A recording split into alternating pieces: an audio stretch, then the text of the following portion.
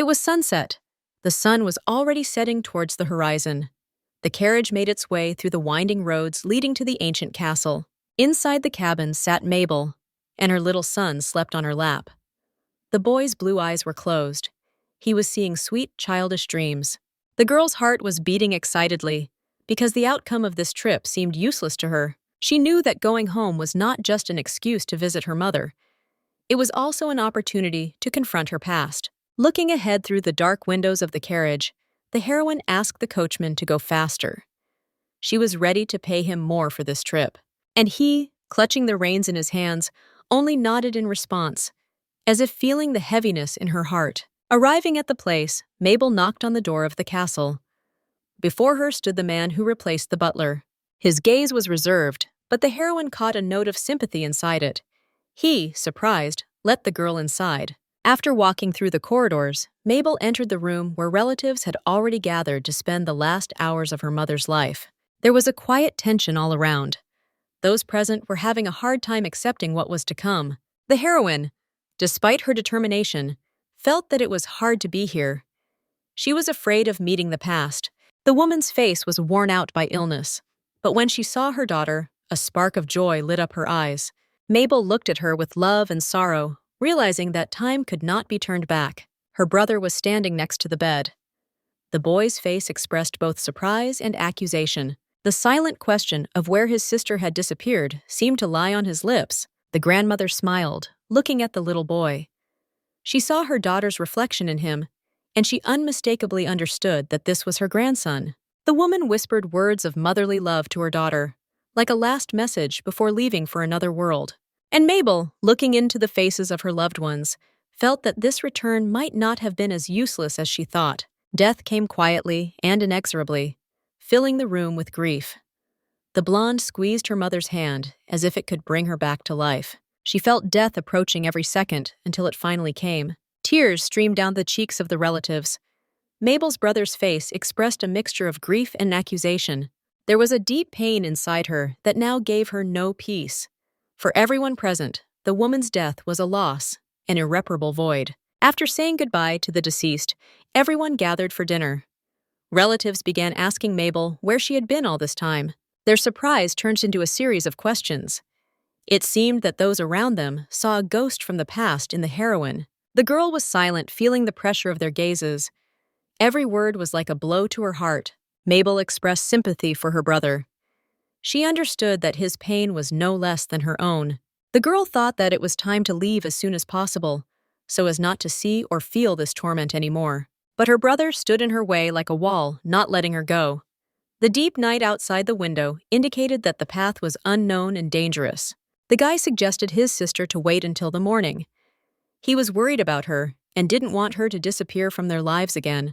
At a time when it was already deep into the night, a man suddenly burst into the house. His arrival was accompanied by noise and indignant cries from the servant, who tried to stop the uninvited guest. However, Duke Quintrell was restless. His will had only one goal: to get to Mabel. The girl was frightened when she saw him. The man's appearance awakened in her old fear and pain that she had tried in vain to forget. The Duke's eyes radiated determination and some secret joy.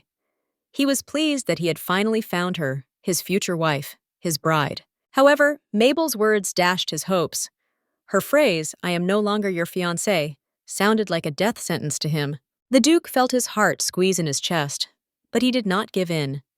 His gaze reflected all the pain he had experienced in the past years. He realized that he would not leave the girl so easily, and would not leave until he won her heart again. Mabel Robbins was the eldest and only daughter of the Marquis of Robbie. 6 years ago, her engagement was the most talked-about topic in the entire realm, but she did not pay much attention to the rumors or to her future husband, Demore.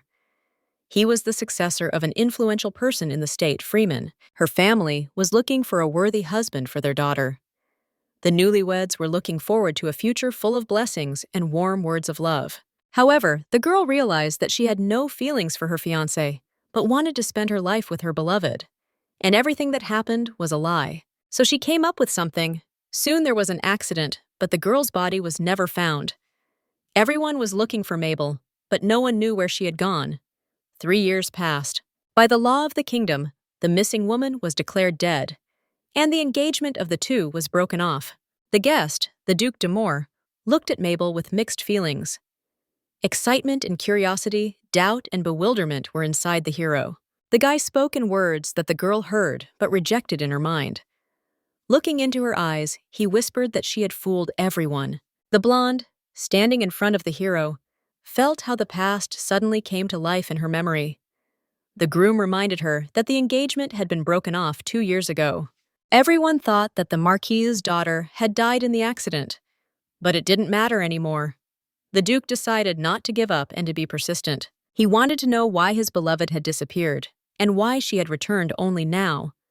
Taking a step towards her, he decided to tenderly kiss her hair. Mabel stepped back, resisting his advance. There was no reason for her to let him touch her like that. After that, the lady's gaze switched to the boy. He was standing behind her. The girl felt her heart squeeze with love and horror. The boy, Patrick, stood there, shining with beauty and innocence. His hair was luxurious and light, like the rays of the sun. His blue eyes with emerald pupils seemed incredibly luminous. The Duke asked again whose child it was and realized the truth. It was their child together. Tiny Patrick was a living testimony to their past love and separation. Mabel's brother intervened on his sister's behalf. He politely but firmly asked the groom to leave the room. The guy explained to the guest that his sister was tired and needed some rest. The groom apologized for his intrusion and insisted on staying. He expressed his condolences over the woman's death and admitted his fears that his beloved would run away again. Mabel's brother, although he accepted with condolences, did not agree to let the guest stay overnight. However, the Duke did not give in. Meanwhile, the girl inside was full of anxiety and fear. She did not want the guest to stay. The heroine felt protected when the guy was not around. She saw him as a threat that could destroy her fragile heart. The Duke stopped. His gaze became determined. The groom decided not to let the girl run away again, afraid of losing her. The guy's feelings were mixed, fear of losing his beloved again, and joy that he found her. After all, the time of searching was pure hell for him. Now he felt that if he and his beloved were together, they would be able to overcome any trials. All that was left was to explain himself to the girl. Mabel went to her room and lay down on her bed. But sleep did not come to her. Doubts and fears raged in her soul. The fugitive felt lost and unsure of what to do next. She realized that if nothing changed, she might remain a prisoner of her past. She needs to find the strength to break free.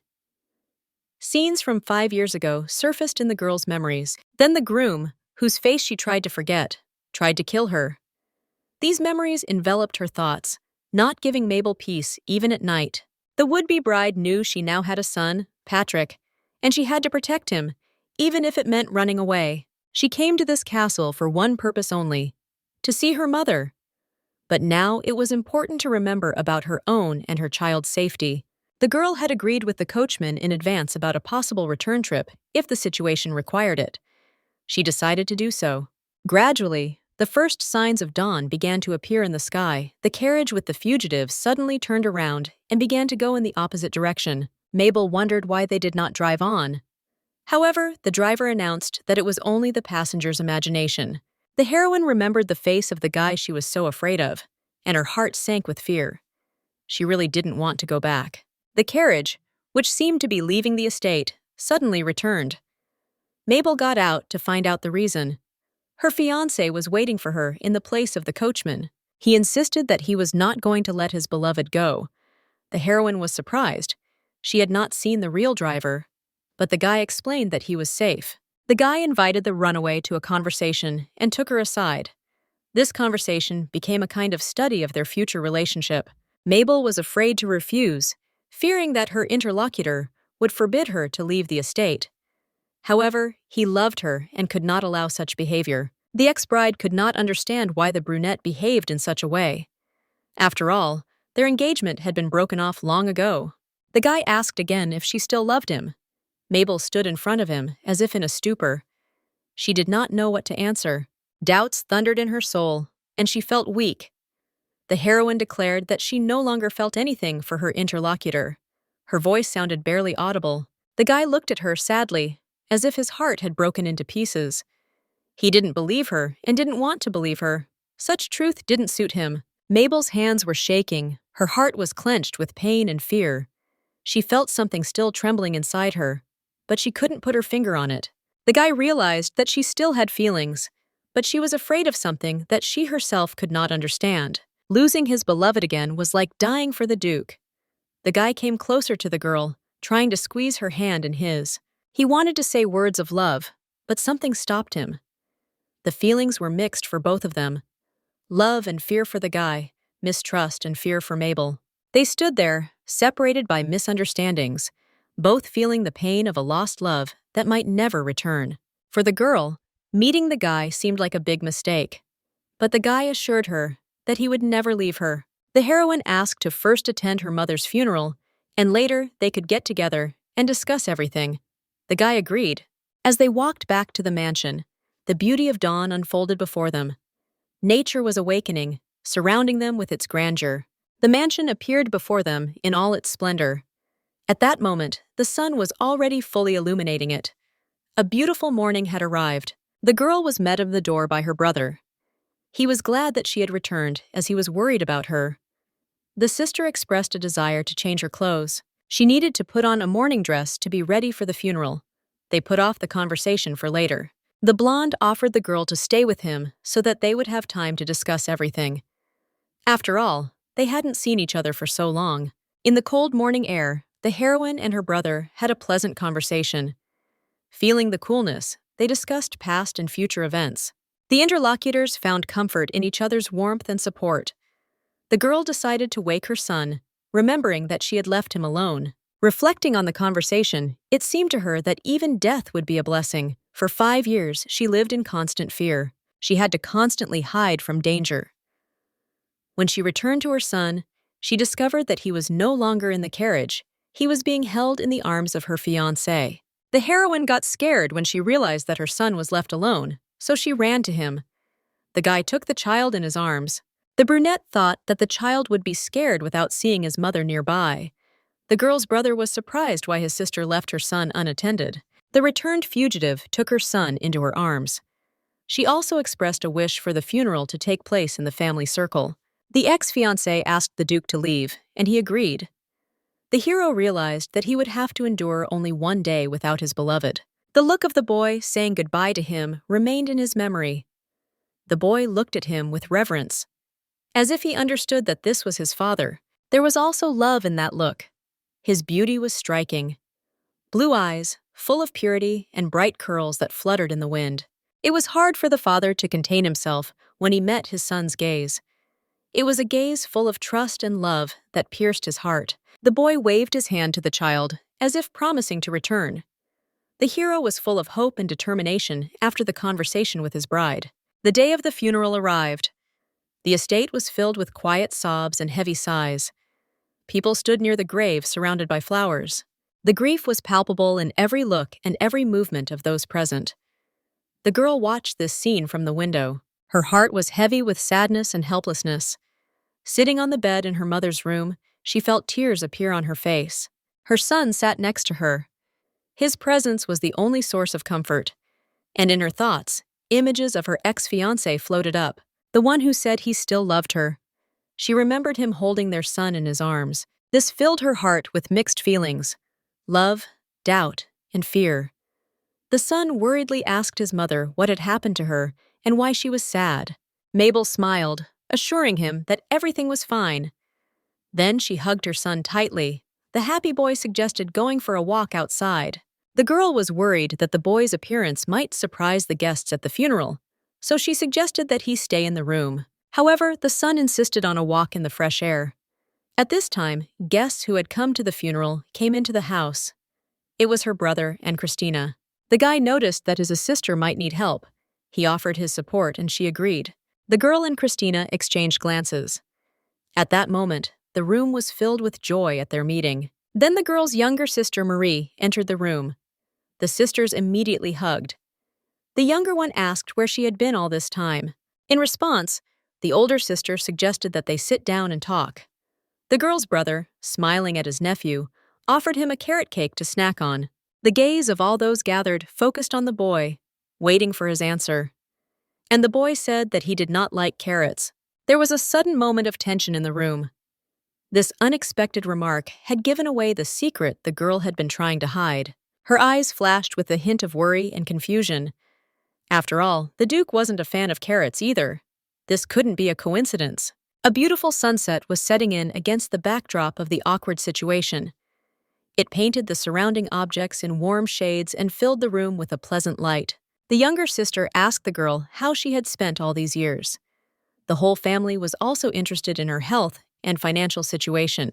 The girl said that she had a cold several times. She admitted that the only thing she was good at was sewing. She earned her living by selling her clothes and lace. This greatly surprised her family. They were puzzled how she could take care of the child and work at the same time. The girl said that many people helped her. Christina decided to ask the girl again if Patrick was really the Duke's son. This question caught the girl off guard. The heroine felt confused. She had to agree with it. The blonde admitted that the boy would be 4 this year. The relatives gathered around and began asking the girl questions. For example, about her decision not to marry the Duke, also about raising a child alone after leaving. Their surprise increased when they realized who the father of the blue-eyed boy was. Christina's face expressed mixed feelings: surprise, some concern, perhaps even bewilderment. The fugitive experienced complex emotions when telling the truth about her son. She felt embarrassed and a little upset about it. She didn't like that her personal life became a subject of discussion. Although it was a pity that the secret became known to everyone, the girl did not want to give any more explanations. Moreover, she said that she had no plans to marry the Duke. This statement caused great surprise, especially to her brother. The heroine explained that she prefers to raise her son in a quiet and secluded place, without being married. In her mind, this decision was the best for everyone, and all because no one outside the family would approach her son. The relatives were talking at the table, on which stood a candlestick. Its warm light softly illuminated the room, and next to it stood a lonely glass. The heroes continued to discuss past events. For example, they talked about how hard the Duke had been going through the girl's absence when she went missing. Mabel's brother did not understand why she had to leave again without giving any explanation. To him, this decision of his sister was extremely incomprehensible. The girl explained that she had no intention of leaving right away. The younger sister expressed relief, saying that the main thing was that Mabel was alive and well. The relatives in the room expressed their worries about the girl's future departure. After all, they missed her the entire time the heroine was absent. The younger sister mentioned that their mother and brother were especially sad about the girl. The brother was amazed that the heroine was able to work while raising her son alone. He thought it was very difficult. The boy expressed a desire to help his sister. The girl was the eldest daughter of the family, and her brother could not let her go again so easily. At this moment, a servant entered the room. He reported news that attracted the attention of all present. He announced that the Duc d'Amour had arrived. Now the guest wanted to talk to the girl's brother alone, face to face. The guy had a question. Why should the conversation be with him and not with the girl? The boy, hearing this, thought that something serious had happened. He asked the servant to tell him that he would be down soon. The girl's brother approached the guest, ready to listen to him. The guy told the host of the house about his love for his ex-bride. He said that his memories and feelings were still strong. His brother agreed that this was possible. After all, they had been friends before. Despite the fact that many years had passed since the accident, the guy expressed sincere understanding of the hero's feelings. The groom understood that his presence could be unpleasant for the girl, and now it was also a day of grief and sorrow. The guy felt that his support could be needed on this day, but at the same time, he felt a little awkward in front of his bride. He had mixed feelings. On the one hand, he wanted to be there, to support her and help her. On the other hand, he understood that her feelings for him probably had not remained the same. For the guest, the host of the house was like a younger brother. He deeply valued their friendship. However, yeah, sure. When he realized that his ex-fiancée did not want him there, he felt disappointed by her rejection. The girl's brother saw her difficult emotional state. He expressed his support and understanding of his dear sister's feelings. He understood that it was a difficult day for the fugitive, and he tried to be there to help her get through this moment. The guest decided to explain to the brother of the former bride the real reason for their meeting. He declared his desire to renew the engagement with the girl. However, the brother rejected his offer. He believed that his sister should decide for herself who to be with. The hero decided not to interfere in the situation. The guest continued to insist on renewing the engagement with his former fiancée. His words sounded with unusual confidence. He expressed a sincere desire to take the next step. The guy seemed to have been thinking about legitimizing their relationship for a long time, and seriously. The girl's brother was instantly taken aback. This sudden turn of events made him think about many questions. He understood that it was expected. The blonde remembered the groom's efforts to find the missing bride. But still, the guy seemed frozen by the unexpectedness. The brevity of his sister's acquaintance with the groom had previously worried the hero. He felt that such a quick step might be too hasty. However, he had previously supported the wedding. His brother believed that the relationship between the young couple could be strengthened if they were given more time. He decided to agree to everything so that they could get to know each other better, and later build a strong, happy family. The groom continued to persuade the bride's brother.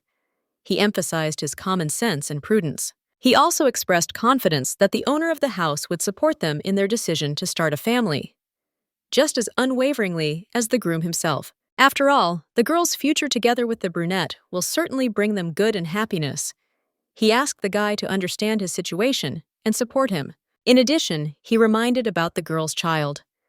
The boy, in his opinion, deserved a full and happy family, and the hero considered himself his father. The brother asked the boy for forgiveness with bitterness in his voice. However, he was right. No one could force his sister to marry if she did not want it herself. However, the ex-fiancé insisted that the girl's feelings for him had not dried up. He reminded her of the time they spent together, about how they got to know each other, and he believed that these experiences remained alive even now. At the same time, he believed that their feelings were not one-sided.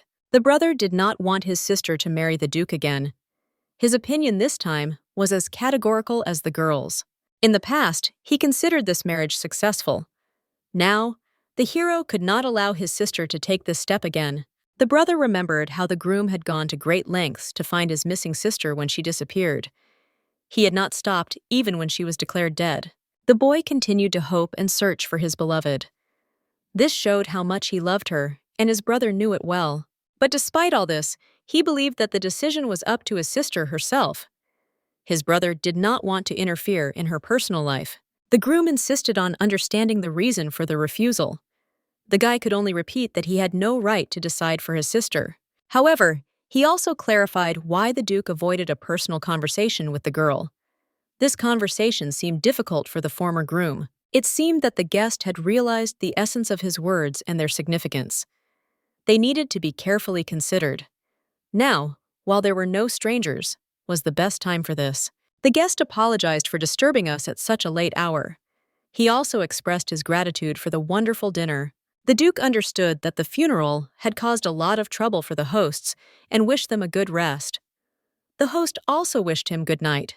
The guest left the house, walking along the corridor. Moonlight penetrated through the windows, filling the room with its light. The ex-fiancé felt mixed emotions.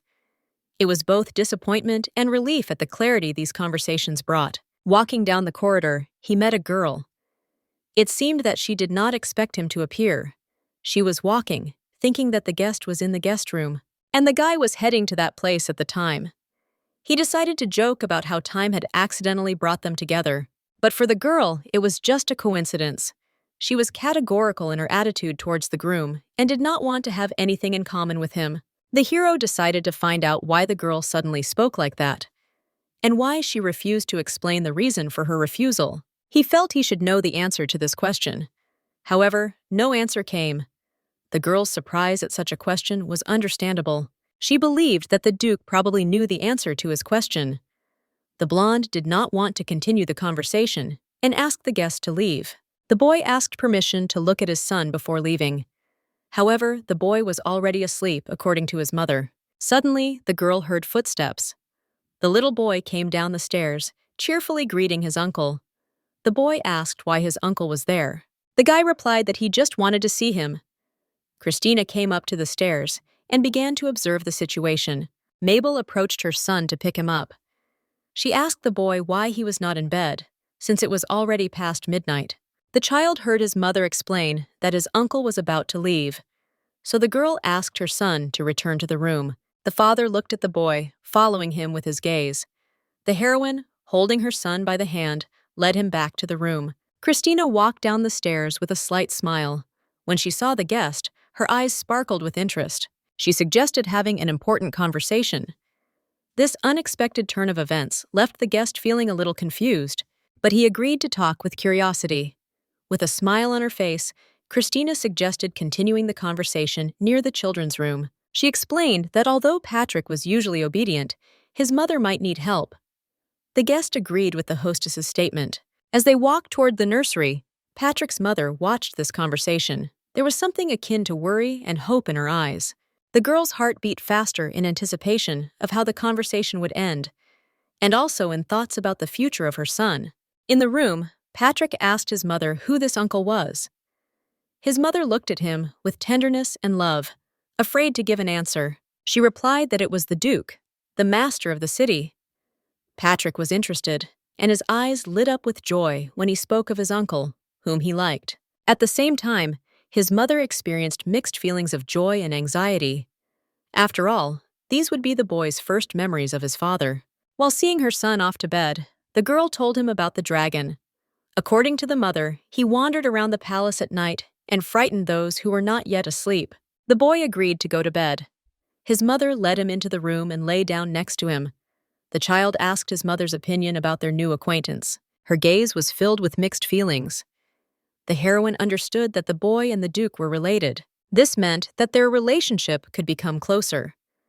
However, she could not suppress the feeling of hatred towards the Duke for what had happened in the past. The child quickly fell asleep, but sleep did not come to the girl for a long time.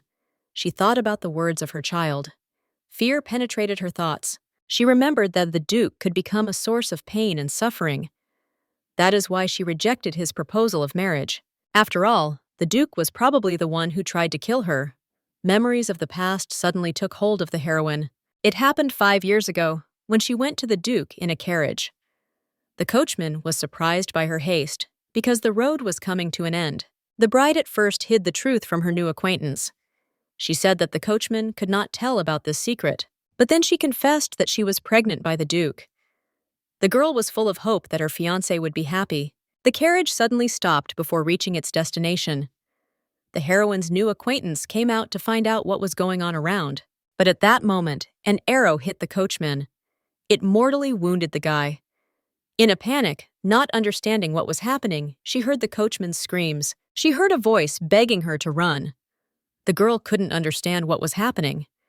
She wondered why someone would decide to kill her. Having decided to get out of the carriage, she saw a terrible sight. A man in a black cloak was standing on the street with a sword in his hands. There were many dead people around. The killer offered her to resign herself. He claimed that no one could help her. The heroine's heart beat with incredible force. Fear and confusion prevented her from understanding what was happening. She decided to find out why this man was so mercilessly killing everyone in his path. The man in the black cloak calmly informed them that he was simply following orders. He was indifferent to the lives he took. The girl decided to find out who sent him here to do such a terrible thing. For her, it was absolutely crazy and incomprehensible. She called for help again and again. The heroine also offered to pay him any price to save herself, even several times more than the price for murder. Nothing else mattered except her desire to survive, especially given her pregnancy. The killer rejected her offer. He said that he should stop thinking about running away to that person. The girl looked at him with a questioning look. Her eyes were full of worry. The stranger continued to speak, mentioning Demore. Milady's heart pounded wildly at these words. The blonde realized that only her fiancé and family knew about her return. She tried to find an answer to the question of who could want her dead, and who ordered to kill her. The heroine sat, deep in thought. Despite the confident pronunciation of the words, she did not believe the killer. Mabel felt that this was a gross lie. She went over the faces in her mind, trying to figure out which of them could have a motive for such madness. The killer hinted that her fiancé might have known about her route. All the notions of his love for the heroine began to seem like a blatant lie. Her soul was torn between the desire to believe him and desperate hope. She shuddered when the killer mentioned her pregnancy. The situation became even more grim.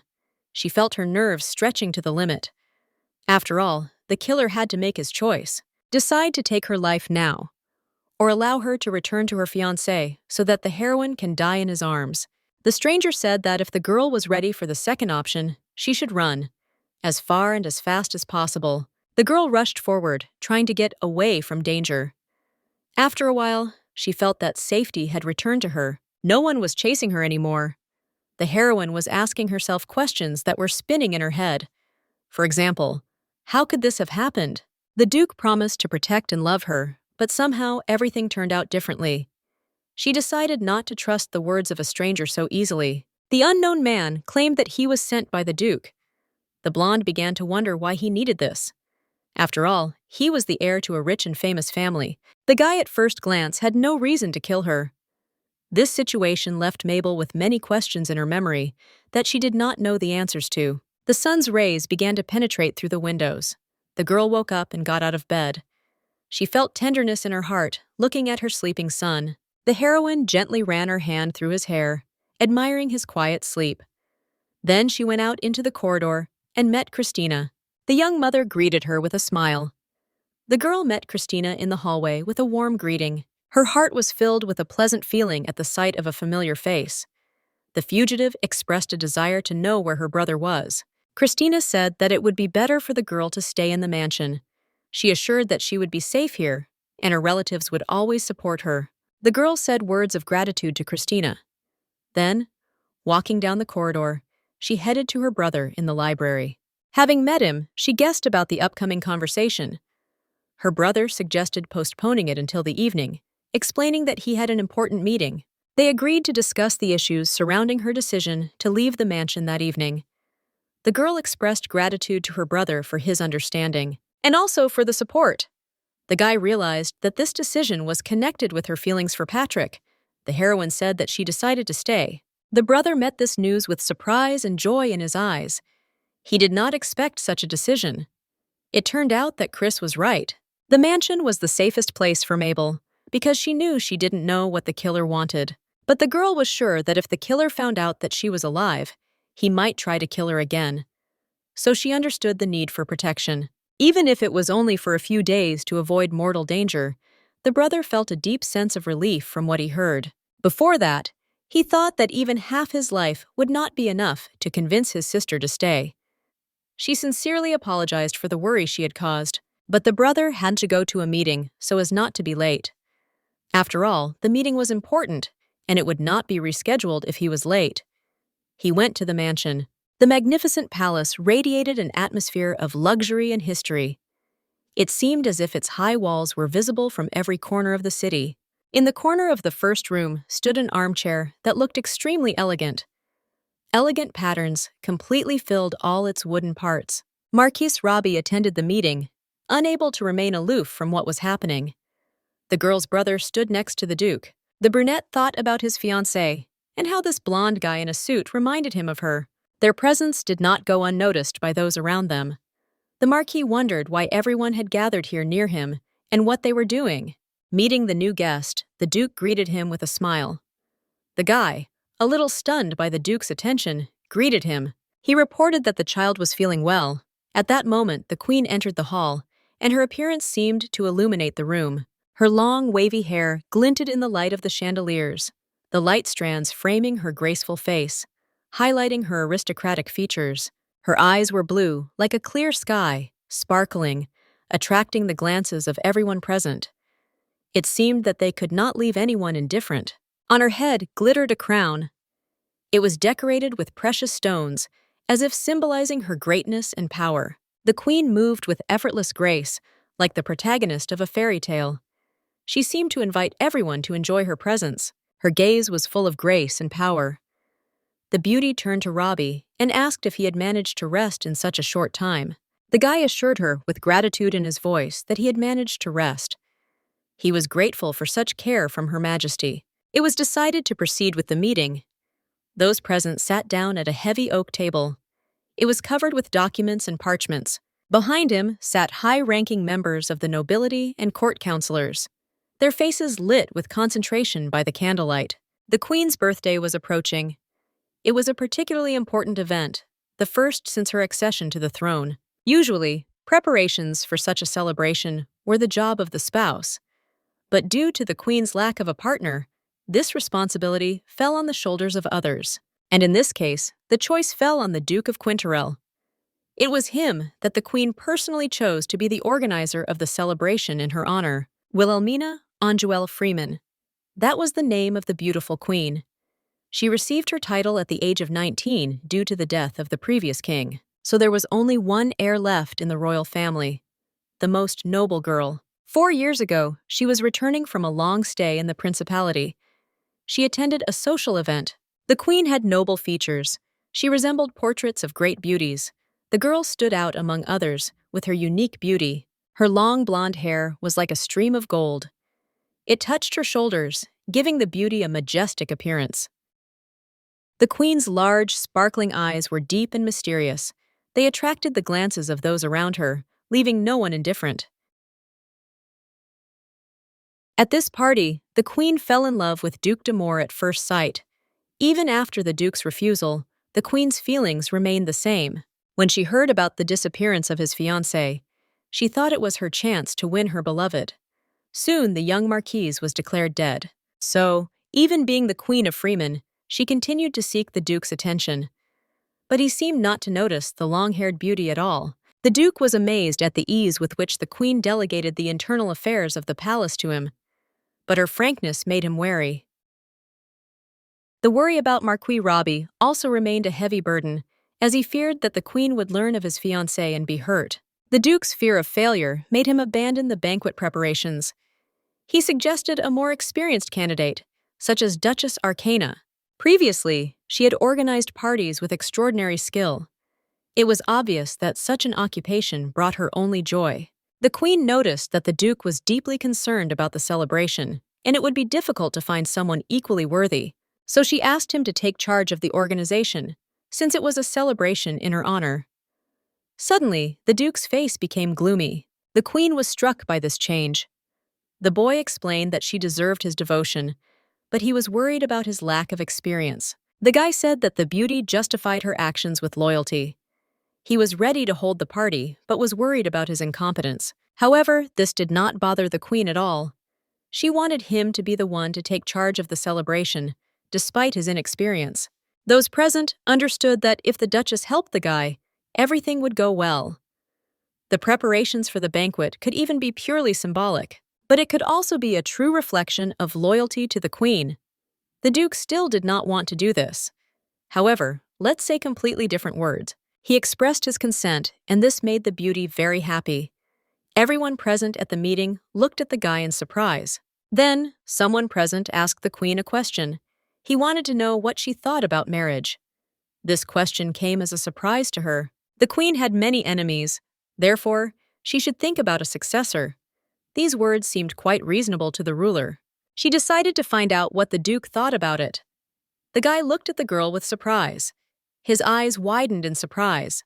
He hadn't expected such a question, and for a moment he lost his usual confidence. His gaze seemed to freeze, trying to quickly come up with an answer. Fine lines appeared on his forehead, indicating internal tension as he struggled to find the right words to respond. D'Amour said he supported the lords. Her position had become quite stable this year, and the queen was admired by thousands of people. There are many worthy people from aristocratic families in the country. They are all loyal and kind. It was difficult for the duke to avoid the conversation. He offered to help the queen choose an official candidate for the role of groom. The queen said that her heart was already taken by a specific person. There was silence in the hall. Everyone wanted to know who she was talking about. The girl asked the duke why he didn't ask who it was.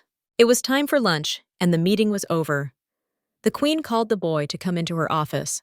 There was a massive wooden table in the office. Opposite the table stood a high chair with soft cushions, decorated with golden patterns.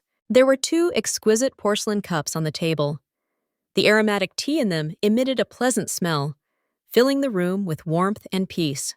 The queen began to tell that she had refused to marry for 4 years. The duke knew about it and felt sorry for the heroine. The beauty said that she didn't need an apology. Something more substantial would be better. She didn't know how many confessions and refusals the guy had received, but he was not ready to change his answer.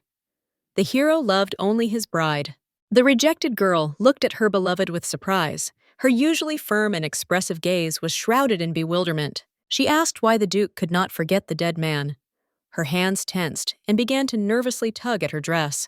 After all, 5 years had passed since his fiancée died in a road accident. The beauty had no more time to wait. After all, she had been suffering for him all this time. She offered to marry the duke, but the guy said that his bride was still alive. This surprised the queen greatly. The boy said that his beloved had recently returned home safe and sound. A look of profound surprise crossed the queen's face. Her eyebrows rose and her eyes widened, as if trying to comprehend the unexpected turn of the conversation. The queen dropped her teacup. The girl stood and looked at the duke. She asked him what he meant. He apologized if he had frightened the queen and began to wipe the tea-stained dress. It seemed like the guy was doing it so tenderly and caringly. The queen asked again if his bride was really still alive. After all, that would be incredible. The duke said that he had seen her with his own eyes. When the girl's mother died, he went to her family's home and saw her there. The queen was surprised why the duke rejected her proposal. He rejected her simply because his ex-fiancée had returned. But the guy said that he had promised to be with the girl until the end of his days. The queen's gaze suddenly became upset. Surprise flashed in her eyes, and her expression became sadder and more focused. She couldn't believe what she heard. The question of why this happened right now haunted her. The queen did not want the girl to die. But the beauty also could not understand why her rival had returned now. It would have been better if she had returned when they had already concluded their marriage. The queen apologized to the duke. She said that if the duke is not next to her, then there will be no one else next to her. But the guy tries to reason with her. He reminded his interlocutor that there were many men in the world who were much better than he was. If she tried to open her eyes, she would see them. These words made the queen angry. She did not want to see anyone else near her except the duke. The ruler asked him to leave the past relationship in the past because it would be better. Otherwise, she could issue an imperial decree, and in it, to oblige the hero to marry her. She asked the duke again if he wanted her to die because of him. The duke demonstrated his determination and persistence when he rejected the girl's proposal. It was clear from his gaze that he was not wavering in his decision, and his words sounded firm and confident. The guy understood that the queen could get whatever she wanted. This irritated him incredibly. But the hero saw no other way out, so he had to tell her about another reason why he couldn't accept the offer. The queen asked what that reason was. The brunette said that he already had a child. The queen was even more surprised by this news. She could not believe how this was possible. After all, he wasn't even married, so the child could only be from his ex-fiancée. The queen believed that such things couldn't be taken at their word. 5 years have passed since Mabel disappeared, so the child cannot be immediately recognized as his own. But the guy said that there is evidence of this. The child has traits that only show up in his bloodline. The queen's frustration was reflected in her eyes. Deep sadness seeped through her mask of arrogance, revealing her true emotions. The first tear rolled down the queen's cheek. There was pain and disappointment in her crying. It seemed as if unspoken hopes were collapsing before her eyes. The duke felt a heaviness in his chest as he watched her suffer. Guilt consumed him, reminding him of the decision that had destroyed her world. The guy said that the child, moreover, looks very much like him. And since the hero became a father, he cannot be near the queen. Marriage to him would have a negative impact on the kingdom and the queen's reputation. But the rejected girl did not agree with this. She said that neither the first nor the second reason was important to her, but the guy reminded her that it was against imperial laws. The queen's anger flared up like a fire burning in her heart. Her eyes blazed with fury, and her words sounded like thunder, breaking the silence. She needed this guy, and everything else was unimportant. For this, the girl was ready to do everything that was required, and even more. The duke was silent. His eyes were full of deep thought. There was something mysterious in the silence, as if it foreshadowed an approaching storm. But then he realized that the queen might want to harm the girl. If that happens, she'd better give in right away. The interlocutor took these words as a threat, but the guy said that it was not a threat because he was her subordinate and could not speak to her so insolently. However, if that were to happen, he would never forgive anyone who harmed his family, even if it was the queen herself. The guy resolutely asked not to test his loyalty to the family. Otherwise, his actions could be unexpected and decisive. After the conversation, the queen felt that she had lost control of herself. Fear of the future took hold of her. Her heart was full of sorrow and sadness. The queen said that despite the words of the interlocutor, this kingdom will be his. Such is her will. Therefore, she advised the boy to surrender. After the conversation, the duke felt a heaviness in his heart and deep regret. He understood that his decision had hurt the queen. The hero felt guilty. His soul was illuminated by anxiety, but not by doubts about his actions. The queen felt angry and hurt. Her heart was full of disappointment. She felt that her trust had been violated. Deep sadness and anxiety about the future took possession of her thoughts, and she felt the bitterness of loss and disappointment. The queen ordered her maid Christina to call Marquis Robbie to her, and to do it as soon as possible. The following events take place at Mabel's house. Her sister came to visit her. She brought a lot of toys and other things for Patrick and his mother. She also brought a beautiful teddy bear, which the boy liked right away. This bear was quite cute, and she brought a music box to her older sister Marie. The child was very happy with the new gift. The girl also brought her nephew several books with fairy tales, because she thought that he liked to read. The girl tried to be a good aunt. Mabel was grateful to her for this. The heroine played with her nephew for several hours. She really enjoyed spending time with the baby. The child seemed quite cute to the girl, as he looked like her sister. His mother confirmed their resemblance. Children usually inherit the features of their parents. This meant that the child also had the features of his father. As children grow older, their faces usually change. And that's true, so the boy may change outwardly over time. The younger sister raised her eyes. An expression of bewilderment and curiosity flashed through them. Her eyebrows rose slightly, and her gaze became more attentive and penetrating. Marie asked her sister if she was going to continue dating the Duke. But the girl replied that she was not like that. So, there is no need to worry. The girl was very happy with the answer, as she did not want her sister to distance herself from her again. The heroine had a very hard time living without her older sister for the last 5 years. The young mother expressed her sympathy to her little sister. Mabel was also grateful for the kind words addressed to her. The girl asked her son again if he liked the toys he had given her. The child replied that he was very happy with such a gift. He called his aunt the best. The boy asked his mother to join the game. She agreed. Suddenly, someone knocked on the door. The girl needed to meet the guest, so she was distracted from playing with her son. The heroine thought that it was Christina who had come. The moment she opened the door, her face reflected mixed feelings of surprise and fear. Her gaze was frozen, as if she was stunned and did not know how to react. Her ex-fiancé was standing near the door. Suddenly, he began to hug her with all his strength. The girl could not even imagine that he would do this. She was afraid that the old feeling would flare up in her again. That's why she asked him to let her go.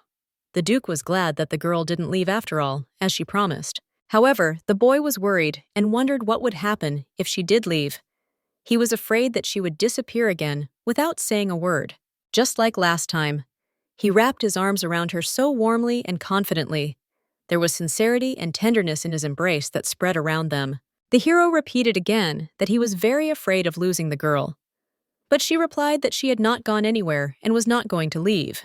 Brunette said that after the meeting, he wanted to see the Marquis, but he was told that he had returned to the imperial palace. The girl thought that her brother would return before everyone else. But Christina, who had recently entered the room, reported that Her Majesty had called him. Neither Christina nor the Duke knew the reason for this. The guy asked the girl not to leave just like that. After all, he had important news for her. So he asked his beloved to listen to him. This question is also related to Patrick. Mabel looked at the hero with a wary look. There was a child nearby, and he heard what was being said.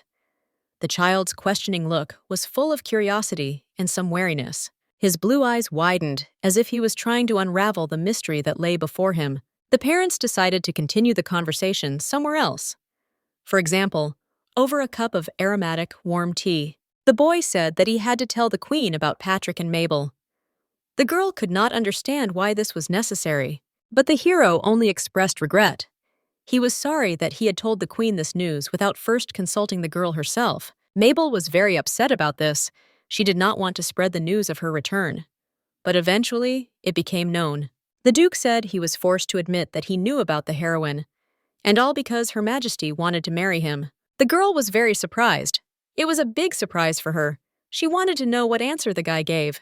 The blonde hoped that he had refused her. And it was true. Now she was trying to find an answer to why he had done that. But there was nothing unusual about his refusal. Anyone could guess the reason. Everyone knows that his heart belongs only to Mabel. Of course, the heroine was pleased to hear this. She was flattered that the hero had rejected such a beauty because of her. But the guy kept talking.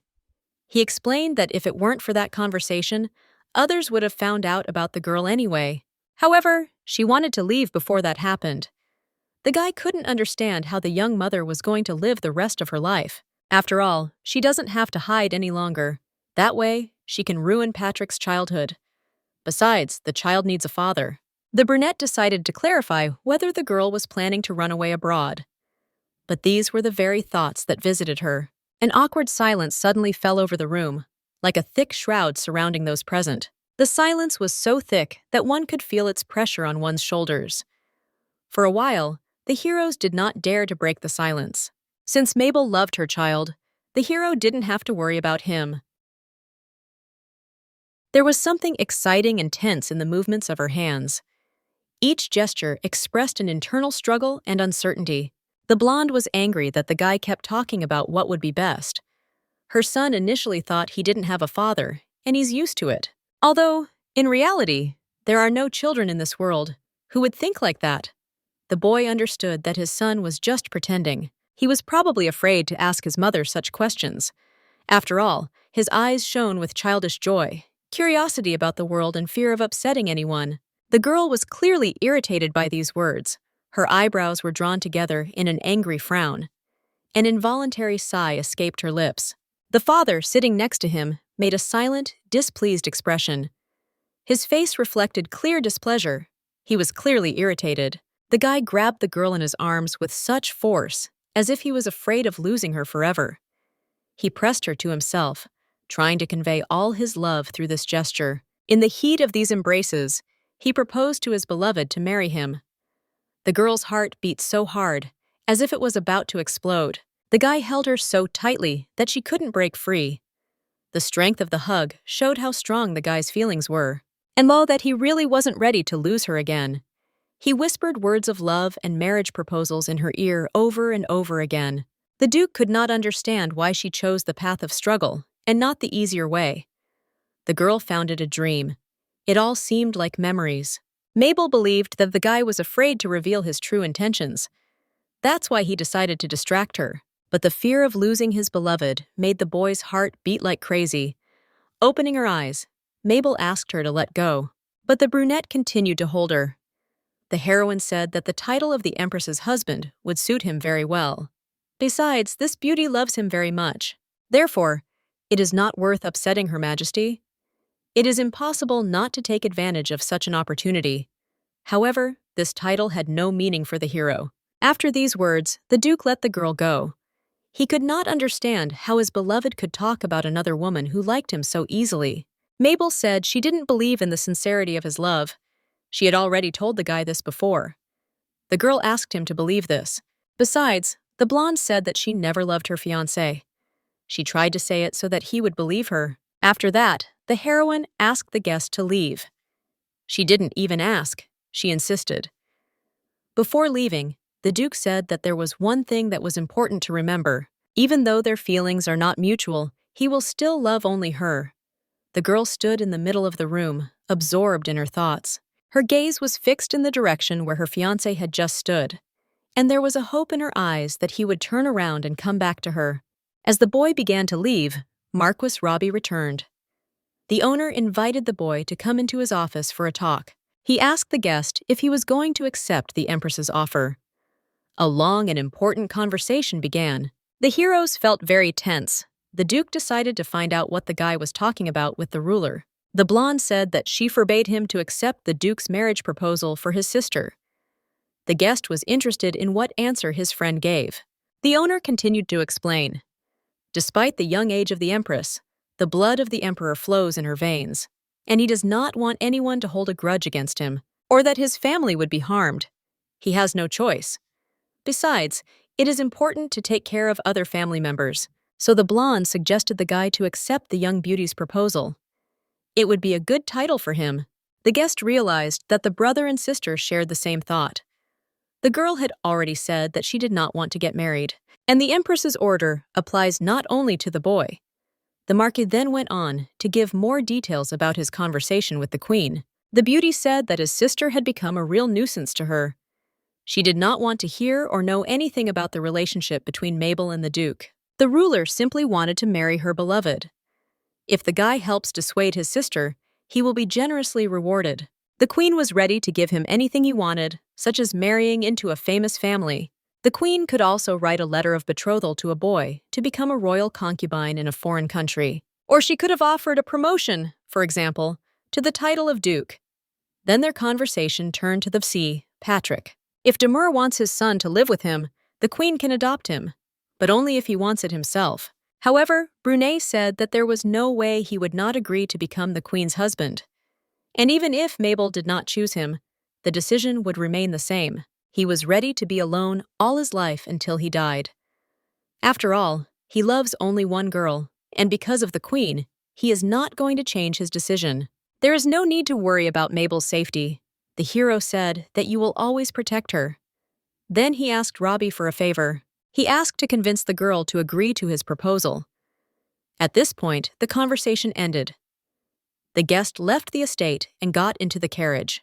The blonde man thought about their conversation. It seemed funny and impossible to change his sister's mind. He didn't see any specific way to do this. After all, the heroes of the current situation have very high standards. No one wants to give in to each other. Mabel called her brother when she saw that the guest had left. The heroes went to the library. The brother said that he had heard about his sister's previous meeting with the Duke. The girl confirmed it. The boy wanted to know what that conversation was about. She also said that the conversation was about a marriage proposal. Mabel also knew that her older brother was at a meeting with the Queen. The boy said that he had rejected the Empress's offer. But if his sister had agreed, she would have been generously rewarded. The heroine stood frozen in indecision. Confusion was reflected on her face, as if she was lost in the labyrinth of her thoughts. If the Empress hated the girl, then the Queen could harm their entire family. The heroine was very afraid of the ruler's revenge. Therefore, she decided that she would not change her mind. The girl firmly decided not to marry the Duke. The brother decided to clarify why such a decision was made. After all, it seemed to him that his sister still loved this man. This thought did not give the guy any peace, so he asked his sister a direct question. The brother wanted to know if the girl loved this man, but she herself did not know the answer. The girl kept asking herself, should she hate him or love him? After all, he is the father of her child, and the heroine loves the baby very much.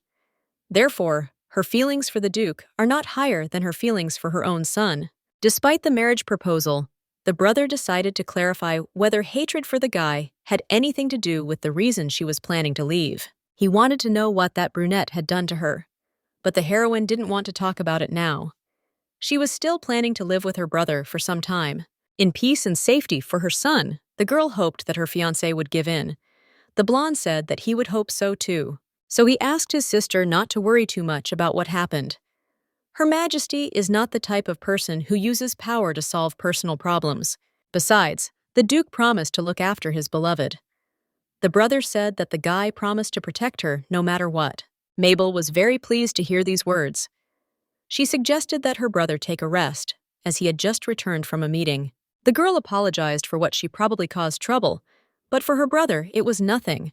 After all, they were one family. The guy suggested leaving formalities in the conversation. His gaze glides from one point to another, expressing inner anxiety. He couldn't figure out what to do. The guy could act calmly before, but he didn't know how to act in the long term. And they say that time heals. A month had passed since those events. The day came when Freeman's people performed the blessing dance. The capital was filled with cheerful, loudly singing people. It was Empress Anjuel's birthday. The party was simply amazing. There were magnificent and comprehensively organized events. It was even strange that the Duke organized all of this. This was the level of organization expected from a celebration in honor of Her Majesty. The scale of the event was impressive. Some guests began to think that the guy wanted to become the Empress's husband. If so, it would certainly happen soon. Otherwise, why throw such a loud party? The guy always looked incredibly handsome. The Duke was the epitome of exquisite beauty, his features framed by thick black eyelashes. The black hair was shiny like silk and gave the image a unique elegance. The hero's smile was like a ray of sunshine. The girls in the crowd dreamed of at least simply talking to the Duke, and someone tried to choose the words to invite him to dance. The Queen entered the hall. She saw her beloved in the crowd. Since he had already come to the celebration, he should have stayed next to the Empress. The guy apologized for not greeting the beauty earlier. He congratulated her on the holiday. The girl in love was pleased to hear such words. The Queen suggested that they dance together to discuss one issue, but the guy didn't see the need for that. He suggested discussing the issue without dancing. The heroine specified that this conversation should remain a secret. The Duke decided to explain himself to the girl. He said that he was not feeling well today. Therefore, he would not be able to dance. The Queen couldn't take the refusal personally and decided to act. The guy realized that she had a cunning plan and was going to carry it out. The Empress walked through the hall with graceful elegance and a commanding gaze, as if she carried deep mysteries and secrets within herself, seeing no obstacles on the way to her goal.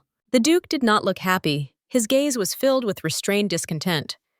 The guy realized that the Queen's plan would not be to his liking. The hall was filled with guests. Their numerous conversations created a constant background noise. It filled the room with liveliness and energy. The Queen walked up the steps to the stage with grace and dignity. Her gaze and posture convey confidence and determination. They emphasized her status as a leader. There was elegance and sophistication in her gait, as if every step was thought out and honed to perfection. Her outfit and jewelry sparkled against the bustling crowd, and her entrance captured the attention of everyone present at the event. Coming out on stage, the Queen thanked everyone for coming to her birthday. On this special day, the beauty had only one wish. She decided to voice it on stage. The Empress asked the Duke to come up to her in front of everyone, to come up and come closer. The guy had no choice but to obey, even though he felt uncomfortable. Every step he took expressed hostility towards the girl. Enter the stage, he stood near her. Then the Queen offered him in front of everyone to become the prince of this kingdom. The Empress had made a public offer, and it could not be refused. It was an order given in the name of the Queen. The girl looked at her beloved with hope, but he was not ready to accept this offer. The guy looked at the beauty with a cold, angry look. That's it. This is not the first time Her Majesty has asked to marry her, but it was all in private. This is the first time she has voiced her desire in public. Quite a bold decision, considering that the guy was just a servant. The girl thought that he would not be able to refuse a public offer. But this is an abuse of loyalty of subordinates. This act made the guy incredibly angry. Having gathered courage, he decided to act. The Duke turned to the ruler and expressed his condolences. The hero also explained that he was unable to obey the order. The girl in love looked at him with bewilderment. She could not believe that the Duke had behaved like that. But the guy continued and explained the reason. In front of those present, he was not afraid to say that he had a child. There was a commotion in the hall. The Queen did not expect him to tell the truth. Like that, in front of everyone. As if it wasn't enough for him to just refuse. He also dared to look at the girl so coldly and emotionlessly. Unable to bear it any longer, the beauty grabbed him by the jacket, as if threatening him. She said that he should not have treated her with such disdain. But the guy repeated that he couldn't say yes. After all, he already had a child from another girl. For this reason, he cannot stand next to Her Majesty. Otherwise, it would be a deception of the royal family. And disrespect for the Queen herself. After bowing to the Queen in front of witnesses, he asked for the order to be cancelled. Then he simply left. Without expressing any warm emotions towards the Queen, he simply walked down the stairs. The girl stood rejected and offended in front of everyone. She saw how those around her began to whisper among themselves. People in the hall could not understand what was happening. Some thought they had misheard the words on stage. Others said it simply couldn't be. The Duke cannot have an illegitimate child. Others began to speculate about who the girl might be. The day was drawing to an end. The Duke was already approaching the carriage, but suddenly his beloved's brother called out to him. The Marquis did not know what had happened, so he asked his friend again. The guy replied that it was the end. He hadn't expected Her Majesty to do something like that. The blonde understood the hero's confusion, but he didn't expect him to tell everyone about Patrick's existence. After that, everyone might start blaming the Duke. The brunette was surprised that his friend was so worried, but he only relayed Mabel's words. The Duke began to wonder what it could mean. Is the girl really worried about him? His friend said that if he were his sister, he wouldn't want his son's presence to be an inconvenience to him either. The boy replied that it was impossible. The son would never be, no matter what happened. The Duke was in a very bad mood that day, but thanks to the Marquis, he felt much better. Although Robbie didn't understand it, the brunette said goodbye to his friend. He was due to start a business trip tomorrow. The Duke told his friend that his family was in an unenviable position, but he asked them not to worry. He planned to put an end to this situation in the near future. The guy's friend decided to ask him what he was going to do. But the Duke left the question unanswered. He just looked at him with a silent gaze. As he entered the carriage, he said that in 5 days he would tell about it at their estate. These words greatly intrigued his beloved's brother. He had no choice but to agree to these conditions. The Duke entered the carriage, and it drove away. And the Marquis watched him go. He began to think about what his friend was going to do, and what the outcome of the situation might be, given today's events. Mabel was at home at the time, sitting in a room bathed in the warm, subdued light of the table lamps, creating a cozy atmosphere. Light curtains that let in the light gave the room a cozy feel. There were paintings on the walls, and the velvet wallpaper emphasized the nobility. In the corner, a fireplace was burning, casting a soft, warm glow. The mother was sitting in a chair, waiting for her son. There was a smile on her face, and hope in her heart. Suddenly, the door swung open, and the little son ran into the room with joy on his face. He immediately threw himself into his mother's tender embrace. Their eyes met. That moment filled the room with warmth and love, as if nothing else existed except the two of them. Mabel asked if her son had finished washing himself. The boy said yes, and that he was trying to be good. The girl continued to hug and kiss her child tenderly. She offered to dry his hair. The boy began to ask why he saw no one in the house except them. He could not understand where everyone had gone. His mother replied that everyone had gone to a party. The child naively began asking what a party meant and what people were doing there. The girl explained that at such events, she enjoys the food and drinks, and from communicating with many people. The boy started asking if his peers attended parties. He was bored and wanted to attend one too, but his mother couldn't understand why her son needed this. The boy looked at her with innocent eyes and said that he also wanted to hang out with his friends. It was quite unexpected to hear this from him. Mabel asked again, "Is it really hard for her son to live in this house? Isn't it fun for him to play with his mother?" Of course, for the child it was a fun activity. After all, there are a lot of toys and books around. But the baby missed meeting his friends. This confession upset his mother a little, so she promised to take him to such an event when he grows up. Apparently, living in a shelter without being able to leave the mansion was a bad idea, so it's better to leave here as soon as possible. These thoughts did not give the girl any peace. She hugged her son with love and care, trying to convey all her tenderness to him. The boy asked his mother how beautiful he was. Could his beauty be compared, for example, with the beauty of the sky or the earth? The child loved to fantasize and looked at the world around him with curiosity. He wondered if he could be compared to his father's beauty. These words struck the girl. He had never mentioned him before. The boy understood that he must have a father after all, even if he had never heard of him. The girl had never told the child about his father before. The blonde remembered the Duke's words that the child understood everything. Apparently, this time the guy was right. The heroine's awkward silence was broken by a maid who entered the room. She reported that the owner and the rest of the residents had returned. The girl, taking her son by the hand, went to meet the arrivals. She was surprised why the party ended so early. After all, it was a little after 8 in the evening. The thought of someone's illness flashed through her mind. But Christina continued the conversation. She reported that the atmosphere of the banquet was not very good. The girl decided to find out what happened at the banquet.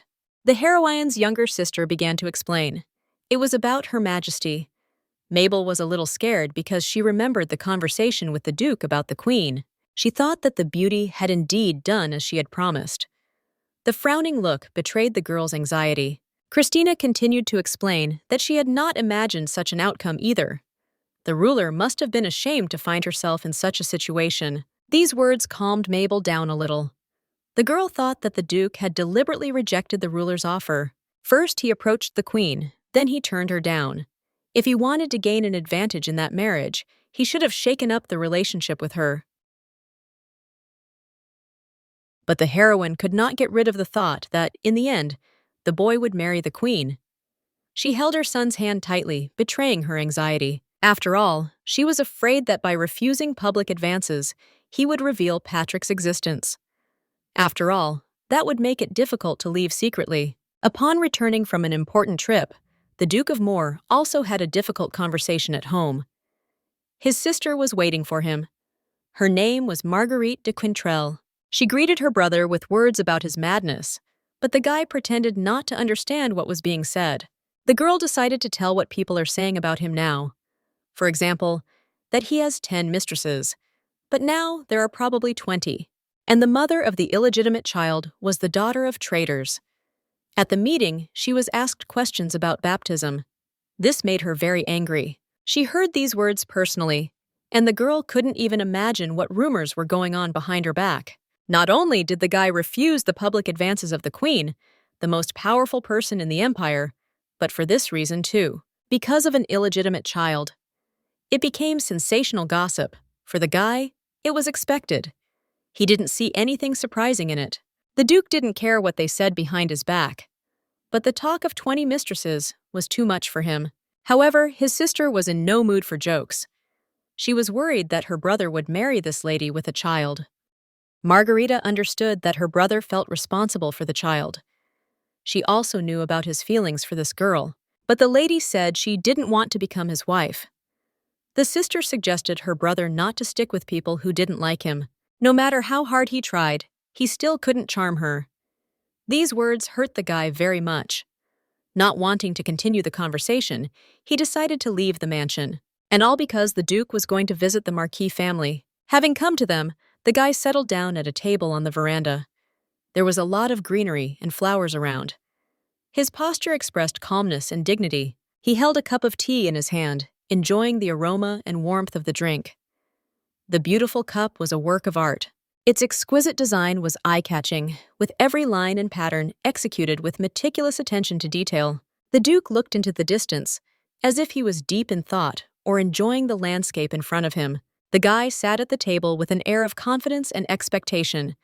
Everything about him spoke of inner determination. The girl slowly approaches him, and the Duke greeted her with his gaze. De Moore called his beloved to come to him. The girl greeted him. They hadn't seen each other for a long time. That's why the blonde was nervous and unconsciously stared at the hero. She came closer to him and sat down at the table. Her portion of tea was already ready. Mabel said the word "why" in an uncertain voice. The brunette expected that she would have many more questions. The girl wanted to know why he refused the courtship of Her Majesty. There had to be a very good reason for this, and she wanted to know it. The guy asked again what the interlocutor meant. After all he wants is to marry his beloved.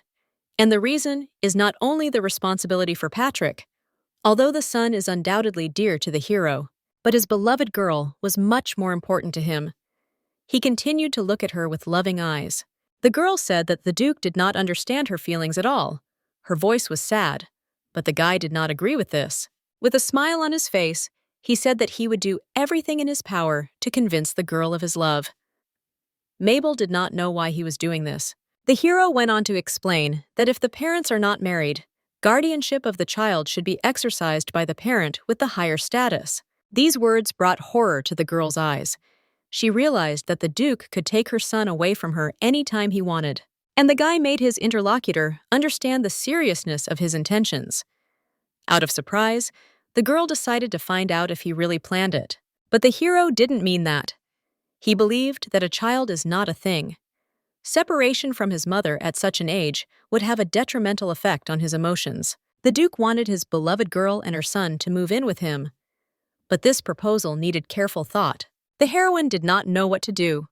Sitting on the veranda, she had many questions about the future.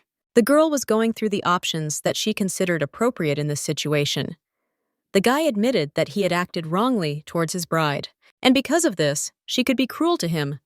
However, he wanted to know what exactly she considered unacceptable. The hero couldn't even guess what was wrong. He wanted the bride to tell him, but she only looked at the groom with a sad look. The Duke realized that she did not want to talk about it, so he decided not to force her. But he asked to give him a chance. The girl's eyes shone at that moment. She was pleased that the Duke still cared about her, and that he did not pressure her. However, the guy asked to give him only 1 year. The hero asked to entrust him with only 1 year of her life, so that during this time, she would become the Duchess of Quintrell. If the girl continued to hate him after this, he promised to let her go, both her and her child. The heroine couldn't believe it. This proposal seemed impossible. She was afraid of being deceived, so she decided to refuse at first. The guy suggested drawing up a receipt to win the girl over. He suggested transferring full custody of the child to the girl, and after his death, Patrick will inherit the dukedom.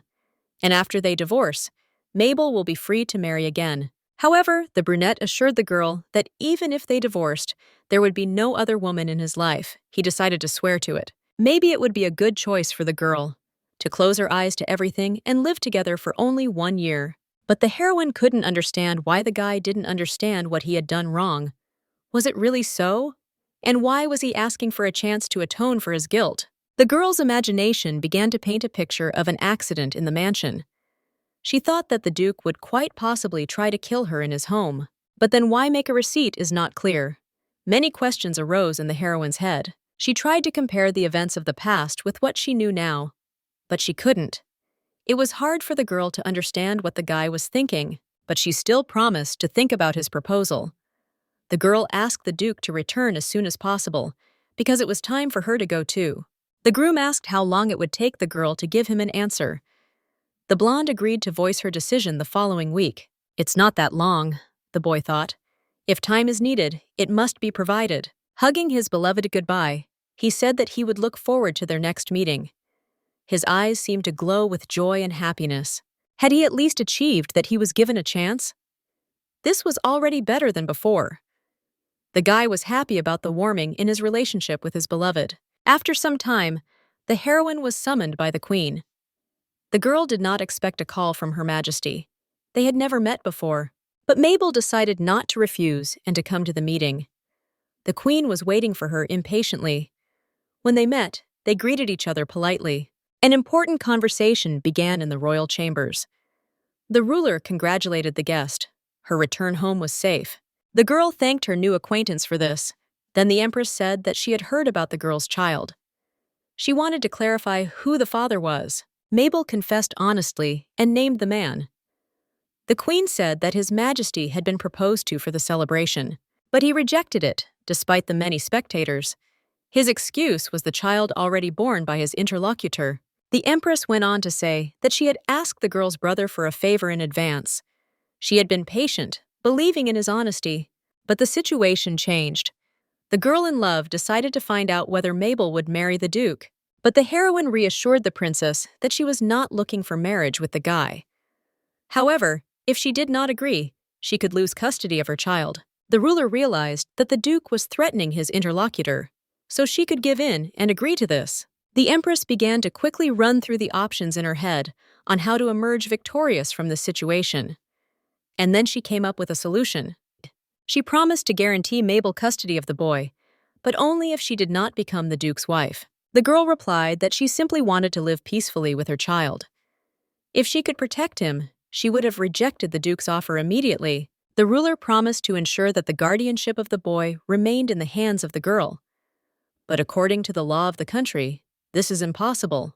Although what restrictions could there be for the empress? This certainly won't be a problem for her. Even if the nobles resist, she will settle everything. Therefore, the interlocutor may not worry. All the girl needs to do is to promise something. If the queen provided custody of the child, she would under no circumstances marry the duke. The girl began to consider this proposal. Doubts began to arise in her head whether to agree to this or not. But in the end, she decided to give the empress a positive answer, and she was very glad that they managed to come to an agreement and reach mutual understanding. She also asked not to go back on her words in the future. And also, it was better to keep their conversation a secret from the duke. Both girls understood why. After that, the queen let the guest go, and finally, she asked for one more thing. The queen was curious why the girl did not want to marry him. Although she understood the strangeness of her question, curiosity was stronger. After all, they already have a child together, whom they both love. The beauty was afraid that her interlocutor might change her mind. But she still allowed him not to answer this question. There must have been serious reasons for this, and the question might have seemed stupid. The ruler once again congratulated the girl on her return, and Mabel left the royal palace, passing through long corridors. In her soul, she felt something unpleasant, even after this conversation. She was, however, pleased that she would have custody of her son. But even for a queen, it may be difficult to break the law by opposing the duke's house. If Her Majesty were to act against the law, or if she were to enter into an arranged marriage with the duke, but she had nothing to lose in any case. So the girl decided not to worry about anything. Turning around, she saw the duke walking towards her. It is hard to describe his surprise at their meeting in this place. The guy decided to ask the girl what she was doing here. The heroine urgently needed to come up with an answer. She did not want to say that the queen's servant had offered to meet her. And anyway, the girl wasn't going to come here alone. So Mabel decided to ask the duke again what he was doing here. After visiting Robbie's estate, he came here because he had finished a business trip. But the girl could not avoid the question. The guy asked it again. The heroine started to come up with new excuses. The version of seeing her brother seemed more or less plausible to her. That's why she said it. But the brunette didn't believe it. There were no planned meetings that day, so the Marquis had no reason to show up at the castle. The girl realized that she had been caught in a lie. The thought flashed through the hero's mind that the blonde had come here to meet Her Majesty. This thought frightened him beyond measure. He could not even imagine what the conversation might have been about. The girl was frightened when she heard the truth. The movement of her hands revealed her excitement even more. The hero could not help but notice it. He always saw when the bride was hiding something. He touched her hand and pointed to the trembling of her fingers. They were shaking so much that they could not help but give the girl away. It was clear that she was really lying. She was upset that she had been caught, but there was nothing else to say. The guy understood everything, so he asked why she had met the queen. Wanting to avoid the question, she asked not to take such an insignificant act into account. The girl said that the guy attached too much importance to this visit. She and the empress did not discuss any important topics. The guy thought that after this conversation, his beloved probably knew about his worries. But before he thought that, she didn't care. The hero asked again what the conversation was about. But the girl still did not answer, as if she did not want to give away this secret. The boy realized that the queen had told her to keep quiet about the conversation, and perhaps even threatened the girl, but she denied it. Mabel said that the duke overreacted to even the most insignificant things, so she did not want to say what the conversation was about. The girl asked him once again not to worry about it, but he couldn't leave everything as it was. The guy decided to find out the answer at any cost, but he knew that the bride would not tell him anything, so he would have to ask the queen himself. Mabel grabbed his hand, trying to stop him. She didn't want the hero to ask the queen about their conversation again. After all, it might look like she complained to him. The duke turned slowly towards her, his eyes radiating an unusually warm look, and all because the girl, for the first time in such a long time, touched him herself. She took his hand herself. This had never happened before in a long time. The girl's gaze radiated awkwardness from this. It seemed that she herself could not understand her actions. She asked the duke not to create any more problems for her. Then she headed for the exit, and the duke began to guess what was going on. He offered to give her a tour of the castle, but Mabel was already leaving, so she was forced to decline. A beautiful sunset spread its rays across the sky, painting it in shades of orange, pink, and purple as the sun slowly sank toward the horizon. The girl came home. Christina met her at the door. The heroine told Chris that she had been at a meeting with Her Majesty. The friend was worried about the girl. After all, it was their first meeting with the Queen. Besides, Chris knew that her friend had also met the Duke. But she had no idea what the Woolmush were talking about. Mabel was embarrassed to talk about what had happened. She wanted it to remain a secret. But she still had to admit that she had received proposals from the Duke and the Queen. And in any case, she would be able to raise Patrick. The girl did not want to become the Duke's wife, but she hoped that time would put everything in its place. The blonde asked her friend to keep this conversation between them. Chris understood everything. At that moment, the maid came and called them to dinner. And little Patrick ran to meet his mother with joyful embraces. He asked where she had been. The boy wanted to play with the girl, but she had gone away. That's why the child was sad all this time. The young mother said that she had an important meeting. Patrick hoped that this was a meeting with the same uncle he liked. The child's assumption surprised those present. The girl said that the meeting was with another person, but she was also surprised why her son so often recalled the Duke. The heroine asked her son again whether he had had dinner or not. The son replied that he was sadly waiting for his mother to have dinner together. Mabel was ready to do anything to stay with her beloved son. After some time, a meeting was held again in the royal palace. All those present had gathered. They were eagerly awaiting the discussion of important issues of state. One of those present told the Queen that King Tislana wanted her to marry him. This was unexpected for the beauty. She couldn't believe that this would happen. However, the king was looking forward to this event. At that moment, the Duke felt an extraordinary relief. He hoped that he would now be free from the Queen's pestering. His eyes were full of hope. It was a good offer for Her Majesty. The king was very ambitious and generous. Everyone present supported this opinion. Another subject began to tell that he also has a friend from Teslin. And he says that the king is distinguished by his intelligence and humanity. Besides, it is incredibly beautiful. It is a great opportunity to strengthen cooperation between the two countries. Besides, this state has a huge potential for development. The Queen sat at her desk, deep in thought. Now her heart was already taken, and she was deciding what to do next. After all, Tesla really is a country with untapped opportunities, but she was not interested. The Duke decided to ask her again in front of everyone what reasons she had for refusing. The beauty began to tell that their royal family lives away from society. So, a warm welcome to a foreign queen would be inappropriate. This could cause discord in their family, and she would not approve of the king ruling in Freeman. Those present suggested that she choose another aristocrat as her husband. Then the Queen suddenly changed the subject. Turning to Demore, she said that she wanted to talk about his child. The Empress believed that the right of guardianship should be transferred to the mother. The ruler only saw him as her husband. But if the child is an obstacle to this, then this problem can be solved without hesitation. However, the boy objected.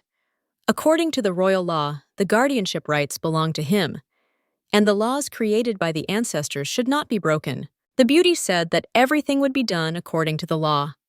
She was a queen and had the right to do so. These words both frightened and upset the Duke.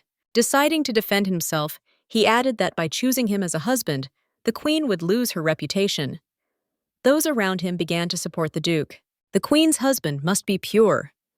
If it is otherwise, then the image of both the Duke and the ruler will be destroyed. Regardless of whether the Queen accepts the king's proposal or not, she should find a chosen one among the local aristocracy. Another person present said that his son was looking for a bride. He decided to ask the Queen's opinion about this guy. New proposals regarding her future husband began pouring in. The aristocrats asked the beauty to consider these candidates. Despite this, the Duke believed that the child should be raised by his biological mother. The Queen stopped him and said that she was doing everything for him. Although she knew everything, his fierce loyalty impressed the girl even more. She wanted to repay him for it. The beauty reminded that as soon as the guy gets married, the boy will become a stain on his marriage. But the brunette asked not to worry about it. The Empress did not understand why her interlocutor remained so calm, but then the Duke shocked her. He said that he had decided to marry the child's mother. These words caused great bewilderment in the ruler. The first thing she thought was that she had misheard. It couldn't be. But the guy continued. He said that he loves this woman, and it is obvious to everyone. Besides, they have a child for whom he is responsible. An awkward silence fell in the room. No one dared to break it and say a word. Several minutes passed like this. But one of those present asked the queen what he should tell King Teslin. These words filled the hall with loud and ringing laughter. The queen couldn't help but laugh, even though it surprised others. The girl asked the duke if he really thought Mabel would agree to marry him. She asked if the guy knew the girl's true opinion on this matter, hers and her child's. The ruler felt naive and deceived. She had recently communicated with this girl, and she had promised her not to do this. Now the beauty learns about the opposite outcome of the situation, so she has no choice. The girl ordered to bring the child to the palace. The duke was dissatisfied with this order. He was afraid for his son. There was hatred for the queen in his eyes. Deciding to stand up for him, the boy said that his words came from the heart. He even swore by his honor and the honor of his ancestors. The queen replied that she wanted to believe him, but it is better to see once than to hear 100 times. The girl agreed to admit her defeat after talking to the child and Mabel. The guy's face became very gloomy. Extreme displeasure was easily read in his eyes. The Grand Duke looked like this because of some boy. Whatever the guy had encountered or heard before, he always remained impeccably calm. But because of these two, his calmness had left him. The queen asked the duke to show her his son. Otherwise, everyone would be punished.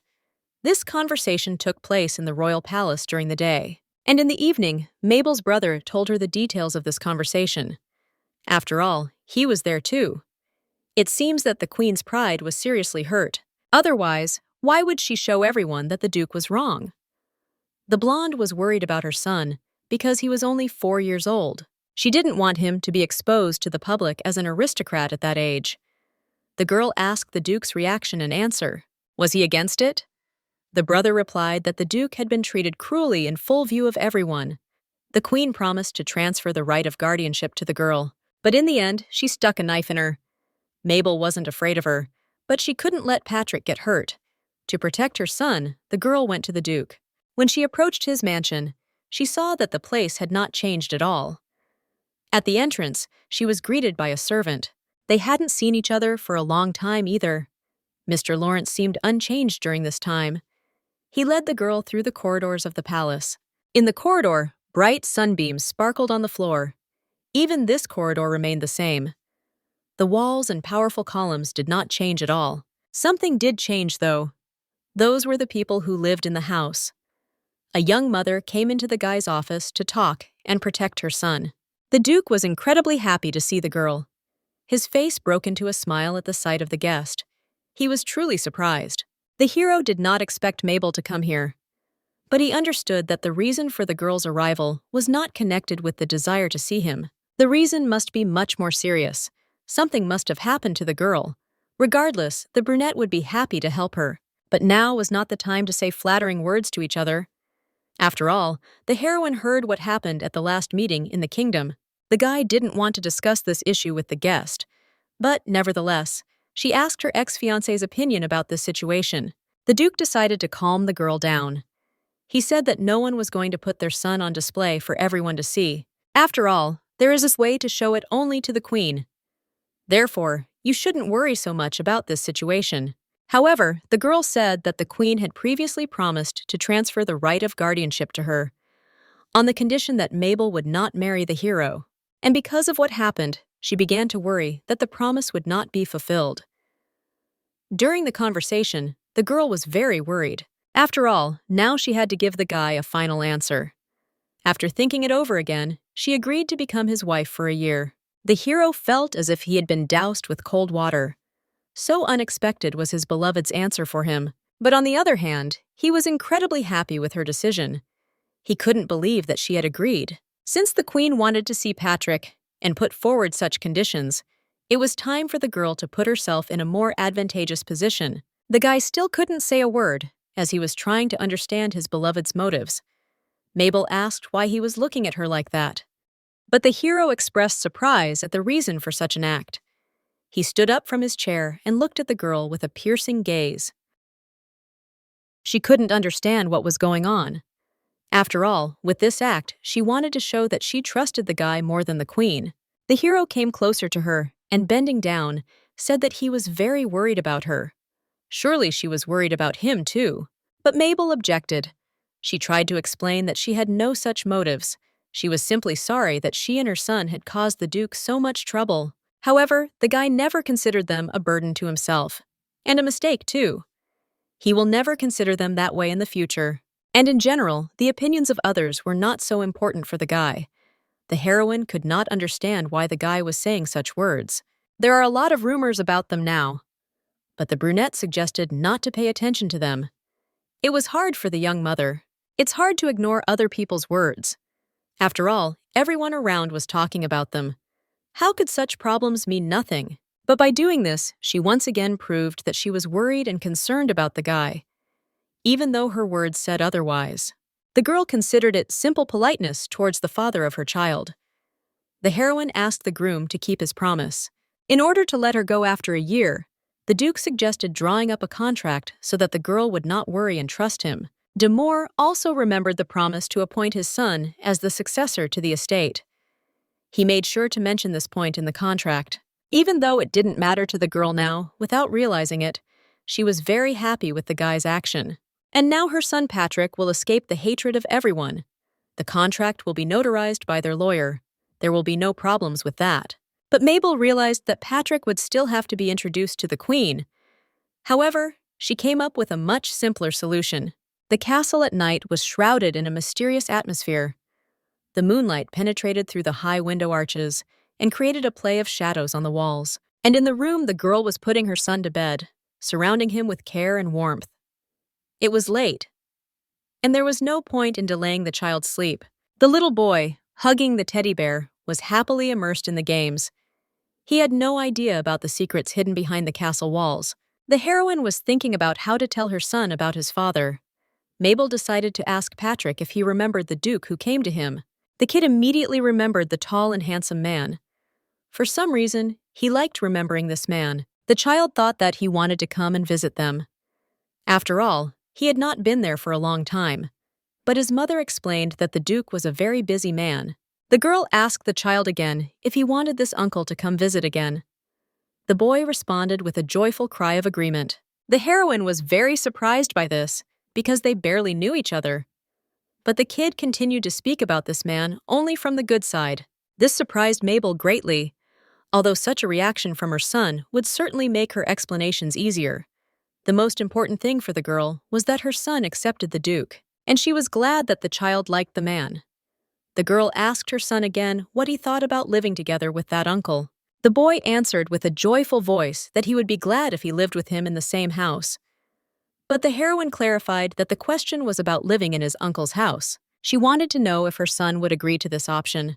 The child agreed to this too, even though he knew this man little. And also, the boy had never been to his house, and if he moved, he wouldn't be able to see his aunts and uncle.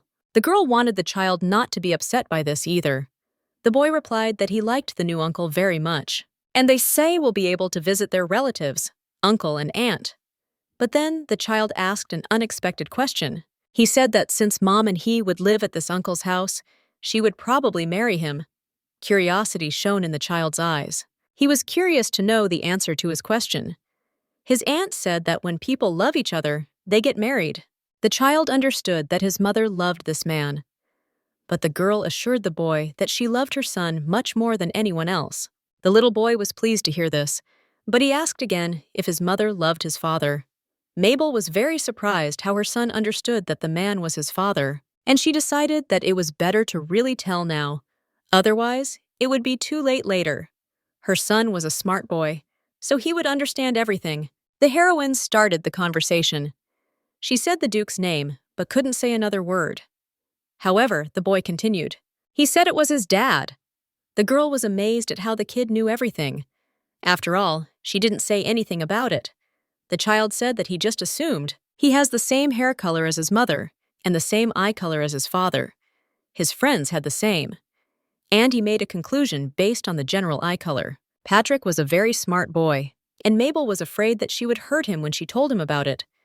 Because of this, she hid the truth from her son about his father. The boy found it hard to understand why this could hurt anyone. The girl replied that it was because her uncle was not there. The child said that there were probably reasons for this. Therefore, the mother need not worry about it. He was very happy that now the three of them would live together. The heroine asked again if he or her son was upset by this news. Surprisingly, the boy reacted to the absence very maturely. But in reality, the child simply did not understand why he should be upset. Despite his age, he had his own thoughts. But for a long time now, the girl had been perceiving them in her own way. It turned out that this baby was older than even his mother. It was already late, and they needed to go to bed. The girl covered her son with a blanket. He asked her to sing him a lullaby. He began to fall asleep to the gentle voice of his mother and the sweet melody. The heroine looked at her little son with affection. She understood that he was a very wonderful baby. At this time, the maids at the Duke of Quinterel's estate were doing a special clean. They cleaned all the rooms until they sparkled, so that the host would definitely like it. At this time, Margarita arrived. She said that guests would be arriving very soon. Therefore, the preparations had to be completed as soon as possible. However, everything was almost ready. Margot decided to find her brother. If he was late, there might be problems. The servant said that he had warned the boy before leaving, and he had promised not to be late. Even on such a joyful day for him, the guy showed himself to be a workaholic. And this is not an easy event, and it is his birthday. The hero's sister was worried that he would be late for the congratulations. Then it would be a real nightmare. She wanted everything to go smoothly this time, but she understood that it would hardly happen. She had a very strange premonition, as if something bad would happen. As night fell, the castle suddenly came to life. Numerous guests began to gather at the Duke's house. At that nighttime, the queen arrived at the mansion. She was so beautiful, like a moon goddess. Her unique beauty radiated nobility and charm. Her gaze, like moonlight, penetrates the darkness and illuminates the hearts of her subjects. The beauty arrived with her faithful maid Chris.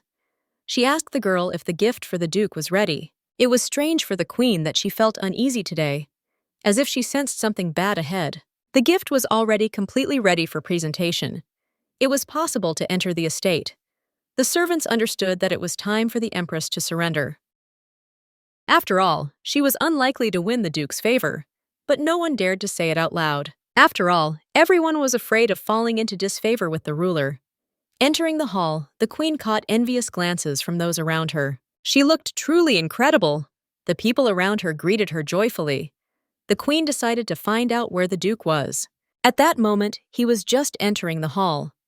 The hero's sister had made an incredibly wonderful banquet, and the guests emphasized this with compliments to the guy. The Empress called out to the brunette. Turning around, he saw the girl, but he did not dare take a single step towards her. The boy looked at this beauty from afar. Bowing, he thanked the queen for coming, but she couldn't help but come, because today was her beloved's birthday. The beauty asked again whether the guy had worked today. However, the Duke's behavior spoke for itself. He certainly didn't have a day off today. The ruler decided to flatter the boy. She said that preparing what was promised must have been tiring. The hero decided to take advantage of the situation and asked for a rest. The queen saw nothing wrong with this and offered to take a vacation at any time. She decided to tell him about the gift she had prepared for him. They could open it together. The guy politely declined. He said he was honored just by the queen's coming here.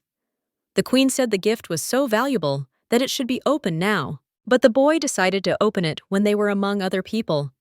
Then the queen's kindness would become known to everyone. This answer really struck the beauty, but she decided not to voice her thoughts out loud. The girl thanked the guy for thinking that way about her. Standing in the middle of the hall, the Duke asked to bring him the queen's gift. The birthday boy was supposed to open it personally. The beauty congratulated her beloved once again. Having thanked her, Demore began to open the gift. It contained an old garment worn by the queen's great-grandfather. It was the man's favorite garment. The queen's great-grandfather was the queen's first and only husband in Freeman's history. He wore this outfit to all official events. The gift betrayed the beauty's intentions. She asked the Duke's opinion about the present again, but he wrapped it up again and promised to keep the clothes. Then the queen started trying to woo the guy again. She suggested that they dance together. To her surprise, the guy refused. Today, he already has a partner. The queen really didn't like refusals. It always made her angry. Out of curiosity, she asked who his partner was for the day. The guy said that he was just looking for a suitable opportunity to introduce this girl. Approaching the door, he invited the guest to come in. It seemed that the queen herself had pushed him to such a step. The guy led his son and his mother into the hall. In front of everyone, the Duke announced that he was going to marry this girl. With a heavy heart and a broken soul, the queen stood in the middle of the hall. She realized that the love she had worked so hard to build had slipped from her grasp. Her gaze was full of longing and pain. Her face expressed deep confusion. She felt lost and alone among a crowd of other people. The rejected ruler was tormented by the thought that everything she had fought for was now just an echo in her broken heart. The Duke stood in the middle of the hall with his bride and child. Mabel said he was not as taken aback as she had expected, but the boy replied that he had no other choice. At that moment, the queen asked to open the gift in front of everyone, and the Duke knew exactly her intentions. He had spoken to her about this many times, but the ruler did not agree to leave him alone, so he had to do it for the sake of his beloved. Despite the fact that he had to go against the Empress, Mabel understood perfectly well and could not say anything against it. And whatever happened, Patrick needed to be taken away from prying eyes now, but the boy asked to go to the party. His parents tried to calm him down, promising to take the baby to the next event. The boy called the servant to take the child. The loyal servant approached the master and carried out his order. To keep the boy from worrying, the parents waved after him, and so on until the servant carried him into the room. The Duke was very happy that his beloved was now next to him. He hugged her, as he really missed the time when they were together. Now, despite everything, they would soon get married, and their wedding would be impossible to cancel. The guy was incredibly happy with this outcome. He loved this girl very much, even after she disappeared. The Duke's love was time-tested. The girl could be sure that he would always love her, so thought the Duke. But Mabel herself was tormented by doubts. She was worried that his feelings for her had changed. It was a pretty big deal. After all, her custody of Patrick was at stake, and she wouldn't let her emotions control her. The young couple had the hardest part. They had to confirm to the guests that they were together again. Many thought the girl was dead. Now she appeared in public for the first time in a long time. Guests could not understand where the lady had been hiding all this time.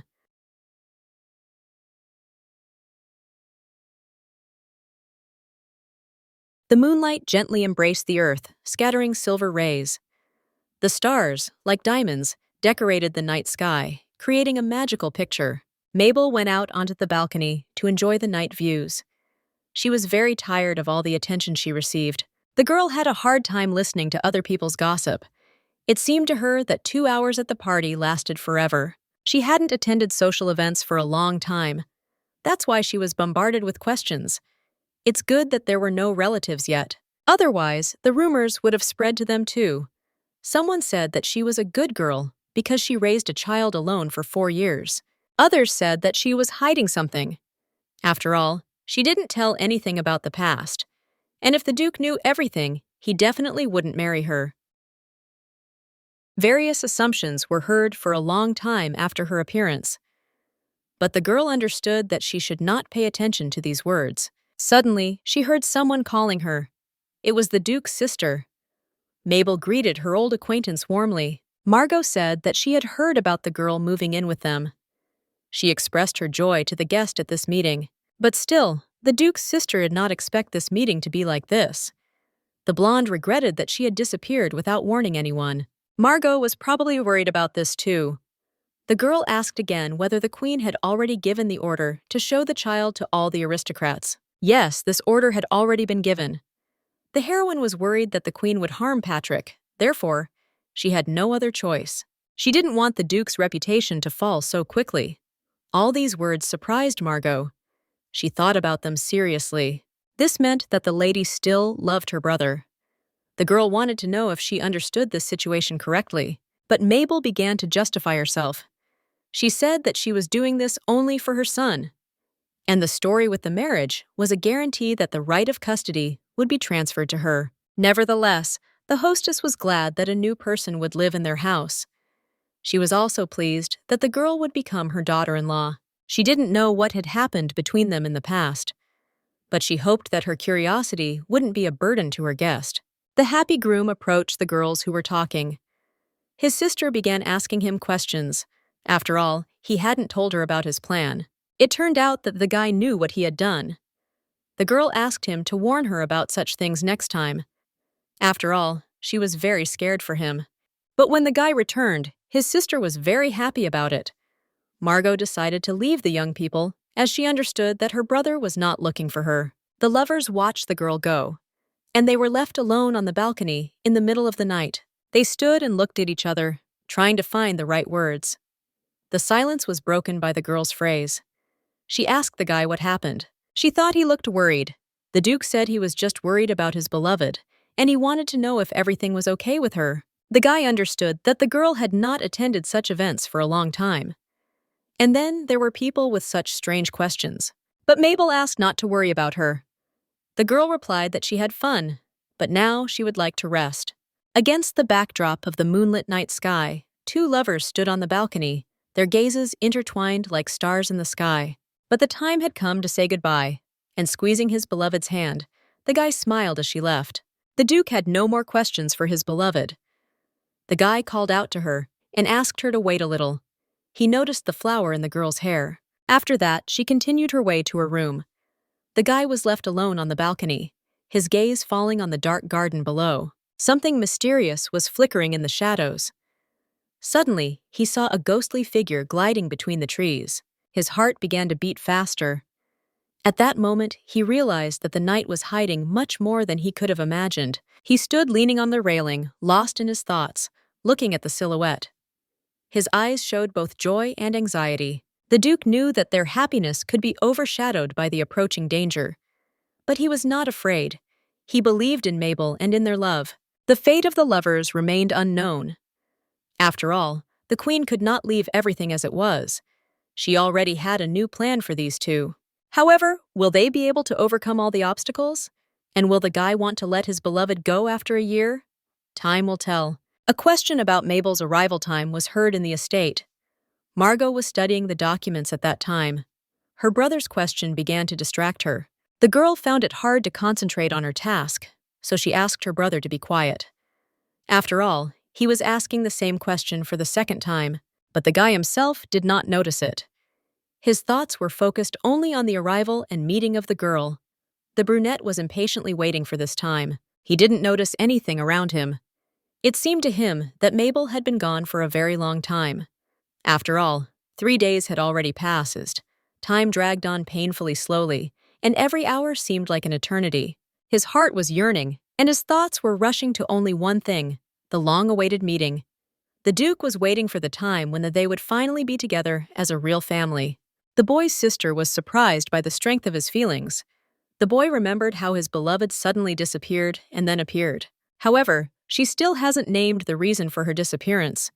Margarita understood that in her brother's place, she wouldn't have been able to stand it. Demore hoped their feelings were mutual, and if not, then nothing could be done. Then it would be better to break up with the girl. But it was possible to do it differently. It was possible to make a girl love you. It was incredible for the guy that more than 5 years had passed. It turns out that his love was so strong. The sister listened attentively to her brother. She saw that his feelings for Mabel were really very strong. But the Duke knew that the Queen might have feelings for him as strong as his for Mabel. Her Majesty wanted to have everything. It must have been hard for the Queen to come to terms with being refused for the first time. And the Duke's words rang true. The beauty really wasn't used to it. The guy asked his sister if she liked someone. At her age, it was time to think about marriage. But Margot herself did not think so. She still had plenty of time ahead of her. Lady Mirabelle, Mabel's sister, was the same age as she, but she was still unmarried. Therefore, the brunette believed that she also had no need to hurry. Demore was so thoughtful that he did not even immediately understand who his sister had given as an example. Margot had to explain who this lady was. The thought flashed through her mind that her brother might simply not be familiar with her. But later, the guy remembered that he had already seen her several times. He was also surprised how his sister knew her. The girls once met at a reception and decided to talk. But it was a long time ago, and their conversation was short. Therefore, they could not be called close relations. Demore continued, saying that he was younger than Margot when he met his beloved. While the relatives were talking, a servant entered the room. He reported that the carriage with luggage had arrived. The Duchess had already arrived at the palace. The guy became even more anxious, and he asked the maid again if everything was ready as it should be. The sister tried to calm him down, saying that she had taken care of everything herself. Before the girl could finish speaking, her brother was no longer in the room. With unprecedented speed, he went to meet his beloved wife and his son. At that moment, Mabel had already gotten out of the carriage and was looking at her new home. She showed joy when she saw the guy. She said she had just arrived. Demore said he was really glad to see her, as they were now husband and wife. The brunette hugged the girl and pressed her to himself. He really wanted her to feel comfortable. The hero asked how the trip went. The Duke tried to organize everything well, so the girl arrived with extraordinary comfort. And it was all thanks to her husband. A boy came out of the carriage to meet his father. He greeted him, still calling him uncle. The child was happy that he would now live with a new family. His eyes were shining with joy and happiness, and there was a smile on his face. But the boy did not dare to come closer and held on to his mother's dress. The adults were surprised that the little boy called the Duke uncle. After all, he already knew that it was his father. They were even confused and did not know how to behave further. But the brunette dared to break this silence. He asked his wife if she had told the child who his father was. The girl said that he knew everything, but she didn't understand why the baby responded like that. Patrick pressed himself even closer to his mother's dress and looked away from the Duke. His whole appearance showed embarrassment. Such behavior was, in principle, usual for children, and his parents knew about it. The father tried to calm his son down, telling him that everything was fine. He didn't want to rush things, and he cared about the child and wanted him to feel comfortable. They hadn't seen each other for a long time. The boy had always called him that before. So the Duke suggested that his son call him whatever he wanted. If the child was used to calling him uncle, then let it be so. This calmed the baby down a lot. Now he no longer held on to his mother's dress. He felt that this uncle was very kind to him, and the Duke continued to look at his son, showing with all his appearance that he was not worth being afraid of or embarrassed by. Afterwards, he offered his son a snack, assuming that they would probably get hungry on the road. A whole range of emotions could be seen in the boy's big blue eyes. They sparkled with joy, but also with uncertainty. The child's smile could not completely hide the internal struggle. Sadness timidly hid in the corners of his lips, as if he did not fully believe in his happiness. The father extended his hand to the child. Unexpectedly, the child also reached out to the man. Demore realized that the boy was no longer afraid or embarrassed of him. He took his little hand and led him into the palace. Mabel watched. She was pleased that her husband found a common language with his son. After all, her son was the most important thing in her life. The heroine, of course, was worried about how the boy would react to the change in their lives, but at the same time, she was very happy to realize that there was no longer any need to worry. The mother's gaze was filled with tenderness and care, as if she wanted to protect her child from all the troubles of the world. And she was ready to do anything to make him happy. The father took the child to his new room. It was large and very beautiful. The Duke hoped that his son would like it very much. In a cozy corner of the room, there was a small blue sofa. Its soft forms seemed to invite the young owner of the room to relax and dream. The walls of the room were decorated with paintings of favorite fairy tale characters.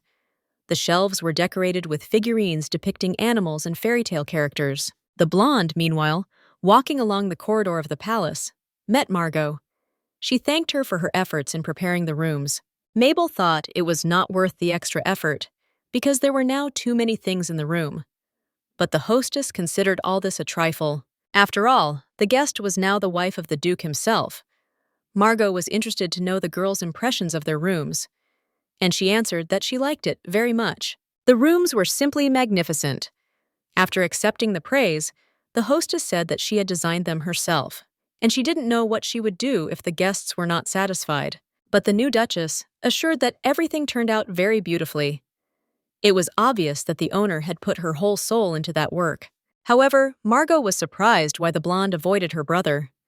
A few minutes before, the servants had already carried the guests' clothes to their rooms. But when the Duke offered to show his son the estate, Mabel refused to go with them, saying that she needed to settle in. And at dinner, the girl behaved quietly, although the food was very tasty. Therefore, the hostess had questions for the new arrival, but the girl began to deny it, saying that everything was not so. As for Patrick, he behaved calmly, but there was still a certain lack of connection between him and his father. That's why the heroine was worried about how her son would get used to his dad. After all, she was here specifically for Patrick. Margot was very surprised by her words. She suggested that they continue the conversation over a cup of tea. Mabel agreed, but she needed to check something. At the same time, the father showed his son the palace. He took him into his office and told him that he spent a lot of time here. The boy was amazed at how big the office was. A massive wooden cabinet, like a giant from a fairy tale, towered against the wall. Its surface, darkened by time, bore traces of history and faded patterns. The office also housed a library. The child began to wonder if there were fairy tales in this library, but there were none. But the father realized that his son loved to read. The Duke decided to think about how to acquire them. He suggested that the child come to this office whenever he wanted to read or talk. The boy agreed with his father's words. However, he still felt a little constrained, or even awkward in this house. Moving away from the Duke, he headed for the exit. This behavior of the child upset his father a little. The hero thought that his son did not like him, so he decided to ask the boy about it. He told the child that he felt like he was more unpleasant to him than before. The father wanted to know if this was true. The little boy replied that when they met, it was immediately clear that this man was his father. After all, their eyes were very similar to each other. And so it was. The boy turned out to be very attentive, but the father asked if the child was upset by what his mother had said. Or maybe he was angry. After all, they had been separated for 4 years. With sad eyes, the baby said, as he told his mother, that everything was fine. In reality, everything was different. The boy's hands were tense as he told this. His fingers seemed to be fiddling with something. The little boy said that he didn't like the Duke. He used to think that days with his father would be more fun. Maybe they would play together, do manly things, or spend time together in some way. The father listened carefully to the child, trying to understand his feelings and how best to behave with his son in order to improve their relationship. The little boy asked again if the Duke would always be with him. He said that if his uncle promised to always stay with him and his mother, then he could call him father. And if not, he won't have a father. Despite his age, the boy behaved quite decisively. His voice didn't even tremble as he said these words. However, the Duke did not have the same decisiveness during the conversation. He could not even immediately find the words to answer his son. But having gathered his courage, he said that he would never leave him with his mother. The child was happy about this. The hero even promised that he would definitely do so. It seemed that they could not make peace now. The Duke asked the boy again if he would call him Daddy.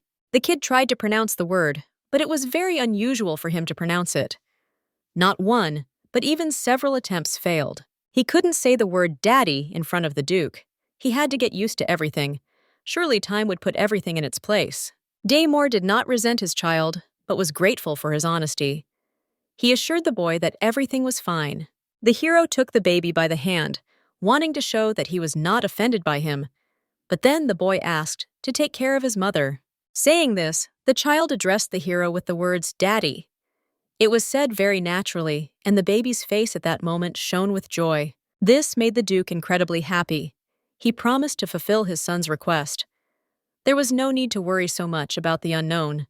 After all, the Duke was very confident in himself. Margot and Mabel walked down the stairs together. They did not want to have a conversation together, but Lauren's servant was already waiting for them at the Duchess's request. All the servants gathered together. But it seemed that someone was missing. The girl looked carefully at everyone's faces, as if trying to find someone specific among them. But she never saw that face. The girl asked Laurent again if he was sure that all the servants were there. He answered in the affirmative. The servant also asked the heroine what had happened. Without giving an answer to the question, she asked if anyone had quit in recent years. And so it was. Many servants left the estate. Then the Duke's sister entered the conversation. She decided to inquire what exactly the newly arrived guest wanted to check, or who exactly she was looking for. But the girl again evaded the answer. In order not to reveal the truth, she decided to invent something similar to it. The heroine said that she asked everyone to gather because she was becoming the mistress of this mansion. Perhaps she was missing a lot, but she hoped that the servants would be able to take care of her and her son. After all, he was His Majesty's son. However, completely different thoughts arose in the blonde's head. She thought about how to find the servants who had quit earlier. The heroine wanted to know who had tried to kill her. After all, while it was still a secret, she had to be careful. The servants decided to introduce themselves formally once again. The butler Lawrence began first. Then Michelle, the head maid, entered the conversation. The girl thanked them, but her thoughts were far away. And then the Duke and his son came up. When they went down the stairs together, the child ran to hug his mother. Demore had something he wanted to say, and it was a good thing everyone was there. He called Janet over to introduce her. The woman was Margot's nanny. She said it was an honor to meet her mistress again. The Duke told who would live on which floor Margot would live. The boy expressed his disagreement, but his father couldn't understand what exactly he disagreed with. The girl whispered to her husband that in a year she would look after their son herself. The Duke quickly began to think of what to answer, and then he found a suitable idea, which he decided to voice. The guy suggested that his wife trust the nanny, and Patrick now had to sleep alone. After all, that's what every family does. After all, his mother had her own personal life too, and that shouldn't be forgotten. Although the Duke was right, Mabel was not used to this. Demore decided to ask his son again if he could sleep alone, but the thought of being completely alone scared the child. After all, he didn't even know what to do if a ghost appeared. It seemed that the baby was not ready for such changes, but his father began to assure him that everything would be fine, and if the ghost appeared, they would be able to defeat it. Because his dad was strong and not afraid of anything. After all, a child had to learn to sleep alone in order to become a wonderful adult. The boy decided to ask his mother again if he really needed to do this to grow up, and his mother confirmed it.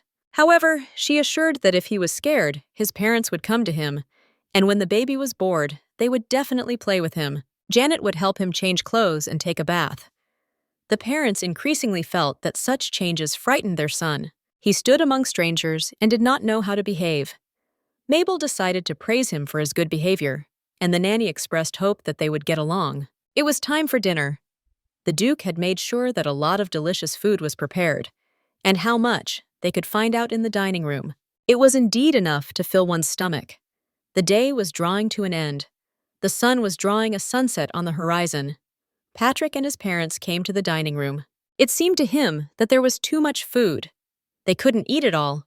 The child wasn't used to such luxury, and what he saw pleasantly surprised him. At this point, the Duke noticed that his wife looked sad. He decided to ask what had happened. If the food was not tasty, you could take another dish. It wasn't the food, though. This was the first time Demore had attended the dinner, but Margot was there too. She noted her brother's efforts in preparing for their move. She even had to remove some dishes from the menu, but she kept the most delicious ones. Still, this environment was unusual for the girl, and it was hard for her to collect her thoughts and not show her anxiety. Little Patrick was learning to use a knife and fork, so his mother decided to help him with this difficult task. She understood that many things were unusual for her son today. The child decided to ask how easy it was for his mother to use a knife. She replied that in time it would become quite a habit for him. The Duke decided to show concern for his family and showed the already cut dishes. He was worried that the dishes would not cool down while the others were eating them. The girl silently took the plate. This surprised the boy. He had always been taught to say thank you, but for some reason, his mother didn't tell his father this. The child was always taught to thank for help, and that was right. Margot noted that the boy was very well-mannered and praised him. However, Mabel noted something else. After Patrick and his father were walking and talking, he began to use the word dad. This made the heroine very happy. She thanked her husband for his help. After dinner, the Duke suggested a walk around the garden or the mansion, but the girl said she wanted to rest a little. When dinner was over, they began to disperse to their rooms. Mabel went to her room, hoping that the nanny would put her son to bed.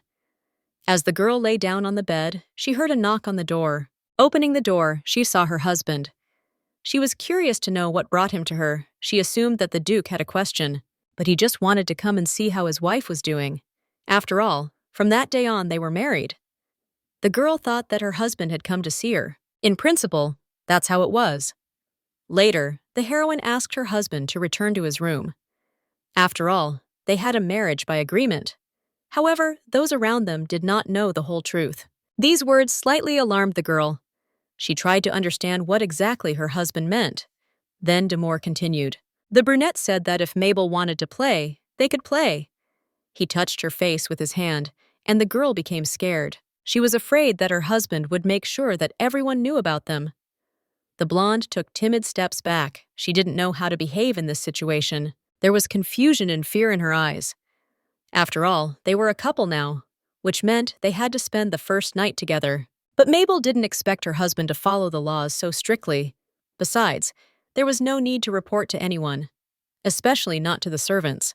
But it was these maids who prepared their bed.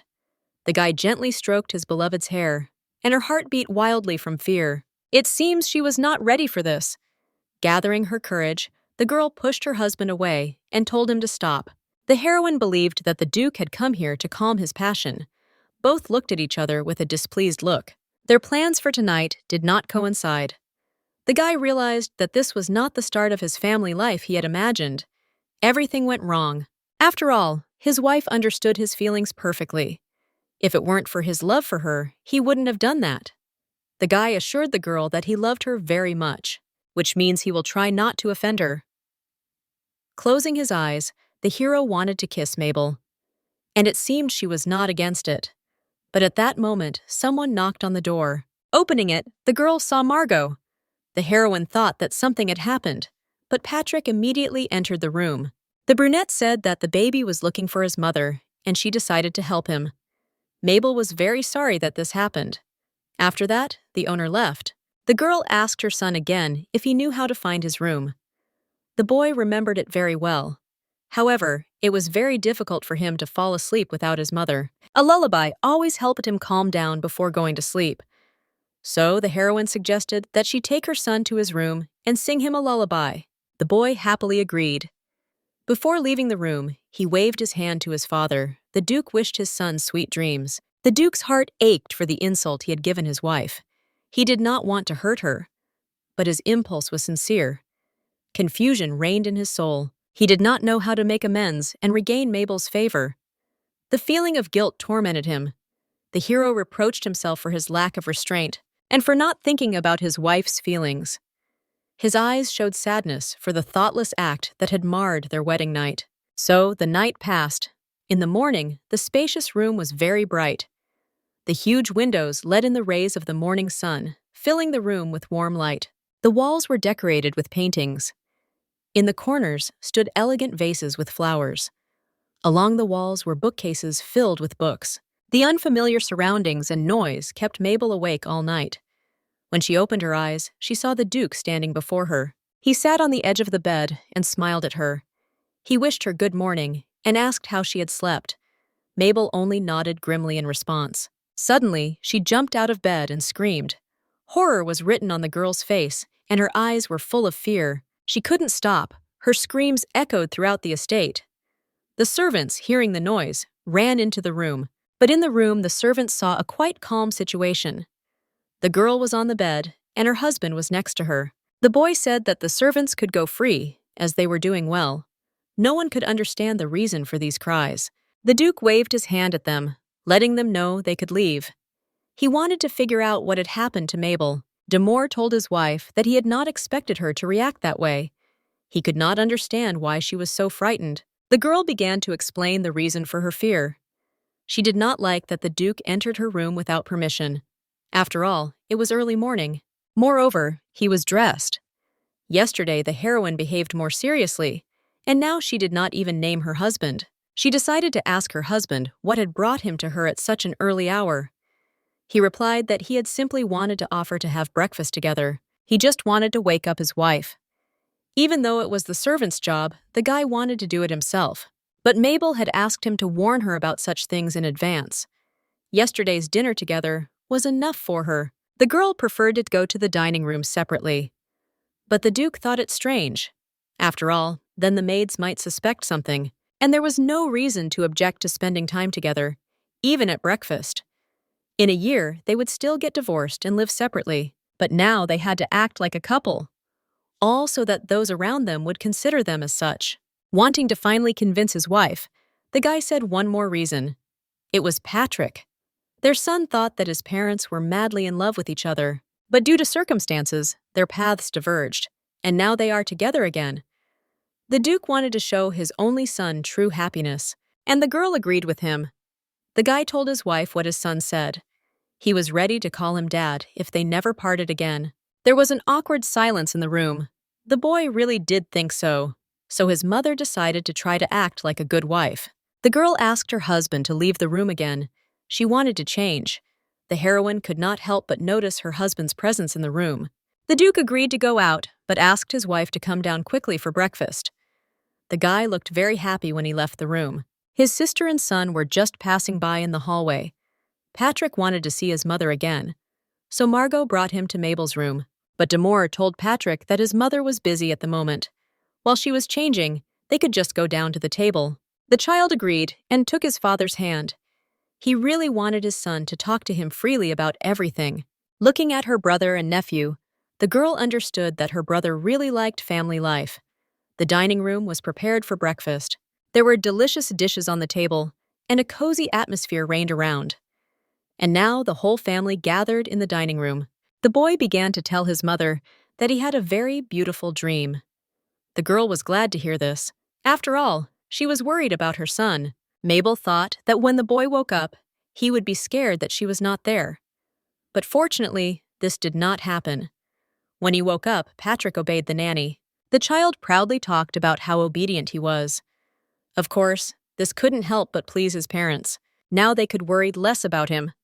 The boy reported that it was not only his parents who were worried now. He also had reasons to worry. The parents asked what those reasons were. The little boy said that he was worried because his father slept with his mother. The child was worried about whether his dad was treating his mom well. Mabel was surprised when she asked her son why he thought that. But the boy replied that this is what a husband and wife do. His nanny told him this. The kid thought it was true, but after his mother's words, he began to doubt it. The girl felt very awkward because of such stories of the nanny. She was ashamed to discuss such things in front of other people. But the conversation was continued by the father. He said that the nanny was right, and all because Patrick's mother was now his wife. The girl did not know how to react to such adult conversations. After all, she was afraid of such behavior from the Duke in life. It seems that she was not yet ready to spend nights with her husband in the same room. The next event took place in the Queen's palace. She was told that Demore and Mabel were now living together. This news made the beauty lose her appetite. She could no longer drink tea calmly, as her thoughts were occupied with something else. This was a great surprise for her. It seemed like only recently the Duke was almost hers. But he turned out to be very quick, and taking a few days off, the guy managed to get married, and the Queen didn't even think about it. The beauty was reassured by the fact that the Duke had finally taken a day off, even if only for a few days. This made the Empress feel very naive and stupid. She ordered that someone be sent to the Quinterel estate immediately, all in order to convey the invitation. The number of duchesses increased, so it was necessary to invite as many ladies as possible. The servant listened obediently and attentively to the ruler. The Queen decided that the time had come to have tea, and Mabel continued to get acquainted with the servants, because this time Bonnie Mercy came to them. Her family was involved in charity, and Miss Bonnie herself will now be in the girl's care. The guest was greeted in a friendly manner in this house. The Duchess decided to inquire what brought the mist to them, but Bonnie replied that his lordship had asked her to teach the young gentleman. Mabel was surprised that she had not been informed of this, but Demore replied that the decision had been made quickly. Patrick needed to be taught the basics of noble life, and Miss was ready to do everything possible to teach the little one. It was decided to start today with an introduction and make tomorrow the first day of training. The servants led Bonnie to the boys' room. The Duchess was surprised that her husband had hired a teacher without asking her. But the girl was not angry. After all, it was not a bad decision. However, it came as a real surprise to her. And because of this, The heroine was even a little upset. She really wanted the decision about her son's upbringing to be discussed with her as well. The guy said he wanted to talk to the girl about it, but that was the night she kicked him out of her room. Mabel didn't think those words were true. It seemed impossible to her to find the teacher that morning. Mabel thought Bonnie had probably been hired a few days ago, and she was right. The room immediately went silent. The Duke was upset that his beloved had caught him in a lie, so he decided to apologize.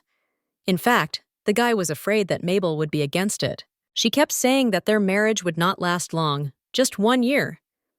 However, he still decided to ask his wife's opinion about the teacher. Thinking it over again, the girl realized that the decision was indeed a good one, so she wouldn't be against it. Although perhaps it was still too early for Patrick. He had just started to get used to everything because there was so much new and unknown around. The girl was afraid that it would be hard for her son to get used to it. The boy replied that noble children begin their education at the same age as Patrick. But he had already asked the teacher not to be strict with his son, so there was no need to worry about him. During this year, Demore wanted to do everything he could for his family, including for his child, about whom he knew nothing for so long. Previously, he also had to take part in raising his son, but he couldn't do that. The hero understood that the girl would hardly understand the feelings of a man who wanted to become a good father. These words impressed Mabel very much. She was pleased that the Duke wanted to be a good father to her son. After all, the child was very important to her. But if Demore had been a bad father, things would have been much easier for her. In the end, the couple agreed to warn each other about decisions regarding the upbringing of their son, so that there would be no surprises in the future. The guy asked how his wife was feeling. Maybe she wanted to ask him something, but Mabel decided not to ask about anything for now. The girl was about to leave. However, her husband asked her to wait. He took his wife's hand. It was a very warm and gentle touch. The guy looked at her with loving eyes, as if he wanted to say something, but he was silent. He kissed her forehead, so tenderly as if she were a child. It was a very gentle kiss. After it, the girl could not say anything. She was impressed by her husband's affection. And he wished her a good day. And since she didn't like his appearance that morning, he promised not to do it again, unless she asked for it first. But Mabel still thought that would never happen. Her words left an unpleasant aftertaste in the guy's heart. He began to doubt whether he would ever achieve reciprocity from his wife, so the days passed. They met again in the dining room when it was time for dinner. The table was generously laid as always. The variety of dishes still amazed Mabel and Patrick, but the Duke was used to it. Suddenly the child sighed sadly. After that, his mother reprimanded him. She said it was impolite to sigh like that in front of adults. But the boy realized that something was wrong with his son and decided to find out what was bothering his son. The boy decided to tell what he was worried about. He said that it was quite difficult for him to live in this palace, and he had a very hard time studying. But his father knew that this would happen. After all, he had heard that the boy studied hard and remembered quickly, which meant that the kid tried very hard. But still, the Duke suggested talking to Miss Mercy so that she would explain more slowly. However, there was more to it than that. Patrick knew he had to study no matter what. He didn't want to disappoint his mom and dad. This behavior was admirable. The father assured the child that if he did poorly in school, they would not be disappointed in him anyway. Therefore, the boy should not overload himself, and Patrick probably had some wishes regarding his studies. The father was ready to listen to his son. The child looked at his mother. In a timid voice, he said that it would be great to play with his mother all day long, and at least once a week. The girl had been so busy lately that she hadn't been able to play with him. So she agreed with her son's remark, and tomorrow could be set aside for games. However, the teacher promised to tell the boy something very interesting tomorrow, so the child had to make an adult decision. He had to choose a day when he would not be so busy. In 6 days, Patrick would finish studying the current lesson, and then it would be possible to set aside a whole day for games. Although it seemed a long time, the mother was willing to wait. But Mabel immediately remembered that she had a trip planned for that day. So she will be busy. The girl suggested that her son choose the 7th day for games. The child asked with horror in his eyes where his mother was going to go. It seemed that the Duke was not aware of this either. His eyes were full of surprise. The Duchess told her son that she was going to the palace. The boy became very interested and asked to go with his mother. But this meeting was only for mothers, so she couldn't take her son with her. Demore had not heard anything about this meeting before and expected to get an explanation from his wife. After lunch, the girl, as usual, walked in the park. Her husband came up to her and asked if she was invited to the royal tea party. The Duke looked very displeased. He didn't like the idea at all. He believed that his wife should not have gone there. However, Mabel objected. After all, her husband had previously said that she was free to participate in social events. That was true, but the events that were connected with Her Majesty were not on this list. The guy had a bad feeling about this. The Duchess asked why her husband had made a problem of her meeting the Queen. He replied that he did not want her to disturb them. But this reason seemed insignificant to the girl. She asked if there were other reasons. In any case, it was no longer possible to decline Her Majesty's invitation. If the girl does this, the ruler will be less favorable to her, so she can only agree to everything. The boy said that his wife shouldn't pay attention to such things, but Mabel was surprised by these words. Everyone in Cavalon knew about their bad relations. The girl tried to take at least some measures before unnecessary rumors started. Moreover, she was worried that this could harm the reputation of not only her family, but also the Quinteril house. The heroine knew about her husband's status, and she thought it would be foolish of her to act rashly against Her Majesty.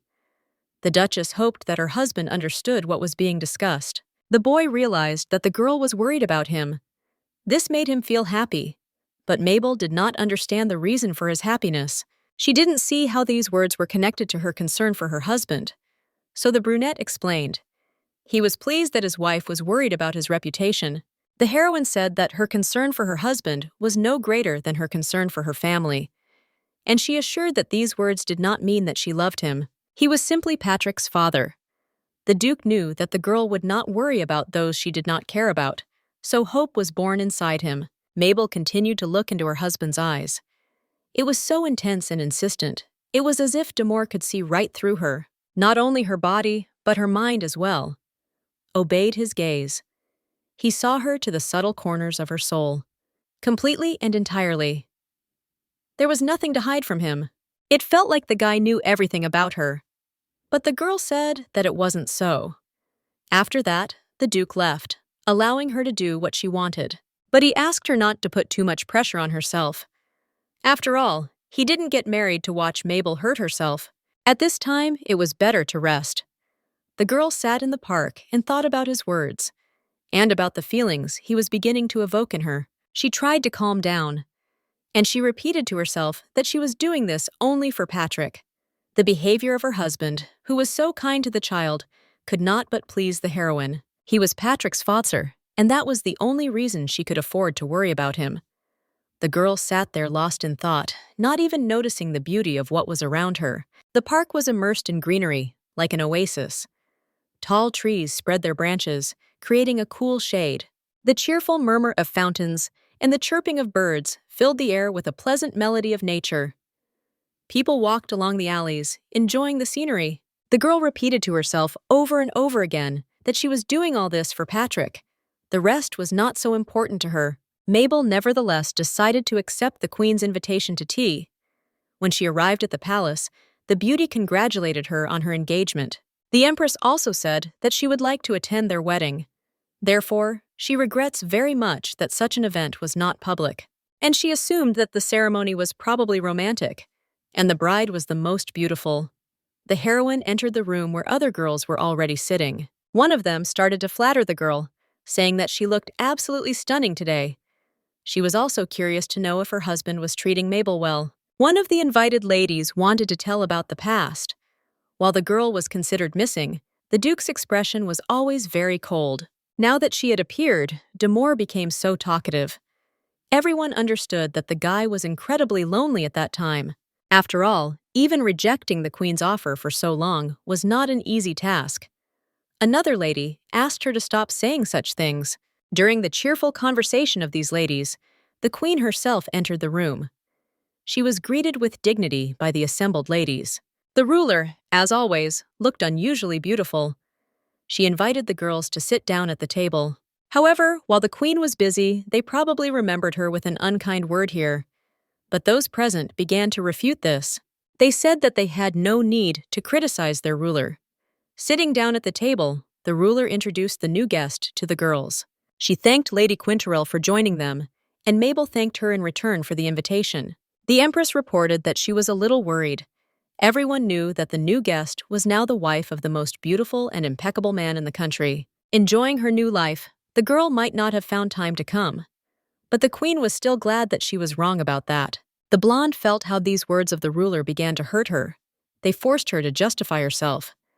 After all, the queen's invitation was considered a great honor, and the girl should be glad to be here. The beauty was very flattered by such words. She took the first sip of tea.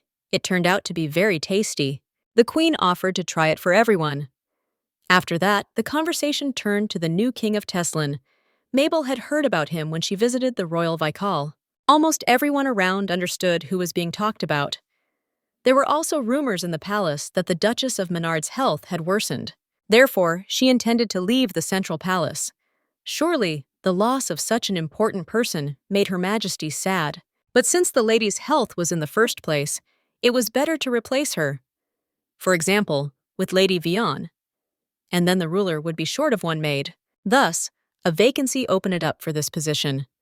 For many, it would be an honor to become one of the queen's closest assistants. This was the only chance to gain power without relying on social status or your husband. There were many people in the room who wanted it. A dispute began among the girls about who would get this place. Almost everyone tried to raise their hand higher than the others so that the queen could see it. One of the girls decided to find out if the ruler had any wishes on this matter. And she had them, as always. The Duchess of Quinterel was offered the position of first maid and assistant to the queen. For the girl herself, this was a surprise. After all, she hadn't even taken part in the argument about who would get the place. There were already plenty of people who wanted it.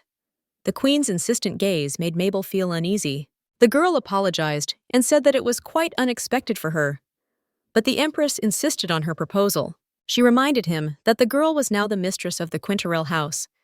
This meant that this place, without a doubt, should be hers. Since Mabel was still young, she would be able to be with the queen for a long time. This was a valuable opportunity that could not be missed. Such a desirable position is sought after and envied. The beauty did not want to accept refusal. However, the girl was not ready to agree either. She said it was a great honor for her, for which she was grateful. But there were ladies she considered much better than herself. Since she was young, she did not have enough skills and knowledge yet. And it was unlikely that a person like her would be suitable for such a responsible position. The queen continued, pointing out that Mabel was older than her, and therefore, the ruler herself, according to the girl, was unworthy of occupying her position. But the blonde said she would never dare compare the queen to a commoner like herself. It was quite a prestigious place, and now she was given a chance. Being too modest was also considered bad. Otherwise, it could be perceived as a mockery of the ruler. The queen's words were becoming increasingly frustrating to Mabel. It seemed that with every word, the queen's company became more and more unpleasant. The Empress continued the conversation. She said that she looked ridiculous, since her interlocutor managed to marry a man who rejected the queen herself. No one in the room wanted to be in the girl's place. Everyone understood that the heroine had fallen out of favor with the beauty. Mabel tried to justify herself by saying that she had never thought of it that way. But that didn't mean there weren't any reasons to refuse the queen. The rejected beauty said that newcomers always have a hard time. Her late mother said that Duchess Menard had a hard time at first too. But since the girl the queen chose is smart, she will cope with this task. The queen also suggested giving Mabel more time to think. A lot of thoughts came into the girl's head. She didn't know what to do in this situation. If the heroine refuses, it will only be a matter of time before rumors begin to spread about her disrespect for the queen. It will no longer be possible to use her husband and child as excuses. If the girl had expressed herself incorrectly, her situation would have worsened even more. Leaving the table, Mabel bowed to the queen and said that she had many shortcomings. But if the ruler wanted it, then she would obey her order, and he will take care of her with all his heart. The beauty was glad that she got her way. She said that the girl did the right thing. An awkward silence hung in the air, as if time had stopped. The ladies looked at each other awkwardly, not knowing how to react to what was happening. The fear of being judged tormented their souls. making them feel uncomfortable. At that moment, each of them wanted not to be a witness to this situation. The girls who had recently been arguing for the maid's position were frozen with horror. The queen's behavior was shocking. They had never seen the ruler humiliate anyone like that. Fear gripped their hearts, for no one knew who might incur the queen's wrath. Mabel felt humiliated and insulted. She did not understand why she had to endure such treatment. Some time had passed since the tea party. Mabel told her husband about the queen's proposal. The duke was very surprised and did not want his wife to become a servant. The girl apologized to him for making the decision herself. Indeed, it was better to discuss such issues together. However, the atmosphere at that event was oppressive, and the heroine simply had no choice. She was upset when the queen got angry and accused her of avoiding her. The girl was very upset about this. Mabel said that Her Majesty asked if she was making fun of her for getting married. The duke knew that the queen often behaved in this way with people. First, he confuses them, and then he takes away what she so desired. He understood that his wife really had no choice, because the empress was a very unpleasant person. Mabel was surprised that her husband did not say a good word about the ruler during the conversation. She asked if that was true, or if he only said that when they were together. And the duke replied that he really didn't like the queen. As a ruler, she is ideal, but as a person, no. A free and arrogant person, the same as other rulers. Therefore, he can discuss these issues only with his wife. He tries not to start this conversation in front of other people. The hero promised to always tell the truth when he was with his wife, only when she was around, because in her presence, he could feel free. If he had said that anywhere else, he would have been executed for insulting the queen. The girl laughed. The hero did not understand the reason for the laughter, but he was pleased to see his beloved smile. After these words, Mabel stopped smiling, and the guy asked again the reason. He considered such behavior impolite. But the girl began to justify herself, saying that she had not smiled before, and that she doesn't understand what her husband is talking about. However, the heroine assumed that the guy would consider Her Majesty a good person. It doesn't matter whether it's a common woman or not. Mabel admitted that after her disappearance, she thought the duke would marry the queen, and he assured her that such a thing would never happen. It was bitter for him to hear that his beloved thought of him that way. After all, the guy couldn't marry another woman right after she disappeared. It wouldn't be manly, and the duke didn't consider himself one. But Mabel added that the queen was just a woman, albeit the noblest lady in Freeman, and one could fall in love with her too. The proposal sounded plausible. Anyone who looked at the queen would agree that it was better to become a prince than to wait for a missing groom, who, moreover, may be dead. However, the duke believed that such people were certainly devoid of loyalty and honor. These words even offended him a little. He never wanted to be that person, and didn't understand why his beloved spoke like that. So the guy asked his wife what she would do in his place. Would she abandon her fiancé who suddenly disappeared and then become a royal concubine? But Mabel replied that she would never do that, and probably for the same reason as the duke, for it did not matter to him that the queen was the noblest girl in Freeman, or that she had absolute power. All that mattered to him was how much he loved this man.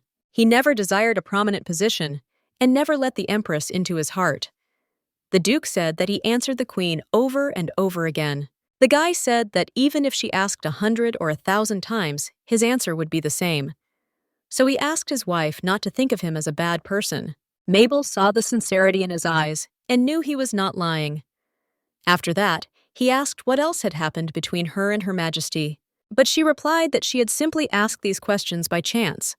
There was no reason. The duke did not believe her. He knew the queen's cunning and her manner of speaking to other people very well.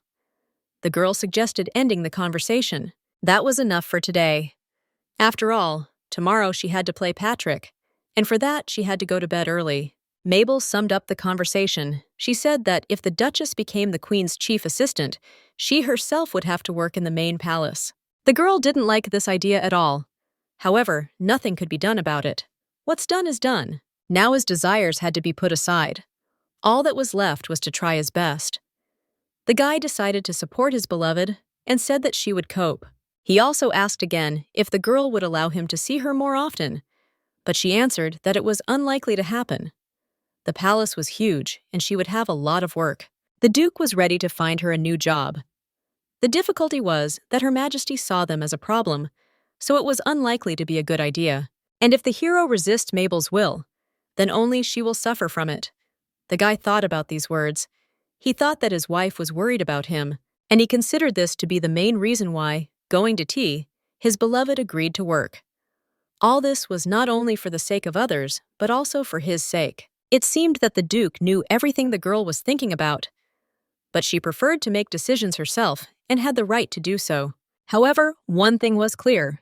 His wife urgently needed rest now, as the day had been hard, and she did not argue with this. After finishing the conversation, Mabel went to her room, but on the way, she thought about what she had heard. The girl could not understand how this had happened. Her husband didn't seem to blink during the conversation. He also made it clear that he would not be Her Majesty's prince. Everyone around said that the guy was always waiting only for her. And it seems to be true. The heroine realized that everything she believed in before could be a lie. Now she had to figure out what to do next. Having come into the room, the girl lay down on the bed, but the sleep had already evaporated. The feeling of anxiety did not leave her. The blonde tossed and turned, listening to every rustle. Suddenly, through her drowsiness, she heard a knock.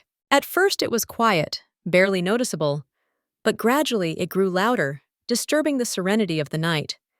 Mabel could not understand who was knocking at such a late hour. Opening the door of the room, she saw her frightened son.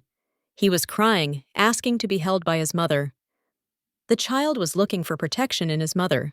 When the girl took him, she hugged him tightly and decided to find out what happened, why the child was crying. The boy looked at his mother, seeking comfort. The heroine repeated the question to find out what happened to the child and who hurt him. But the kid said that he saw a monster. He was chasing him. That's why the boy was so scared. The girl asked again what kind of monster her son meant. Perhaps the baby just had a dream. And he confirmed it. The young mother was surprised that she did not immediately understand what her son was talking about. She hugged the child again. The baby began to tell her that he was afraid that he would never see his mother again. After all, the monster had very big teeth. The girl realized that her son must have been very scared. But now he was safe, because they were close now. The baby understood that his mother would defeat any monsters, and he could trust her. Then the child asked to sleep with his parents today. His mother always sleeps with his father, so he is not afraid of anything. The baby also wanted to spend the night with his parents, but his father was not in the room. At that moment, the nanny entered the girl's room. She said that the young master had suddenly run away. She should have kept a closer eye on him so as not to disturb the owners, but Mabel reassured the nanny, saying that everything was fine. And the Duke was not in this room because he had not yet finished his work. He worries about his wife staying up too late. Because of this, the heroine had to sleep alone today. The boy accepted his mother's words as truth, but he still wanted to see his father. The little boy suggested going to his dad and asking if he had finished his work. After all, he would not be scared at all if they fell asleep together. And the child ran out of the room. Neither his mother nor the nanny could hold him back. The little boy ran through all the corridors of the castle and reached his father's room. He started knocking on the door with all his might. His mother tried to calm him down. She said that there was no point in disturbing the Pope, because he was busy at the moment. But the door to the chambers opened, and the Duke came out to meet her. He saw his wife and son standing outside his room in the middle of the night. The hero was glad to see them and asked what brought them to him. The boy immediately replied that he missed his father very much. The hero was pleased to hear this. After all, he also missed his son. The child said that he was told that his dad was still busy, but he replied that he had just recently become free. After that, the little one asked to sleep with his parents, because he is afraid to be alone. He dreamed of a monster, and the child wanted his dad to protect him. The father agreed. He told the little boy that his daddy was strong and not afraid of monsters or anything else. The boy was delighted, and Mabel, standing in the room, did not know what to do now. The kid happily told his mom that since dad was already free, they could go to bed together. The boy suggested that his wife go into the room and get ready for bed. Holding his son in his arms, he decided to show him the room. The father said that they spent the night here together, and the girl at that moment stood on the threshold because she was put in a very awkward position. She did not want to cross the line, but it seemed there was no way out. The boy carried his son to the bed. It was very spacious and soft. The child started jumping on it, but the father asked him not to do this. Mabel had no choice but to approach her husband and son. The boy asked his parents why he couldn't sleep with them all the time. Not knowing how to answer, the heroes looked at each other. No one dared to take responsibility for the explanation. They thought the boy was too young to know the intricacies of family life. Not wanting to explain, the heroine asked her son to close his eyes. The child said that he really liked sleeping with his parents like this, but they told him that they couldn't do this all the time. The girl asked her son who had told him this. It was the nanny. But when the little boy asked her why, she didn't answer, and Miss Bonnie didn't answer either. The father, who had joined the conversation, told his son that he knew the reason for this. The boy was very interested to listen to him, and Mabel at that moment became frightened, worried that her husband would start telling her in detail about family life, things that were still too early for the child to know. Demore said that parents must sleep together in order for a baby to be born. This explanation intrigued the boy very much. But if someone else sleeps with mom and dad, nothing will work. That's why they don't let anyone into the room at night. And they don't just sleep together. In order for the baby to appear in the mother's belly, they need to hold hands very tightly. Telling this, the Duke managed to smile. The girl felt extremely awkward. She was very embarrassed to talk about such things, so she decided to turn around so as not to look at her husband or son. The child asked again whether his mother already had a brother or sister in her tummy. The father, smiling, said that not yet. The boy began to wonder why this was happening. It turns out that the baby does not appear after 1 or 2 nights. Also, Patrick's mom complains that it's uncomfortable to hold Dad's hand all night. Because of this, they don't have a baby yet. The baby asked his mother to turn around and take his father's hand. She replied that it was better not to rush, since her son was now in their room. However, the child began to tell that he really wanted a brother or sister. This story surprised the girl very much. The kid explained that he had no friends and his parents were always busy.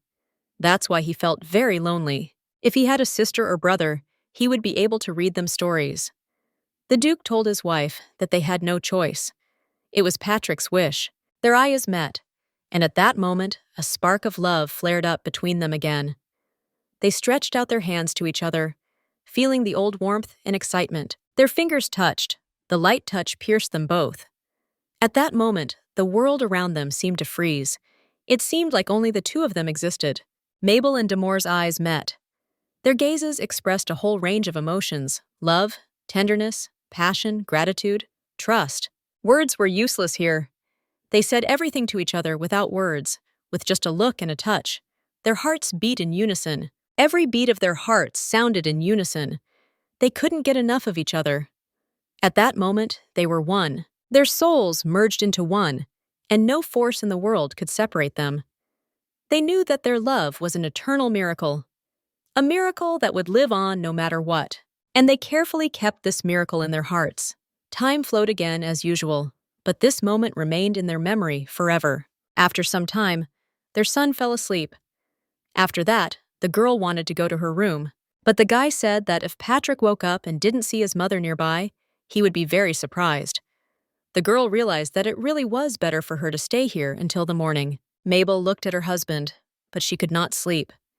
Seeing that face again made her feel like she was not herself.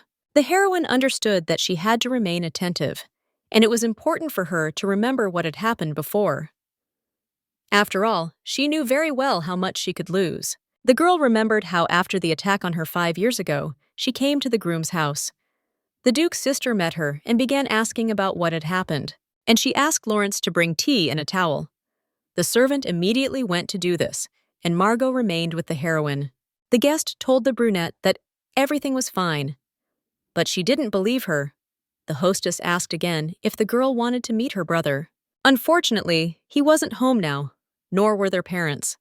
However, they would be home soon. And Margot asked Mabel to wait in the living room. She also decided to find out from the guest whether it was true that she was leaving the city to visit her friends. But the blonde was still unable to continue the conversation, and she said that she would definitely tell everything, but only after everything was fine. Margot went on to say that she had heard something, but she didn't explain what it was. She called it thinking out loud. The owner wanted to give Mabel something and asked the girl to wait until she brought it. but she couldn't understand what was going on. The girl tried not to trust the killer's words, so she ran here, but what she heard shocked her. The heroine tried to understand what had upset her fiancé and why he wanted to kill her. Many questions remained unanswered. It would probably have been wiser to come home first and only then hear. After all, this situation looked stupid. However, when the girl was about to leave, she heard the maids talking. They said that Mabel looked terrible. Perhaps the reason for this was the broken engagement. The girl could not believe it, because the groom had not told her anything like that. The maids were discussing an overheard conversation between the Duke and Mr. Percival. He was saying that it would be better for the family if their son married the princess. And then he will become the prince consort. But he is already engaged, and the bride is unlikely to let him go. However, Mr. Percival said that everything was already planned, so it is quite possible that the engagement of the Duke and his bride is already broken, even after the words of love that he spoke to her. The girl's memory of the events she had to endure came back to her. She understood that, most likely, her fiancé really was going to kill her. The first rays of the rising sun timidly made their way through the cracks in the curtains and painted the room in gentle peach tones. The sleepy silence was broken by the melodic singing of a bird. Its ringing voice, like a greeting to a new day, rang in the air and filled the room with warm light and joy. The bird fluttered on a tree branch outside the window and chirped incessantly, as if sharing its happiness with everyone. Her song was so pure and beautiful that it involuntarily made even the most gloomy person smile. She gave hope and faith that something good was waiting ahead. The sun's rays were increasingly penetrating through the curtains, like golden threads. The shadows from the furniture and interior items, dancing on the walls, came to life to the accompaniment of the birds singing. The atmosphere of coziness and tranquility reigned in the room. The air was filled with the scent of freshness, as if spring had just been let in. On the bed, wrapped in a soft blanket, a girl lay motionless. Her face was darkened by a shadow of anxiety. She had just woken up from a nightmare that had left a heavy residue in her soul. The heroine tossed and turned in bed, trying to find a comfortable position, but sleep did not want to go away. There were heavy thoughts in her head. The feeling of fear and anxiety that the dream left behind was truly real. The girl sighed and, decisively throwing off the blanket, got out of bed. The dream vision of the attempt on her life still tormented the girl's soul. She realized with relief that it was just a nightmare. The heroine was surprised that her husband held her hand all night and slept next to her. The girl was surprised to notice that the Duke held her hand tightly, even in his sleep. He was sleeping peacefully next to her, his face calm and peaceful. When he woke up, the Duke looked tenderly at Mabel and wished her good morning. His voice was gentle and caring. The blonde asked to let her go. However, the Duke said that he doubted that his son would like her absence in the morning. But they had been together all night anyway. The girl asked him to let go of her hand, as it had already gone numb. But the guy asked him to wait until their son woke up. Mabel asked her husband if it was time for him to go to the palace, and she was right. With a sharp movement, the girl was finally able to take her hand back and break free from his embrace. She also asked the Duke not to do that again. The heroine understood that her husband was trying to be kind to his son, but she did not want to be a burden. And she didn't want to tire him out. But he replied that it had been very hard for him during these 5 years, and caring for his beloved was not a burden at all for him. At these words, Mabel began to bite her lips again. Demore noticed it immediately. He had asked her not to do that before. After all, it was because of this that her lips were bleeding. It seemed that the girl was doing this on purpose, so that her husband would worry about her. But she couldn't admit it to herself. And so, as not to answer anything, she simply left the room. The hero's heart squeezed in his chest as if in a vice. A whirlwind of questions flashed through his head. The feeling of anxiety and fear grew with each passing second. Misunderstanding and confusion paralyzed his movements. The only thing he could do was to watch her go and wonder what was going on. The girl's heart was pounding in her chest like a bird in a cage. On the one hand, she wanted to tell her husband about her torments, to share her worries. On the other hand, she was afraid of his reaction. And she was afraid to find out that he could be the reason for her fears about the past. At that moment, the blonde felt lonely and defenseless, and she understood that she had to find out about everything herself. She was afraid to forget the past, even because of her husband's concern for her. The girl thought that it could cost her life. However, the heroine could not stop thinking about why the Duke refused to become a prince and the Queen's husband. If he himself was not interested in this proposal, then why the servants were discussing it remained unknown. So Mabel decided to find out the whole truth. On her first day in this house, those maids weren't there. It would be great if she knew where they were, but if you ask everyone about these maids carelessly, his lordship will find out about it right away. There is only one option left. Find a connection between the killer and the customer. Even though 5 years had passed, the Duke preferred to keep his notes, and they could probably be found somewhere in his office. That's why the girl headed there. She expected to find instructions for the killer in the notes, or a book with payment amounts, or something related to that. And if there is not even one piece of evidence, perhaps something else should be done. At that moment, the doors to the office opened and 2 maids entered. They discussed how someone had apologized to someone else and who was in the wrong in that case. Mabel understood that, as the owner of the mansion, she could clean the house. But after breakfast, the servants came to clean up. So she had practically no time left. From next week, she would have to go to the palace. Therefore, it is necessary to find at least some clue. After all, there is absolutely no time. The girl decided to spend the remaining days looking for evidence. But she found nothing. On the one hand, she could come to terms with it, since 5 years had already passed. But on the other hand, the girl understood that she could be wrong. Well, or the evidence could be elsewhere. However, if she is noticed, it is unlikely that she will be able to find an excuse. Deciding to make one last attempt, she began to look for something in the books. One of them seemed older to the girl than the others. It was a common national calendar. The records announced that the events took place on October 23rd, 910. The author of the diary met an unusual woman at the ball, and in the entry for December 31st, the name of this woman was written, Mabel Larabi. Since this is a common national calendar, it is probably someone's diary. Therefore, these entries could have been in it. It seemed that the girl had found what she had been looking for so long. But at that moment, the office door opened. The heroine was extremely scared, as she believed that she would be found out. The servants came in. They said that they were just expecting to see the mistress here, and if she was not busy, she could go to Lauren's, who was looking for her. The girl didn't know what to do next. After all, she hadn't had time to look at the next page, and tomorrow she had to leave for the palace. Because of this she won't be able to come here anymore. It's unlikely that she'll be able to take the book with her. Otherwise, his lordship will notice. In the end, Mabel decided that next time she would come to finish the book, but for now, she would put it in the corner. It would probably be safer that way. The girl said in a slightly trembling voice that she would now go to Lorenz. She clearly remembered where she had put the book so that she could find it next time. Now the heroine knew what to look for, and the blonde was looking forward to it. The next morning, Mabel went to the palace. The queen's chief servant met her. Her name was Duchess Vian. The girl thanked her and praised her for this, and congratulated the woman on her new position. It had been a long time since their last meeting. The queen's chief assistant believed that the girl was here for the first time. She also said that there have been many rumors since the girl's return, but the Duchess of Vian considers them to be lies, and she asked Mabel not to pay attention to them and fight to the end. The girl was grateful to her new friend for her support. The woman was curious to know why Her Majesty had decided to take the heroine as her personal assistant, but she herself did not know the answer. Next, Vian asked Mabel to do everything she could to become a worthy assistant to the queen. Then she would not have any problems. And also, don't pay attention to other ladies. The girl realized that this was really good advice and decided that she would do it. After that, the Duchess went to introduce the new girl to the other assistants. Entering the room where they were, the woman showed the assistant's table. She used to use it herself.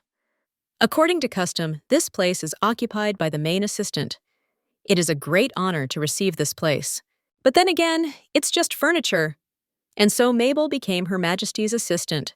It was so unexpected. Now she was ready to say goodbye to all formalities and talk about a well-deserved rest. But before that, there was a lot of work to do. Because of the upcoming ball, Her Majesty's assistants had difficult tasks. They were going through a difficult time.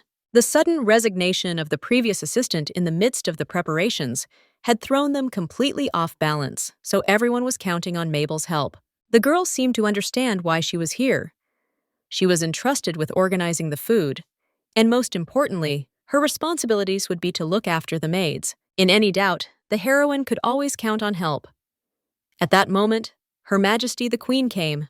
All the maids bowed to her. They greeted the great son of the Freeman Empire. But the Queen said that there should be no formalities between them, and she asked the servants to raise their heads. The Empress said that she had come to greet their new assistant. She was glad that the girl had agreed to come. Mabel replied that it was a great honor for her to meet the ruler again. Despite her shortcomings, the blonde was ready to do everything in her power. The beauty replied that she was confident in her choice of assistant and hopes that she will cope. Today, the girl's role was to accompany the Queen. Now the weather is wonderful, and the ruler wanted to take a walk. The girls went to this park, where it was very warm. The pleasant air and warm splashes of water from the fountains gave a feeling of cheerfulness. At first, the conversation did not go well, but later the Empress tried to start it. She said that it was very nice outside, despite the slight chill. Mabel agreed with this, but for some reason, her look was sad. Surely one should expect some kind of nastiness from the ruler. The girl added that the way the Queen devotes herself to state affairs is admirable. However, it is better to go out into the fresh air more often. This is important to be healthy. The Queen noted that the heroine had only become her assistant today, but she already speaks like an experienced one. Mabel apologized for being overly concerned, but the Empress had not invited her here to nitpick. She wanted to express her surprise at how marriage had changed the girl. And securing custody of the child was, of course, postponed. The beauty also asked why her interlocutor had said earlier that she did not want to marry the Duke. However, in the end, she decided to marry. The blonde replied that she had simply made a decision on which her son's fate depended. Mabel hoped that the Queen hadn't made her an assistant to ask about her life, but apparently that wasn't the case. The ruler reported that in any case, the interlocutor refused her offer and became the Duke's wife. She then expressed hope that he was taking good care of his wife and that Demore was gentle with her and her son. The girl replied that they were simply living together, and at that moment she heard a familiar voice calling her by name. It seemed that this could not be. The Duke himself entered the park. He told his wife that he had spotted her from afar. Mabel was very uncomfortable with her husband's behavior. She would have preferred that he had not noticed her. With desperate gestures, the girl showed that it was better for the guy to leave. But the husband still approached them and greeted the ruler. It seemed to the heroine that he didn't care about her feelings, since he was putting her in such an awkward situation. The boy said he still couldn't believe the Queen was out for a walk. However, the ruler replied that today was the Duchess's first day in the palace, so she decided to offer her a walk with the Duke's wife herself. The brunette apologized for disturbing the Queen.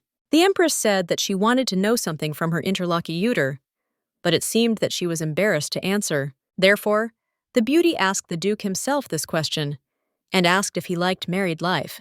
The girl was surprised by the Queen's behavior. She thought it was impolite to ask other people about this, but the guy agreed. He said that he was very happy with this life. He is so happy that he even feels a certain poignancy in it, and this makes him happy. The Duke wished the Queen to experience the same emotions when she could find a suitable gentleman for herself.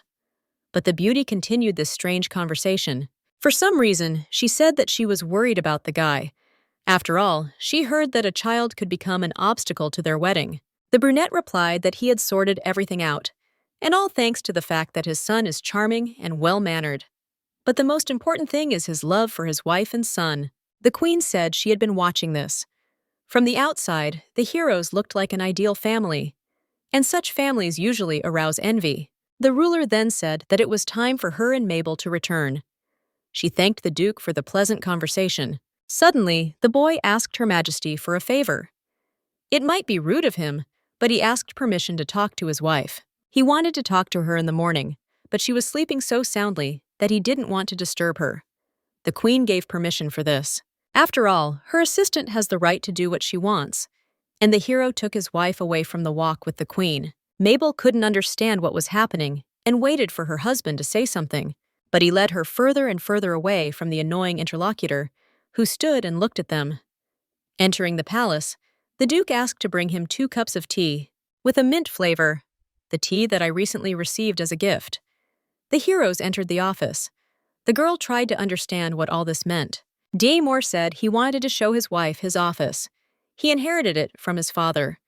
Mabel was here for the first time, but she was more interested in why the Duke said such things to Her Majesty. After all, it was not necessary to answer in such a way. The boy disagreed. He was surprised that his wife did not feel disgust towards the queen. After all, the hero had told the Empress 1,000 times that he was not going to become prince consort. Besides, the Duke was now married. But even before the Duke's wife, the ruler deigned to say about her desire to marry him from the very beginning. Everyone knew that this would happen. However, this did not mean that Her Majesty was allowed to behave this way. She was clearly overdoing it with them. However, it would do no good for the heroes to continue to anger the queen. The girl asked her husband to control himself, but he didn't see the need for it. After all, the ruler made him extremely angry. Because of her, the hero had to endure all these inconveniences. He wanted to get it over with as soon as possible and protect his wife. Mabel was incredibly pleased to hear words of concern. However, she asked him to stop irritating Her Majesty because she did not like his behavior. However, the guy still did not agree with this. In the eyes of his wife, he was a child, not an adult and intelligent person. The girl did not want to tolerate this. In such situations, it is enough to simply leave and say goodbye politely, but the fact that the queen occupies such a position does not give her the right to disrespect the House of Dukes. Daymore asked his wife not to worry. After all, he would not allow her and Patrick to be hurt. The heroine told the Duke that he could do whatever he thought necessary, and it was time for her to go. By that time, the tea had not yet been brought, so the hero asked his wife to stay and have tea with him before leaving. But she didn't agree. It was still strange to her why her husband wanted to spend time with her so much. To this, the guy replied that his wife was a great conversationalist. He asked her to stay again. The girl decided that, so be it, she would obey her husband, and he shouldn't beg her about it. A boy came into the room, still very young. However, he already served in the queen's palace. The teenager brought mint tea and chocolate cookies, and if he needed anything else, he asked to let me know. Mabel noted that the servant was still a young man, to which the Duke added that he was a page. He had recently begun to delve into the work, and when Patrick grows up, he will be the same. It is not for nothing that they say that children grow up too fast. Even without the presence of their parents, they still grow. The guy then added that the mere thought that in a year he would no longer be able to see his son upset him greatly, and he doesn't know what to do if Patrick suddenly forgets his father. What if his son decides that he is no longer his father if he doesn't tell him where babies come from? The girl replied that this would definitely not happen. Their son was not that kind of child.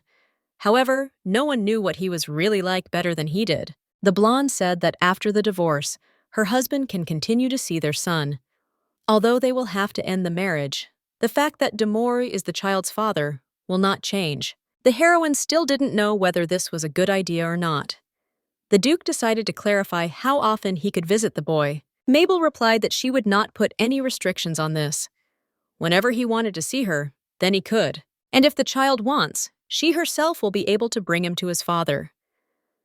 The guy was sad to think about this now. He was afraid that he would not be able to bear their separation from their son. It will be especially hard after so many joyful days spent together. But for now, their task is to create these joyful days. For example, next weekend we can get together for a picnic. The 3 of us, together with Patrick, and away from the city. The weather has been wonderful outside for the last few days. Before this, the girl decided to ask her son for consent. The Duke said that he would definitely agree. After all, it would be a picnic with Mom and Dad. After these words, Mabel gave her consent. And now it was time to return to the Queen. Having returned, the girl apologized for her absence. But the ruler immediately realized that they were drinking mint tea. After all, the girl gave off a wonderful aroma. The beauty thought that it could only be mint. And she was right. The blonde said that over a cup of tea, she and her husband discussed pressing family issues. The Empress continued and said that she knew about the heroine's duty to organize food for the palace ball. Therefore, she must be very busy now and can start her business. The girl thanked her interlocutor and went to work. The Empress sat very dissatisfied. The mint smell in the room did not give her peace. It was she who had recently given the Duke this tea. And then she said that these leaves are from abroad. Not everyone can try such tea. And the hero deliberately drank it with his wife. The queen sadly imagined the victorious look the boy might have now. It made it hard for her to control herself while talking to Mabel. The last few days have been very hectic in the palace, and now the blonde is back where she really wanted to be, into a place that had become extremely unfamiliar to her.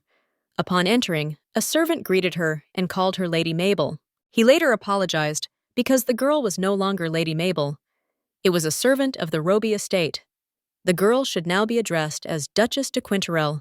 She arrived with her son. She asked those around her to address her as before. In this house, she would hardly be able to answer to her current name. But the servant could not do that. He, like the girl, still had to get used to this name. At these words, the Duchess's brother came down to her. He came out with Chris. Both were glad to see their guest. The hosts greeted the girl with warm embraces. They wanted to know if the girl was okay and how she was doing. It seemed like an eternity since their last meeting. But Mabel didn't think so. The blonde said that she was fine, and there was no need to worry about her. Patrick, entering the room, called out to his uncle with a joyful cry. The blonde was pleased to see his nephew as well. After all, they all missed each other. The Marquis said that he was sad when the child left. But now he won't be sad. The boy suggested that his mother visit his uncle and aunt more often. After all, he missed them too. The host invited the guests to come inside. Their younger sister was not home yet. She was invited to tea. Marie said she would try to be back by the time her sister arrived, but she was still not there. She was at the Gularis estate. Margot went there too. Those present assumed that the young girls might already be acquainted. Many ladies were invited to this event. The Marquise suggested postponing this topic, which was interesting to everyone, for later. And now let's go have dinner. After all, it was already evening. The sun sank lower and lower toward the horizon, painting the sky in gentle shades. With its warm rays, it gently filled the rooms with amber light. At this moment, you understand that even the most ordinary things and pictures can be beautiful. You just need to be able to see and appreciate them. During dinner, the boy asked his sister if it was true that she had become the queen's assistant.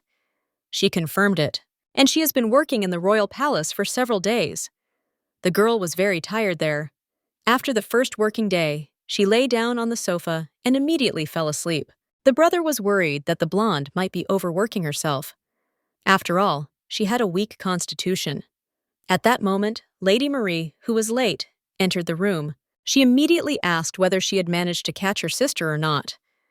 The tea party turned out to be longer than she had expected. The Marquis said that they had just had dinner and were finally going to sit together. And little Patrick ran happily to meet his aunt. Before that, he was just stating something. Marie asked what exactly the little boy wanted to tell.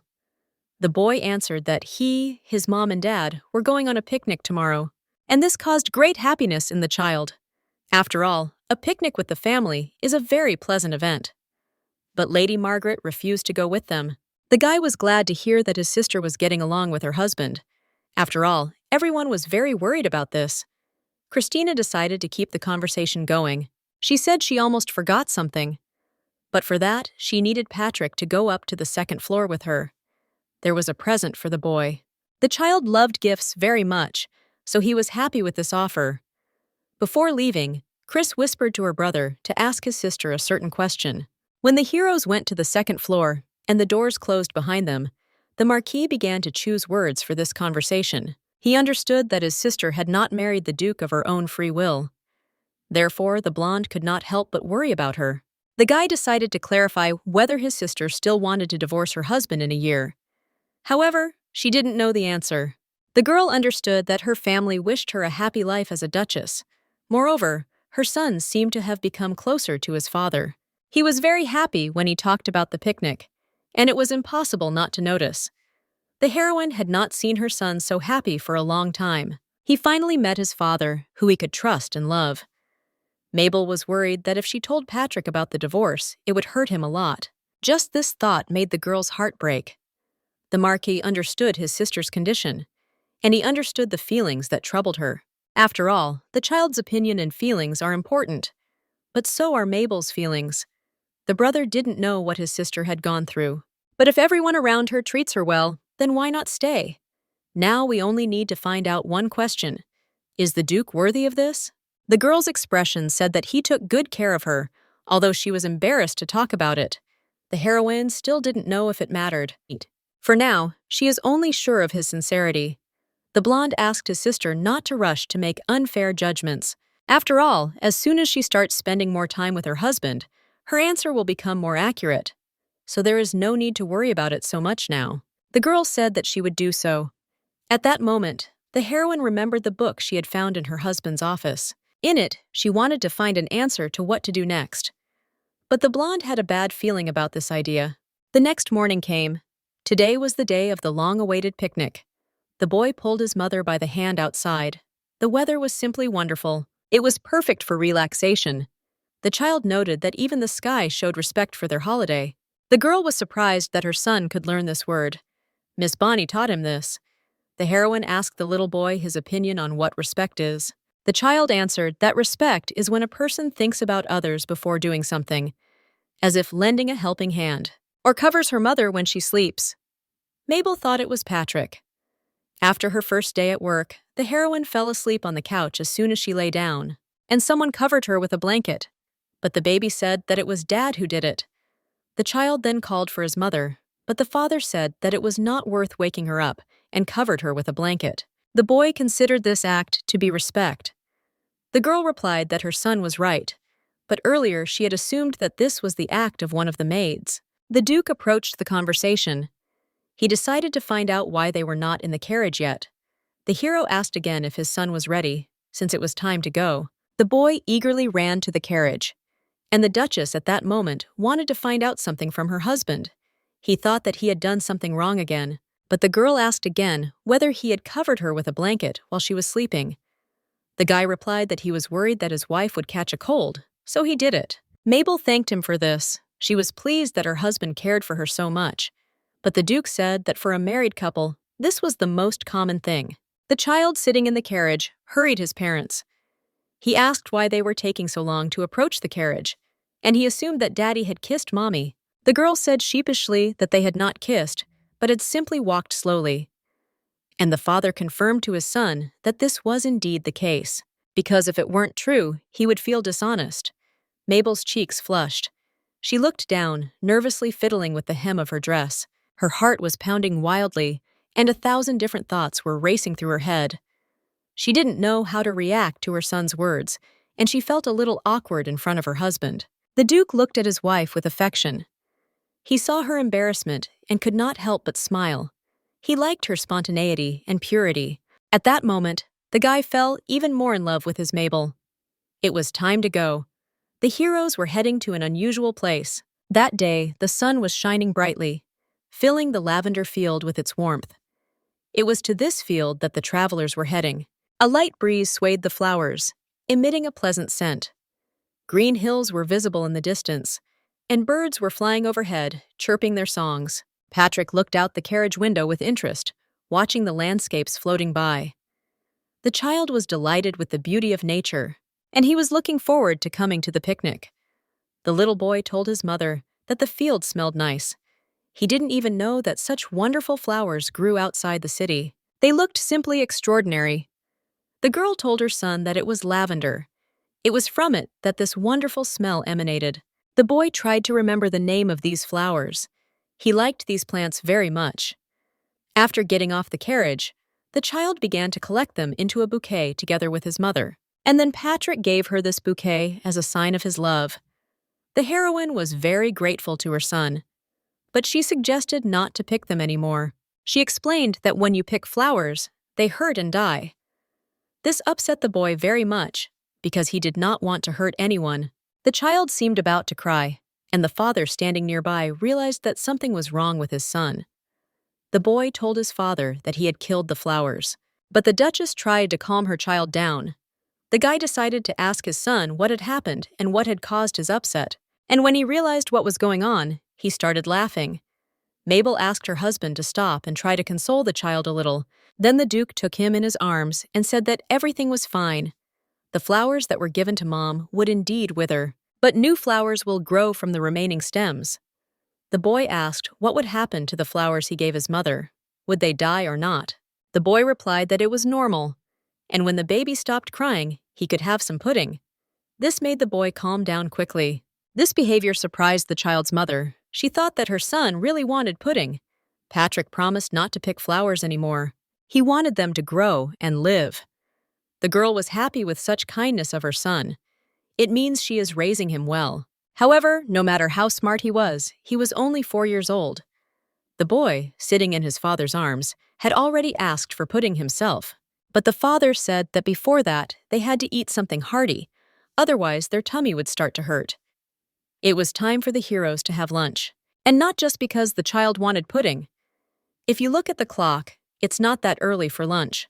If the child already wants to eat, it doesn't matter whether it's early or late. The heroine started looking for a bench or something else where she could have a snack.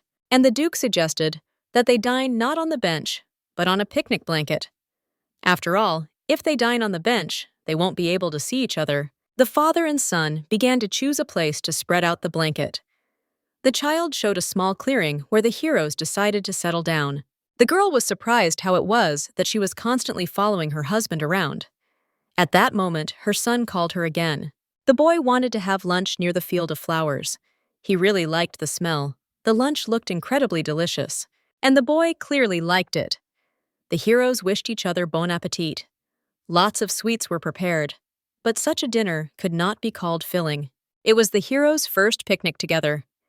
And everyone really enjoyed the vacation. During lunch, the girl looked at her son. The boy asked his mother to turn her head. When she did, the heroine saw a fork with food stuck to it next to her. It was the Duke trying to feed her. This behavior was unusual for Mabel, so at first she wanted to refuse. After all, even Patrick doesn't like being fed. Demore decided to test this. He brought the same fork to his son's mouth, and the boy ate it with pleasure. After that, the Duke said that there was nothing strange in feeding a loved one, and the baby agreed with this. He even offered his mother to feed him too. But she already considered herself an adult. The guy decided to try feeding his wife a second time. This time she gave in and ate. The girl asked if his lordship would eat. The hero replied that he was not particularly hungry. Watching his wife and son eat, his hunger gradually subsided. But Mabel believed it was not true and felt like a chick being fed. However, in reality, she really liked this behavior of her husband. She was flattered by his concern for her. She understood that he still loved her. Then the heroine continued and said that the real chick was sitting next to them. But for the Duke, feeding her was quite natural. The boy brought the fork of food to the girl's lips for the third time. But the girl thought that was enough. After all, in this way, they were not setting the best example for their son. The hero replied that it was unlikely that his son would take it so seriously. At that moment, Patrick seemed to have found the most delicious dish on the table. And of course, he offered it to his mother to try. The blonde also really liked it. Mabel's smile was barely noticeable, but her eyes were shining with happiness. She looked tenderly at her son, who was happily eating the treat, as if it was the first delicacy in his life. The father also watched this picture with affection, and he felt in his soul boundless love for his family. The table was a mess. There were empty plates, breadcrumbs, and napkins all around. But this only added to the coziness of this outdoor meal. From this place, it was easy to see how the lavender field spread out, and its delicate aroma filled the air. It was not for nothing that the heroes settled down in this meadow with flowers. After lunch, the boy lay down on the blanket and fell asleep. He had gotten up early in anticipation of the picnic, so by lunch he was a little tired. The parents decided to let him sleep.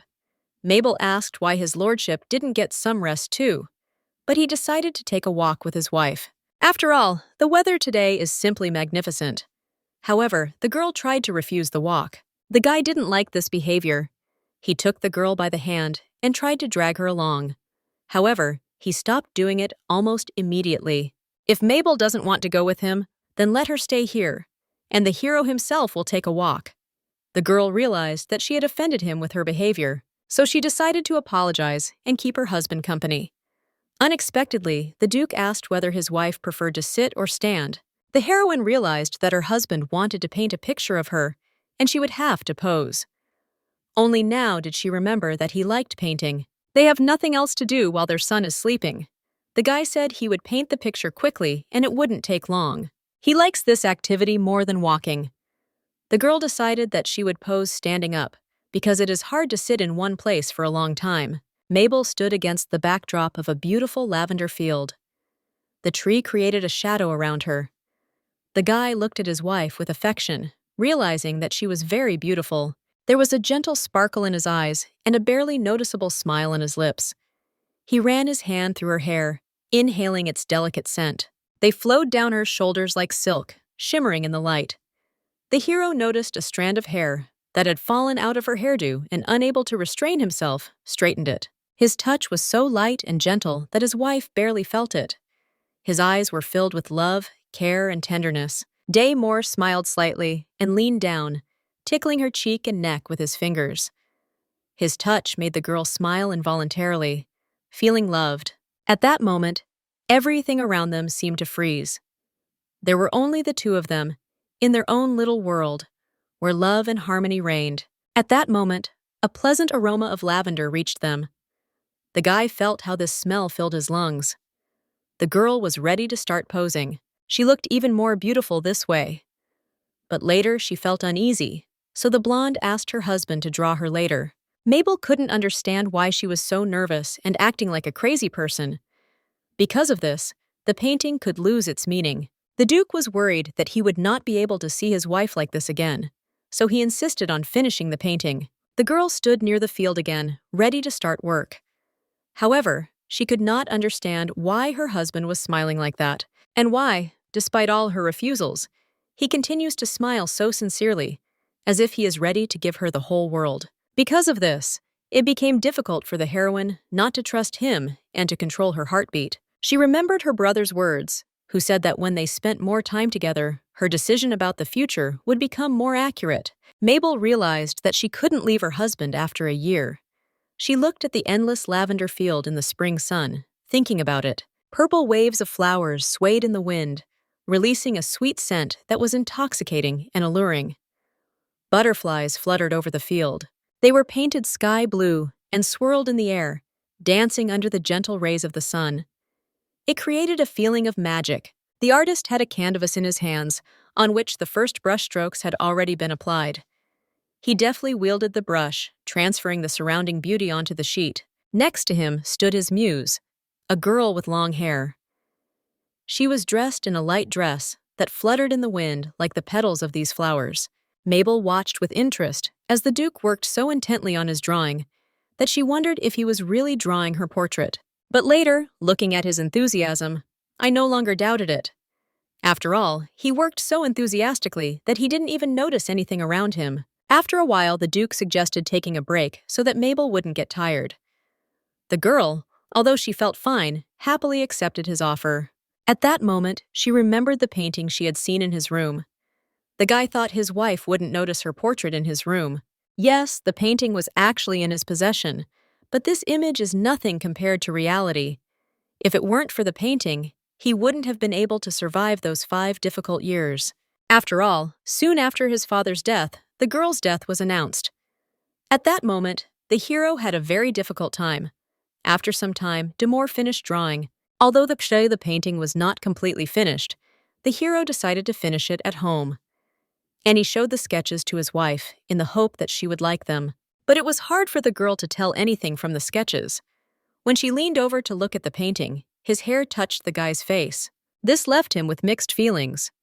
He was touched by the way his wife smelled and the way her soft hair smelled. The girl said that there was something similar to her in the painting.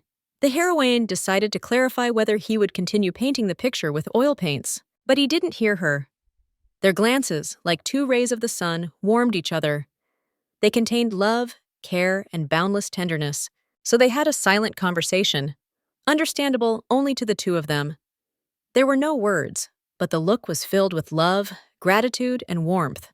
It was filled with pure, sincere happiness and spoke of love more eloquently than any words. At that moment, the heroes heard their son calling them. The girl ran to him and asked what dreams the child had had. She hoped that everything was fine with him. The boy said that his mother had a very strange expression on her face. Mabel thought that something was wrong with her, but that was not what the little boy meant. He wanted to say that his mother looked very beautiful, but for some reason, her cheeks were red. The girl said that it was because she was hot. Patrick started joking, saying that his mother looked like a peach. After all, he himself did not think the weather was hot. His father also approached the boy. The Duke decided to ask him if he had slept well. When the boy woke up, his hair was a little disheveled and looked funny. The kid started telling me that he dreamed about pudding, and he wants another portion of this delicious treat. The girl at that moment moved away from them so that her husband would not see her in such a state. She wanted to get pudding from the carriage. Demore was worried that this might be a burden on his wife, but she wanted to walk because she had been standing for so long while the painting was being done. The heroine said that she would be back soon. She quickly walked to the carriage and took the pudding. However, too little time had passed, and she was afraid that her face was still red, so the girl decided to walk a little more. There were very beautiful trees growing nearby. They gave excellent shade in which one could hide from the sun. The heroine enjoyed the fresh air. It seemed that in the city, it was completely different. Later, quite a while had passed since she had walked alone. Clouds began to appear in the sky. The girl realized that it would soon start raining. And so it did. At first, the drops fell rarely, as if someone was lazily tapping the ground. Then the rain intensified. The wind shook the tree branches, and large drops fell from them, like pearls. Soon the rain turned into a downpour, and the ground under her feet became slush. Just one wrong step, and the heroine stumbled. It seemed that she would now fall into the mud from the rain and be all wet. In anticipation of this, the girl closed her eyes. Since there was nothing to be done, the girl decided that it would be as it was. At that moment, someone caught her. Opening her eyes, she saw her husband next to her. It was he who supported her and helped her in a difficult moment. And then it turned out to be very timely. The girl asked the guy again how he found her. He replied that it had started to rain, but his wife was still missing. So they had to go looking for her. The Duke asked again if everything was all right with him. Mabel said she was fine, but it seemed her son's pudding had fallen. She was also soaking wet. Noticing this, the hero gave her an outer garment. He was worried that she would catch a cold. Patrick was waiting for his parents in the carriage. It was time to go home. The girl saw again and again in her husband's behavior a sincere attitude towards her. It surprised her. Even now, the guy picked her up. The guy also carried her umbrella and took care of her outerwear. It seems he really loved her. When the heroes arrived home, Mabel did not go to dinner and immediately went to bed. She was worried that she might get sick after the rain. In her dream, she heard someone calling her. Waking up, the heroine saw her husband near the bed. He came here because he found out that she was unwell. Her son told him about it, but the girl said that she was fine. Children always react sharply to certain things, so their son exaggerated. The Duke touched Mabel's forehead with his hand. She really did have a fever. The girl felt her husband's hand was very cold. The heroine said that she had had a fever for a short time. Demore said that he would call the doctor. The blonde was against it. She thought the symptoms would soon go away. Her mother was the same way, and as a child, she would immediately call a doctor, even if the children weren't that bad. The Duke understood that his wife didn't like being treated, but now was not the time to resist. After all, Mabel was counted on at the royal palace, and Patrick was worried about his mother. The husband asked this girl to think carefully. He suggested asking the doctor to prescribe less bitter medicine. The blonde agreed to this, and it was still raining outside. It seemed to Demore that his wife was tired from being so busy at work. She needed to eat on time and get a good night's sleep. Only then would she be able to recover. The Duke decided not to leave the room after that, but sat down next to her bed. The girl thought that after that he could return to his chambers. Therefore, it was strange to her why he did not leave. But the brunette replied that he would sit by the bed, because he had to be by his wife. Mabel thought that since they had servants, he shouldn't do that. Besides, the heroine already wanted to sleep, but the guy said that he was not going to interfere with her. He just wanted to stay close to his beloved. And if he had come earlier, there would not have been such consequences. The hero did not want his wife to blame herself, but he was not going to leave either. He understood that the girl's condition could worsen while she slept, but she replied that the Duke probably had a lot of things to do, and he's unlikely to have time to babysit her. The guy asked not to worry about this, and besides, his son is with a nanny now. His father asked him not to go into his mother's room so that he wouldn't get infected. Now the girl needed to stop worrying and fall asleep. The only thing she needed to focus on was recovery and sleep. The heroine slowly lowered her eyelashes. Then her eyelids gradually closed. She felt her body relax, and her thoughts slowly fade away. Soon she was completely immersed in the realm of sleep. And when I closed my eyes, I heard only the crackling of wood in the fireplace and my cough. Just like that winter, when I was sick last time. Just one thought warmed her soul. Now the room was much warmer and the blanket much softer. Barely opening her eyes, she saw that someone was sitting next to her. Because of this, the heroine became much calmer. Despite the person sitting next to her, the girl was immersed in her thoughts, and she seemed to hear someone say goodnight. Then she heard someone calling her. It was Patrick. For some reason, her son was screaming and calling her for help. He cried very hard, and the girl could not help him because she could not move. Then the heroine heard a voice that said that he had already warned her about this. This would not have happened if she had stayed in the shadows. It was not worth neglecting the kindness of a stranger. After all, he was now in a difficult position. If Mabel resisted, it would only hurt more. She knew that this would happen. And in a moment, she saw her husband, her son, and the wall that separated them in front of her. The girl felt that death was very close, but she did not want to die. A loud scream filled the entire room, and the Duchess woke up. The husband, who was sitting next to her, came up to her. He said it was just a bad dream and asked if his wife was okay. The girl was sweating all over because she had had a nightmare. Realizing it wasn't real, she said she was fine. It was already about 4 in the morning. The heroine was surprised that her husband was with her all this time, but she couldn't understand why. The guy answered that, compared to his interlocutor, he wasn't sick, and he offered to bring water. This behavior was very strange for Mabel. She wondered over and over again why all this was being done, because it must be wrong. But the Duke didn't understand what she was talking about. He never found an answer to what exactly she was doing wrong. The girl asked her husband again why he needed all this, and why so much kindness was directed towards her, and she was also worried that the guy did not want to become the queen's husband, because it seems very strange. But the hero repeated the same thing over and over again. For him, there is only one girl, and that is Mabel. She was and always will be the only one. He never wanted to be the queen's husband, so there is no need to continue asking such questions. The guy was offended that his beloved considered him a deceiver. He did not understand what prompted her to such a conclusion. But the hero did not force his wife to explain her behavior. Demore decided to find out what to do to convince his beloved of this. The girl said the phrase, "Your diary." She suddenly realized that she said it out loud. The Duke asked again if his wife meant the diary he had kept earlier, and he realized who had taken it. The blonde's eyes filled with fear. The brunette explained that the diary was on the other side of the shelf, and he was very surprised when he realized that someone had touched his books.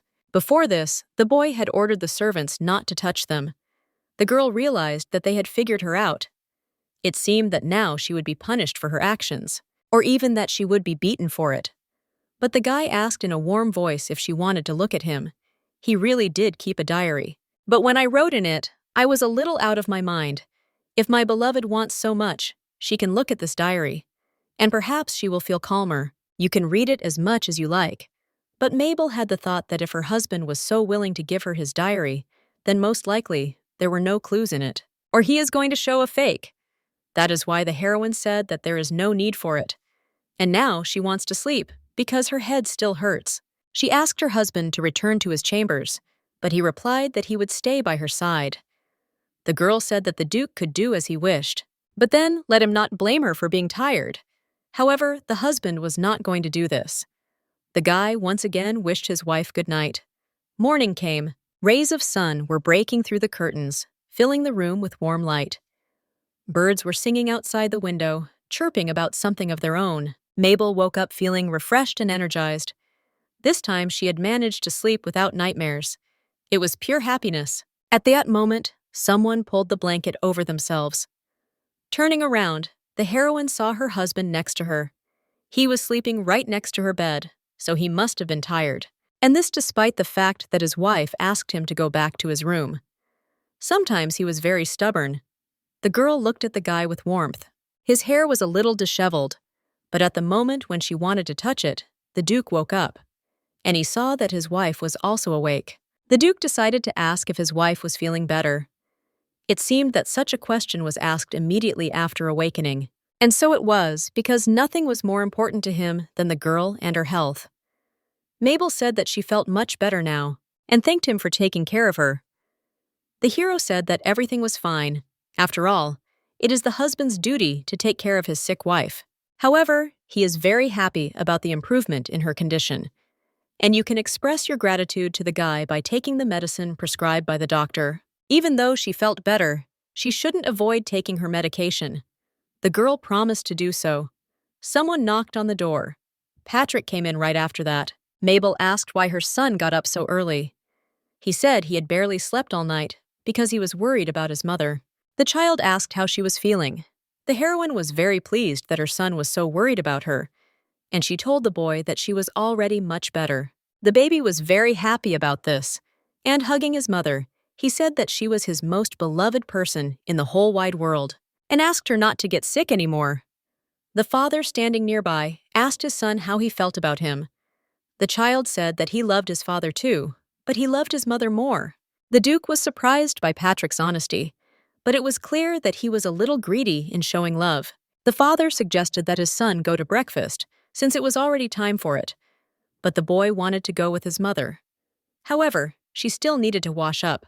The girl couldn't shake the thought that something didn't add up in her reasoning.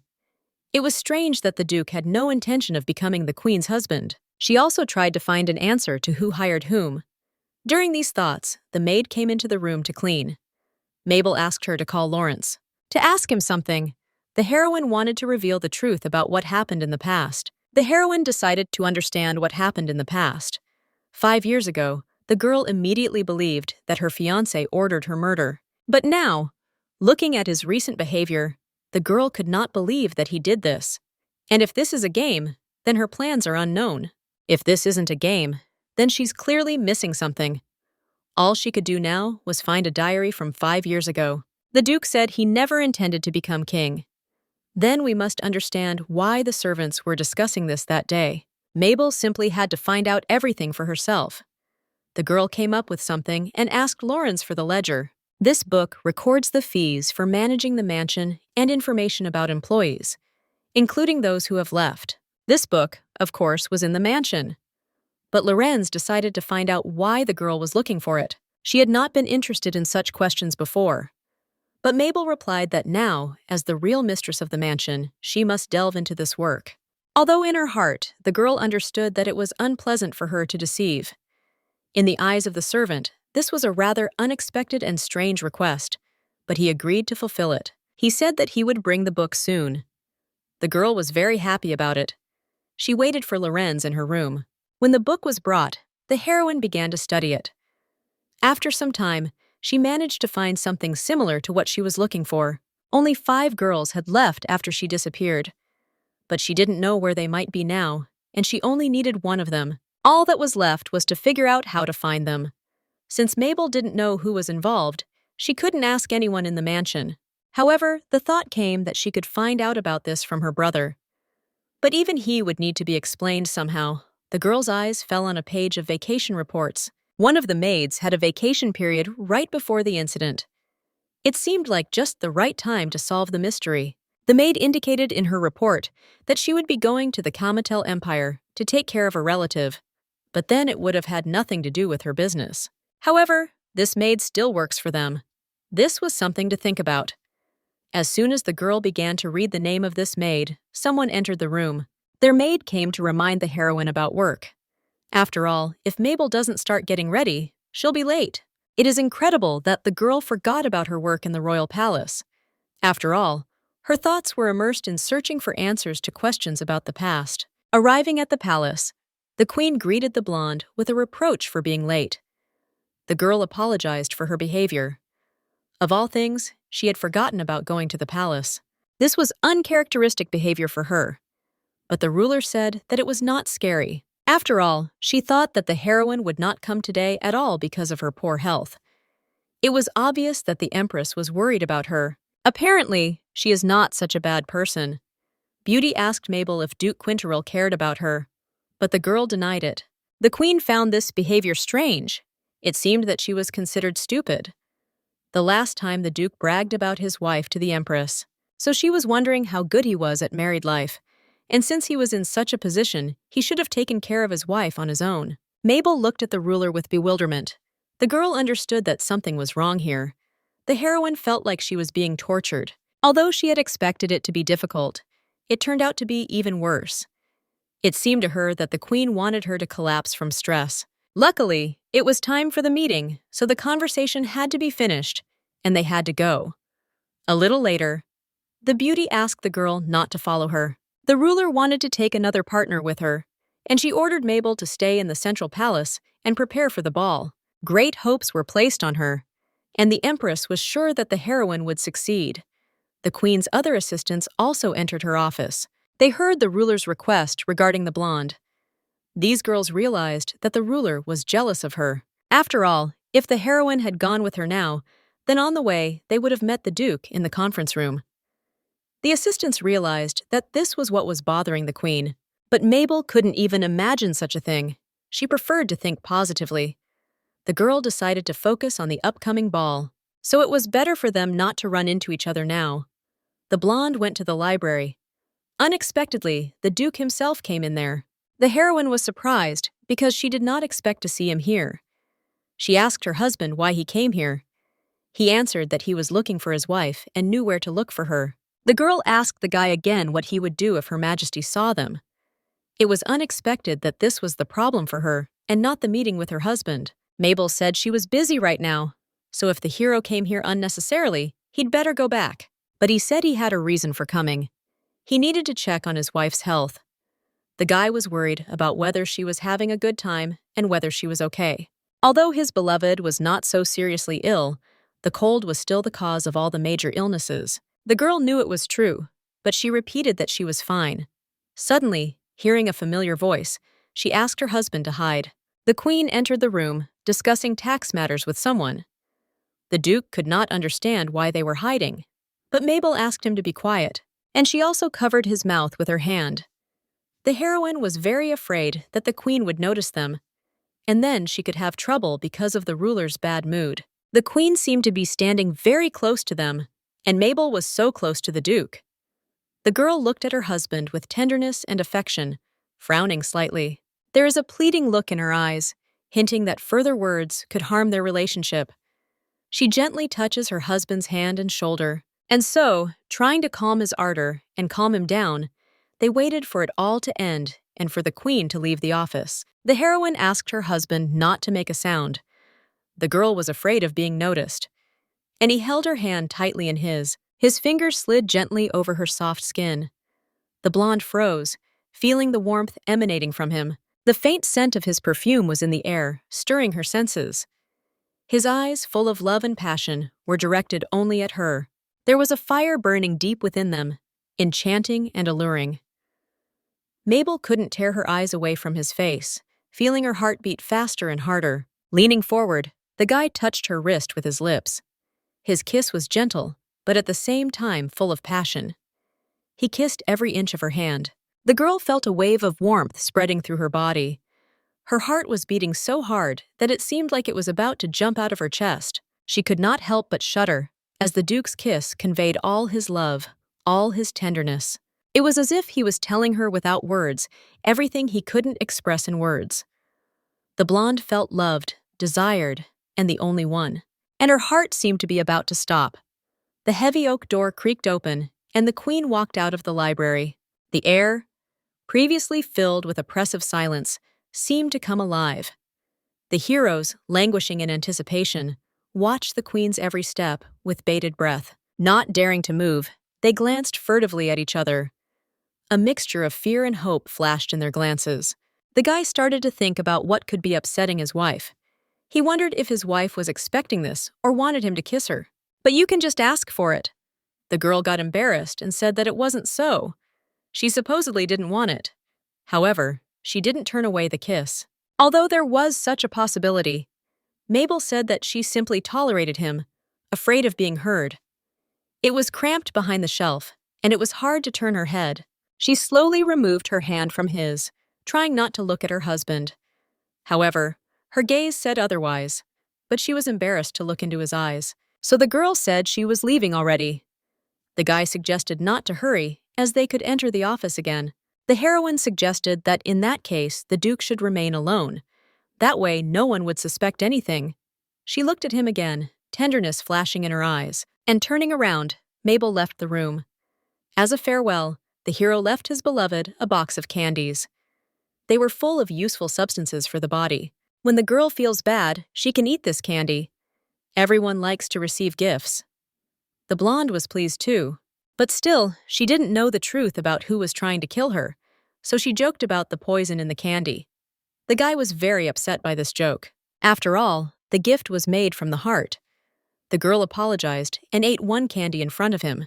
It was really delicious. The hero gave her all the candies, so there was no more reason for them to stay here. Demore gently touched his beloved and kissed her. The girl, with a barely perceptible smile on her face, left the library. She left and quietly closed the door behind her. The hallway was silent, and only the echo of her steps, filled with lightness, could be heard. The girl leaned against the wall, closing her eyes and remembering her husband's tender words, his care and affection. A feeling of calm and peace spread through her chest. The conversation with her husband was full of love and support. The heroine's soul was filled with lightness, as if a heavy burden had been lifted from her shoulders. She felt happy and loved. In the evening, the city was immersed in twilight. Tired but happy, the heroine returned home after a long day of work. Inside the house, there was semi-darkness. A few rays of the setting sun broke through the curtains, creating intricate patterns on the floor. Walking along the corridor of the castle, the girl met her son's nanny. This was very timely, since it was possible to immediately find out about the child. And when she met Janet, the blonde asked how Patrick was doing. It seemed she was so busy preparing for the ball that she didn't pay attention to the baby. She replied that the boy was studying well and sleeping well. Yesterday, as soon as he had free time, he was worried about his mother. And for the girl herself, the Duke ordered the nanny to prepare medicine. Mabel had a request for Janet, but she asked not to tell anyone about it. The heroine wanted to find several people, but more on that later. Entering the room, Mabel decided to take a rest. The work never ended. The blonde would never have thought that there would be so many reasons for concern at one ball. She missed her son very much at that moment. After all, the girl had been so busy lately that she hadn't even had time to see his face. So she decided to visit her son and go down to his room. But as soon as she left her room, she saw the nanny and the boy in the hallway. Having met his mother, he joyfully ran towards her. The child said that he had read the book before and suggested reading it with his mother.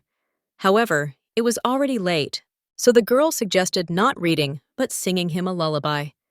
The young mother told the nanny that she would put her son to bed herself today, and Jeanette could be free. The heroine said goodbye, and the nanny left. Silence reigned in the night room. The soft light of the moon came through the window, illuminating the sleeping boy. Mabel sat down on the bed and gently stroked his hair. At that moment, she forgot about all her worries and concerns. After all, next to her son, she felt calm and happy. The blonde told her son that he should definitely cover himself with a blanket. However, the child was hot. The rain suddenly made it colder, and the boy could catch a cold in the morning. And if he gets sick, he won't be able to play with his mother. These words made the child obey. The girl carefully covered him with a blanket and kissed his forehead. Later, the baby asked his mother to go on a picnic again, just so that no one gets sick afterwards. The kid enjoyed the picnic last time, because it was fun. There was a lot of delicious food and everyone saw lavender. He also remembered the pleasant smell of these flowers. That's why the little boy wanted to go on a picnic with his mom and dad again. The girl asked her son again if he liked his father. He replied that he liked it very much. But his mother had asked this question before. The boy wanted to know why he was asked this question so often. The girl understood everything. She realized that her husband had really found a common language with their son, and they had become friends. So the heroine suggested asking Dad about a new picnic. The kid was incredibly happy to hear it. It seemed that he even glowed with happiness, lying on the bed, or was about to jump on it now. But the hour was already late, so it was time for the child to sleep. The room was silent, broken only by the quiet snores of the sleeping boy. The mother lay nearby, tenderly hugging her son. Soft moonlight shone through the cracks in the curtains, creating intricate patterns on the floor. In this subdued light, the faces of the sleepers seemed especially serene and peaceful. The heroine, falling asleep, saw wonderful visions. Suddenly, she woke up with a strange feeling. Her son was sleeping peacefully, but there was a special silence in the room. The mother's heart sank with anxiety. Getting out of bed, the barefoot girl stepped onto the cold floor. The room was in semi-darkness. Only the moonlight illuminated individual objects. The heroine realized that she could not keep her husband and son apart any longer, so she went into Demir's room to talk. The girl's heart was pounding in her chest like a bird in a cage. Her hands were shaking slightly as she approached the door of her husband's room. She was nervous, but it wasn't the usual nervousness. She had to hold her breath, feeling cold shivers running down her spine. Mabel was approaching the door of her husband's room, and it was too late to retreat. Every step was difficult for her. It seemed as if everyone around her could hear the beating of her heart. The girl glanced around furtively, making sure no one saw her excitement. And finally, she stopped in front of the door. Sighing, she raised her hand and knocked. The Duke opened the door. At that moment, his heart began to beat faster in surprise. He wanted to say something, but the words stuck in his throat. The guy couldn't believe his eyes. It seemed to him that a ghost was standing in front of him. Having collected his thoughts, the hero invited his wife to come in. Since it was already late, his wife should have been sleeping. And since she came to him, she probably wanted to talk about something. Mabel wanted to see Patrick, but the guy was surprised why she came to his room and not to her son. The Duke suggested that his wife go to his room and not stand on the threshold. His hand, like a strong and reliable protection, embraced her palm. The warmth of the touch warmed the blonde, giving her strength for future steps. Demir's fingers, gently squeezing the girl's hand, spoke without words about love and care. At that moment, she felt safe. Stepping over the threshold of the room, her heart pounded in her chest. Uncertainty constrained her movements, and doubts tormented her soul. But there was no way back. The girl was surprised that she had decided to go into the Duke's room, and alone. The hero offered his beloved tea, but she refused. The guy decided to listen to the blonde. He was interested in what she was thinking about, that she couldn't sleep, and came to him. Mabel said that Patrick wanted to go on a picnic again. The Duke said that it was imperative that the boy say yes, but it wasn't worth worrying about so much that it kept her awake at night. The girl told me that she had recently noticed her son liked her less than her husband, and then the guy realized that his wife would be with him for more than a year. He didn't have to worry about that. No matter what Mabel said next, he understood everything for himself. On the table, the heroine saw her portrait, right next to the bed. The girl picked it up and began to examine it carefully. The painting showed her in the dress she wore when she first came to the mansion. But the guy said there were other portraits of her in the room. He was also almost done painting the lavender field. All that was left was to add the finishing touches. The heroine asked when her husband was going to finish the picture. He replied that it would most likely be closer to the start of the ball, because the painting needs time to dry. However, no matter how perfectly he tried to depict the girl, he still could not catch up with the real thing. Mabel thanked her husband for these words. She saw that he always remained sincere with her. This gave her confidence in her husband. Demir continued, saying that he was only able to survive the last 5 years thanks to portraits like these. Looking at these imperfect images, he tried to bring back the perfect one. And finally, it was already here. They stood next to each other, their gazes intertwining in a silent tango. Words were unnecessary, because all their feelings were expressed in the depths of their eyes. In each other's reflection, the heroines saw their whole lives, all the joys and sorrows, all the dreams and hopes. At that moment, they were one, like two halves of a whole, and they couldn't take their eyes off each other. The spouses stood as if enchanted by the magnetism of their love. The fire of passion burned in their eyes. The girl looked at the guy and said that he spoke as if he had been waiting for her for a very long time. And so it was. Every day of waiting was like hell. He thought he would die, but he couldn't. He hoped that Mabel was still alive. The world without her meant nothing. The guy took his wife's hand and kissed it, and then he began to kiss her lips. She closed her eyes and enjoyed this moment. It was an indescribable feeling of pleasure that the heroine had not allowed herself to experience before. The next day, the Duke, as always, went to the royal palace. And in the evening, Lawrence greeted him in the corridor. The servant noted that the hero had come late today, but he replied that he had a lot of work. The boy asked where his wife and child were. Lawrence replied that the young gentleman was asleep, and the Duchess was in her room, having refused supper. This seemed a little strange, so the brunette went to visit his wife in her room. He knocked on the door, but she didn't answer and didn't come out to him. The guy said that he heard from the servants about his beloved's refusal regarding dinner, and that all day she asked the servants to leave her alone. The hero wanted to know what happened to his wife. However, the girl still did not answer. The Duke began to doubt that Mabel was inside. Or perhaps she was there, but she felt ill.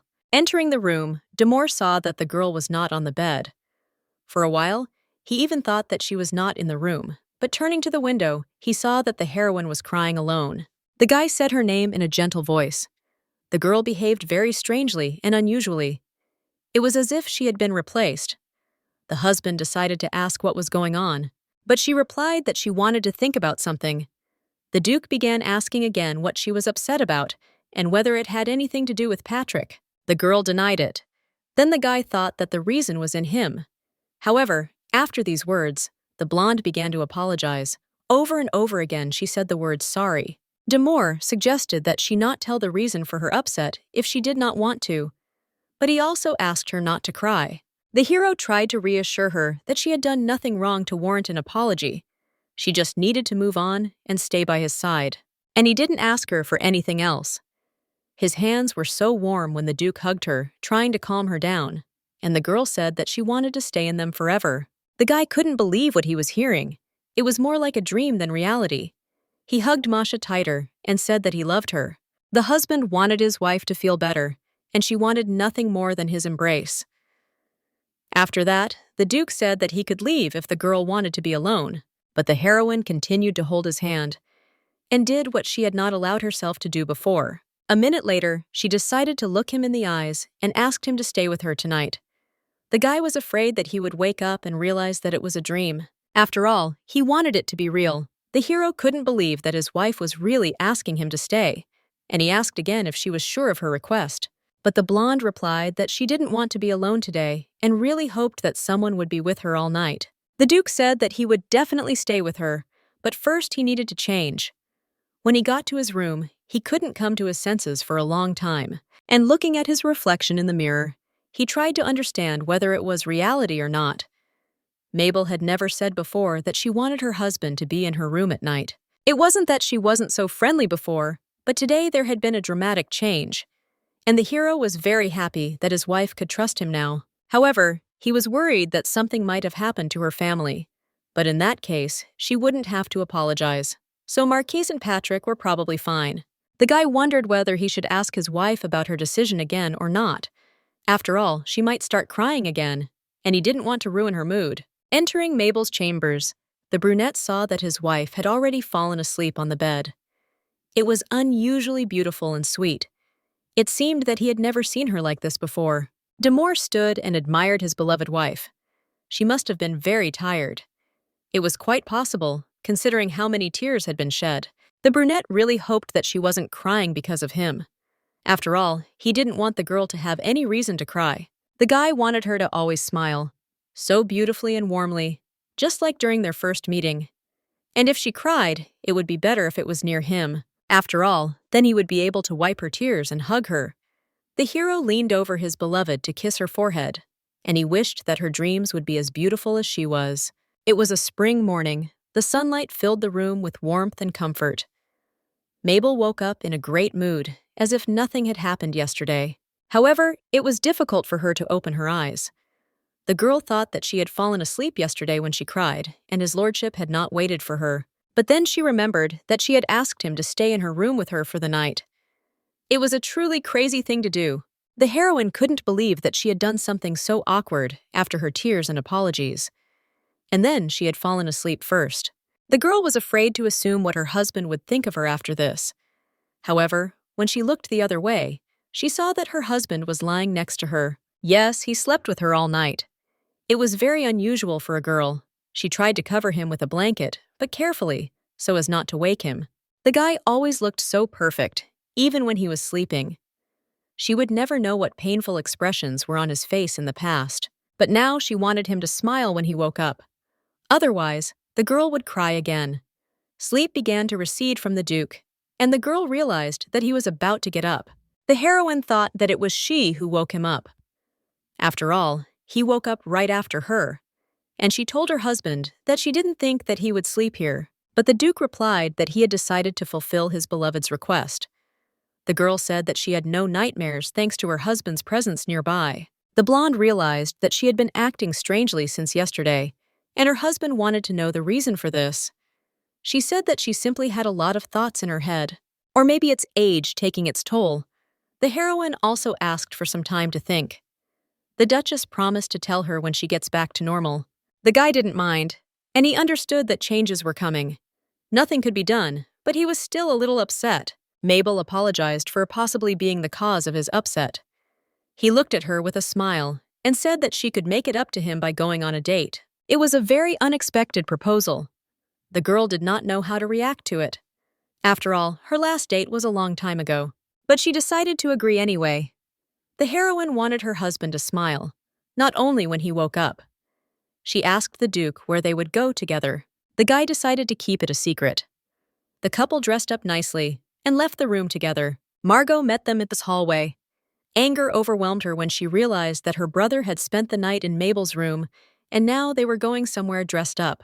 Turning to the girl, the brunette said that she had missed breakfast because she had woken up late, and she wondered where the heroes were going without any snacks. The Duke said that they wanted to eat somewhere else. After all, they had a date today. Margot said that she would be dining alone today. She looked at Mabel with a very cold look. The blonde was afraid to jump to conclusions, but she knew that what she saw was not a coincidence. The look Margot gave her was terribly cold. The girl realized that her husband's sister simply hated her. She tried to understand the reason for this.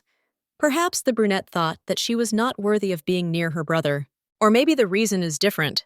But this look clearly belongs to a man who was ready to kill someone. Mabel realized that she was close to solving the mystery she was trying to find out, and now it was time for her to go on a date with her husband. The Duke suggested his wife not to worry about their son, but just to rest. After all, everything would be fine. The heroes left the house inspired by each other. Margot stood there, looking at them with a numb gaze. She couldn't believe that her brother's feelings had become mutual, but she couldn't do anything to stop it. The couple's date went just fine. They enjoyed a nice dinner and warm conversations with each other. The brunette realized that his wife was very beautiful. Suddenly, the topic of Margaret's marriage came up in the conversation.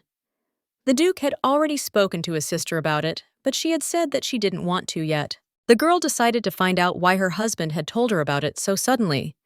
The heroine hadn't even thought that her husband might feel uncomfortable around Margot. After all, she often offended her brother.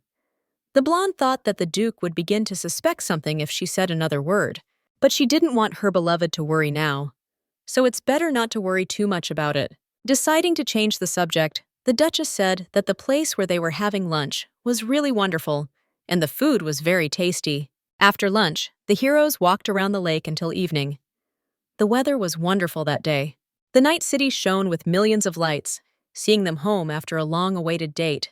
The footsteps on the familiar street echoed in the silence of the night. They seemed to echo the beating of their excited hearts. A cool wind ruffled their hair, but the spouses tried not to pay attention to it, being immersed in their thoughts. Until recently, there had been tension between them, but now all the problems were left behind.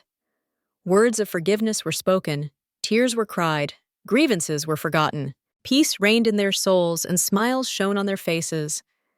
They walked hand in hand, feeling an unbreakable bond that no trials could destroy. At home, cozy light, warmth of the fireplace, and the aroma of a delicious dinner were waiting for them. And most importantly, their common son. Having crossed the threshold, They plunged into an atmosphere of love and peace. All worries melted away without a trace, left behind the door. They hugged tightly, feeling each other's heartbeats. At that moment, the heroes knew that they had managed to preserve their love, and now a bright future awaited them. New plans for tomorrow, new dreams, and new joint discoveries. But now they wanted only one thing: to enjoy the moment and spend this night together. Their hands were gently intertwined, and their lips whispered words of love. In the bedroom, a cozy bed and soft pillows were waiting for them. They fell on the bed, hugging each other, and closed their eyes. At that moment, they felt truly happy.